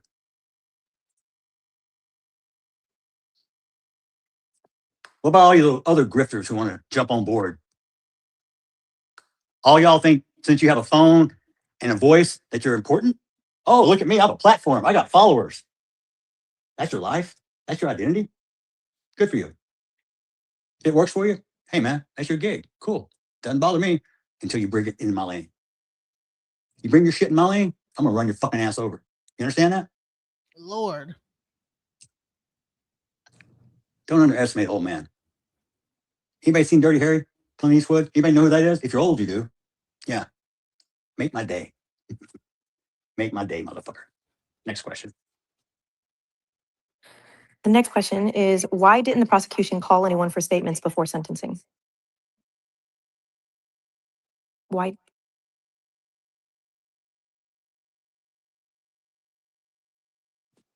To be honest, I was kept in the dark a lot to preserve the integrity of the case from the DA. So I was pretty much only notified when stuff was actually fixing to happen that was going to affect me. So I really don't know the answer to that question. Next question. Okay. Next question. This next one is not a question. They think that you should run for governor. Thank you, but I will tell you this right now. There are too many skeletons in my closet. Somebody knows where a couple of the bodies are buried, so I can't. So I'm really not into politics. Like I said, this wasn't about race. Please don't politicize it. Besides, politicians, most of the time when their mouth is moving, they're lying.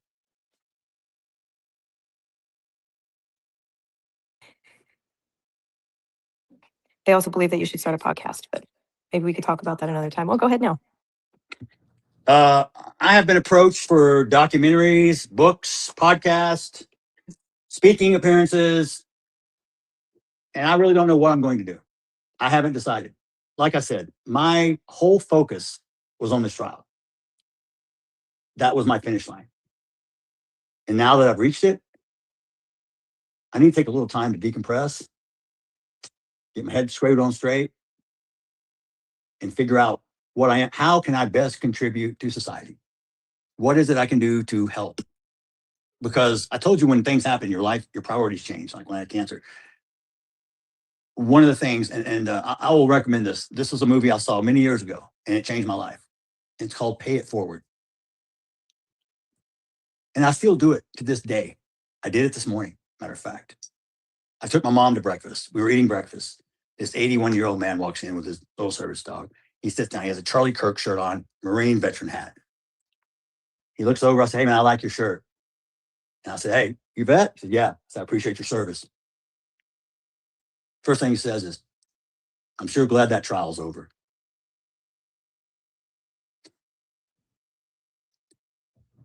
So I don't really want to speak across the room. So I get up and walk over to the man. And I said, "I am too." I said, "I'm Austin Metcalf's father, Jeff Metcalf." And I had this shirt on. He said, "I know who you are. I just want to extend my condolences to you. I'm so sorry." Before I left, I told the waitress, "Come here. I want to pay for this man's breakfast. Do not tell him until after we're gone. I'm not looking for recognition. But you watch the movie, Pay It Forward. It will impact you. Maybe not the same impact it had on me. I don't know.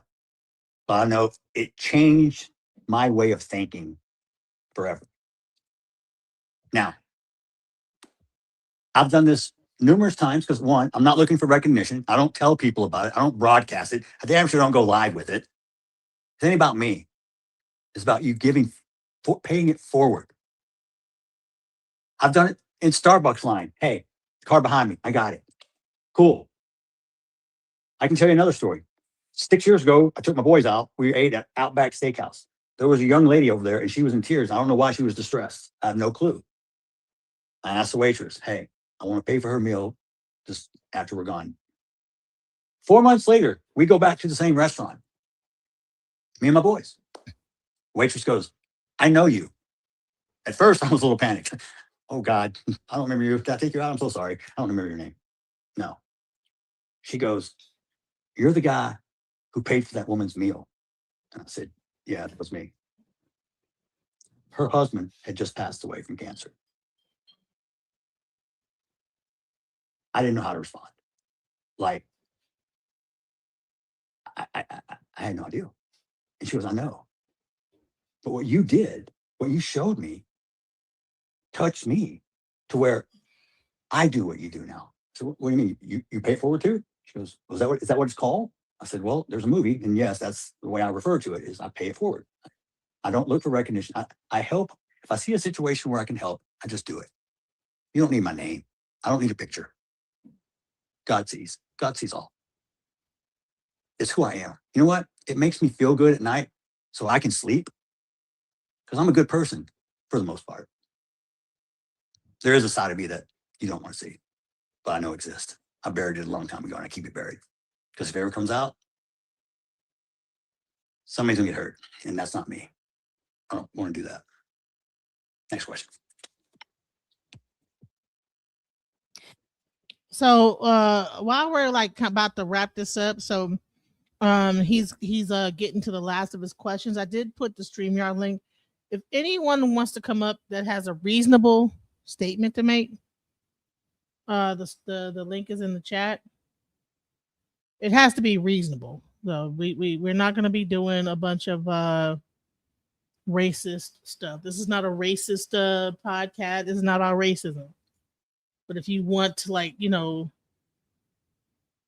just say anything, that is positive about the situation. I don't even know what could be positive about this, but like, I don't know.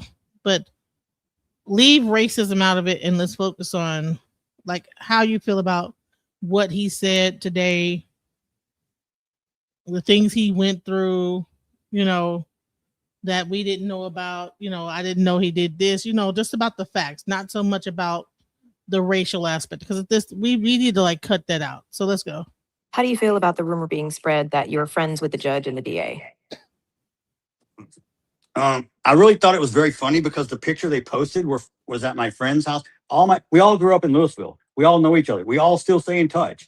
It was a Christmas party of my friend's house here in Frisco, and every single person in that picture called me and said, "Why are we on the internet?" I'm like, "I don't know. You're supposed to be the judge. You're supposed to be the DA." They're like, "What?" I'm like, "Dude, these people will spin shit into gold. I don't know how they do it. They believe themselves. So I don't know what they smoke, but it must be some really high quality shit because I have no idea where they can come up with this crap." As far as me knowing the judges and the DAs, hell, if I did that, we wouldn't be waiting a year and a half for a trial. Your ass be going to prison in about 3 weeks. So I have no pull, no association. I've never met them before. And, you know, make up some more shit, whatever. Okay, and you don't have to answer this question if you don't want to. Was it Hunter's choice to not attend the majority of the trial? Okay, first of all, if you're a witness in the trial, you cannot be in the courtroom. The defense had the ability to call him as a witness at any time. The prosecutor did not need Hunter's testimony to convict. I did not want my son subjected to reliving that moment and being asked questions by the defense who would try to break him down. And as a father, I don't know if I would stand by and let that happen. I would probably be in jail. So we didn't need his testimony, first of all, to convict. Secondly, the defense had every opportunity to call him. The only reason he was in that courtroom because we were doing victim impact statements, sentence and verdict were already rendered. Then he was allowed in. That's why. And I'm damn glad he wasn't allowed in to witness and hear the bullshit and the smearing and I know it's the damn defense attorney's job, but he is a dipshit liar and tries to bore it into the jury's head. He's 130 pounds. It was raining. Shut the fuck up. I agree 100%. The next two questions are very similar, so I'm going to actually kind of ask both of them. The first question is there anything you would change with the justice system? And a second question I have is, do you plan on working with local legislators to create any law that may possibly be named after Austin? This is what I learned in my journey. Texas Tort Claim Act gives public schools in Texas sovereign immunity. They can't be held responsible. You can't sue them. And if you do, luckily somehow find a way in, it's capped at $100,000. That's not even going to pay your damn attorney. Do you think our school system should have carte blanche and don't have to abide by the rules of, hey, we're not responsible. We have sovereign immunity. If you believe that, you're going to believe that you can send your kid to school every day and they're going to come home alive. Ask the kids' parents in Uvalde. Could they sue? No. 19 kids shot to death. Who's responsible? They tried to pin it on a SRO officer who was a scared pussy and ran away.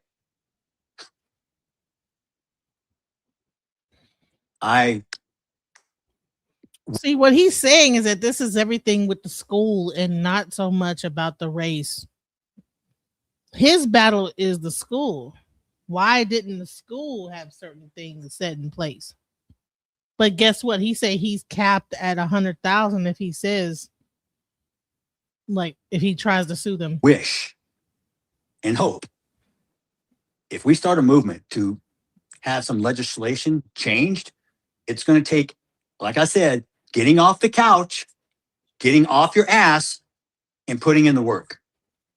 Do I want the law changed? Hell yes. The thing about Texas, they don't reconvene till 2027, and that's when Congress revenes. So we still have 7 months to get our ducks in a row, to line up our mission, to get our backing.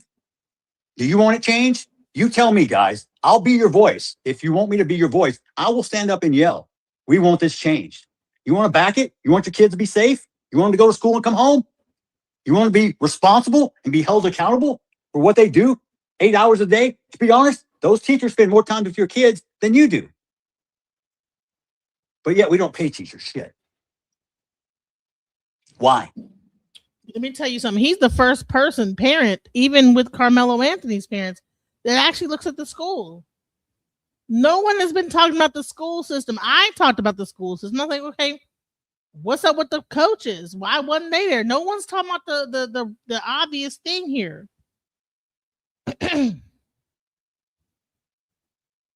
He's the only parent I've heard bring up the school. Why? But we'll pay an attorney $1,000 an hour to talk shit. I don't know about you guys. I'll be honest. I'm not saying. Oh, no, I think we lost it. The video keeps crashing out. Hour to talk shit. I don't know about you guys. I'll be honest. I've only met one attorney I've liked in my entire life. One. His name's Bill Worski.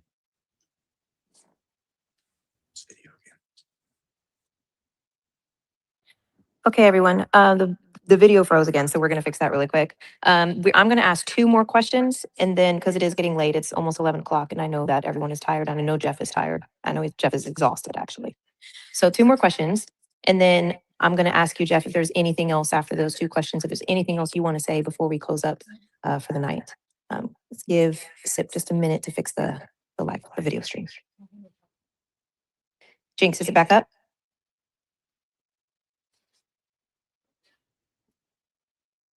They must have been running out of battery power. Sorry. The video keeps crashing out. If we can't get it back, it's okay. We're towards the end. He's going to try one more time. Oh, okay. It's going in now. It's opening a bunch of same time. Yeah, it looks like it's crashing. Okay. We don't really need the camera for this part. We're just going to move on. Okay. Jeff, the next question I have is, are you upset that the mainstream media immediately push a racial narrative around the case, creating division and unrest before people even had a clear understanding of the facts? I'm not for sure if it was the mainstream media. I think it was more of the activists getting on the mainstream media.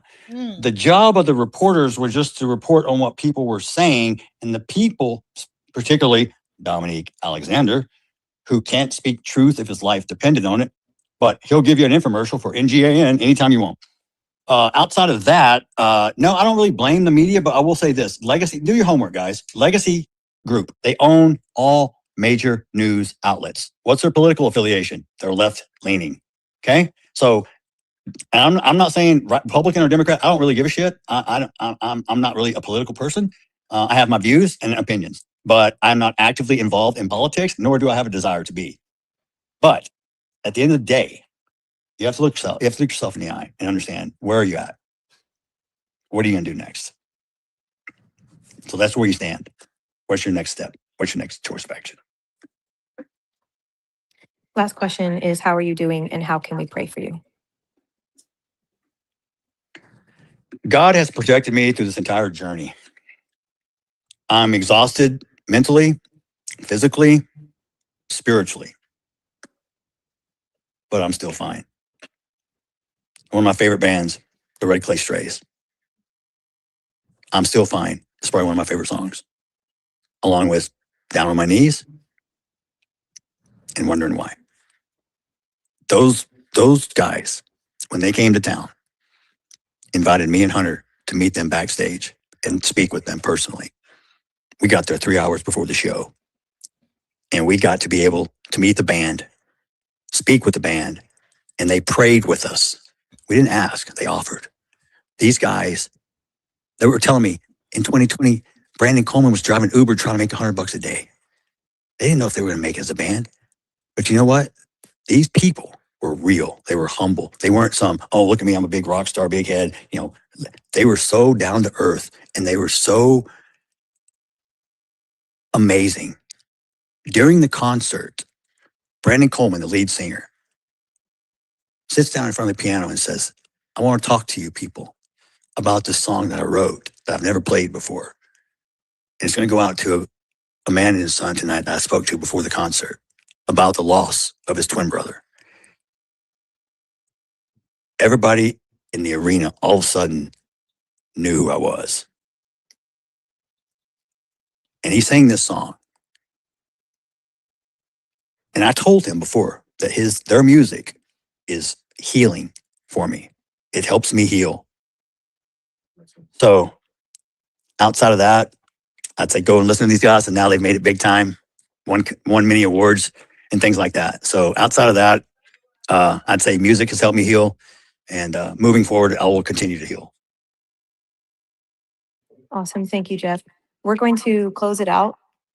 Is there anything that you want to close out with? Is there any last thoughts that you have? Well, all I want to say is thank you again for allowing me to voice my feelings and opinions on as what has transpired over the last 14 months. Prayers. I mean, just pray for Megan, pray for Hunter, pray for myself. Give glory to God. Live your life as Christ-like as you can. No one's perfect. None of us are. But I think if you get a good foundation and you teach your children right from wrong and give them a moral compass, they have the ability to take themselves further in life and develop into a piece of society that contributes something. And I wish and pray that our racial divide in this country gets smaller rather than wider. I hope that we learn to love more than we love to hate. I can only speak for myself, but I know I'm doing my part. I'm just asking everyone else to do theirs. I love y'all. Thank you for all the support for people who are out there who have sent the text messages, the emails, the cards, the thank yous. I cannot tell you how much I am so appreciative of all the support of everyone who stood behind me during this most trying time of my life. And, I guess, that's all I really can say is thank you. There's no other way. I'm very humbled. And once again, I hope I answered your questions. I hope you have all the answers you need. I try to be as open and as forthcoming as possible. I'm sure there's going to be some feedback on this, and I'm open to it all, good, bad, or indifferent. I'm still here, and I'm still fine. Thanks again. Thank you so much, Jeff. And they're going to try to spin whatever it is, basically everything you said on this space. But I know that the majority of people are appreciative that you are here. And we love you, and we care about you, and we're praying for you, and we stand with you and your whole family. Jinx, would you like to go ahead and close us out? Absolutely. Oh, real quick, Jeff. Some people are asking how they can follow you on social media. Unfortunately, at this time, I have over 2,000 friend requests. I do not take anyone I do not know at this time. Maybe later on when things cool down and when people aren't actively trying to sabotage or take photos from my personal account to use for their own monetary value, then maybe I'll open it back up. But realistically, and I'll say this, I'm not trying to put this on you, Sarah, but if Sarah vets you, then maybe I'll consider you. But outside of that, if you just send me a blind friend request, I am not going to accept it. And that's just only for my protection, my family's protection, and anybody else who is friends with me, because they have been targeted just because they're friends of me. So at this time, I'm sorry, but there is a way. We'll figure it out, but not right now. And that's fine, and that's understandable, and that's fine. I have no problem helping with that. Yep, Jinx, if you want to go ahead and close this out, thank you, Jeff, for being here so much. Jinx, go ahead. Yeah, I want to say thank you to Jeff for coming on, and then also Sarah, thank you for helping facilitate this. I know Sippy and I are very happy to have been able to host this and help give that platform to Jeff. And we will be back on Sunday, 8 p.m. Central, same time, same place, X and Rumble, but we will also be on YouTube and Twitch for our normal streams. So thank you, everybody. Sippy, glad to see you finally joined us. So have a wonderful rest of your week, everybody. God bless. Just when I thought I couldn't find my way out, yeah, I searched the God in me to find my way out. I know it can seem way out, but the Creator flows to and through me from way out. I'm talking way out, yeah, yeah, yeah. See if you believe in the God in you.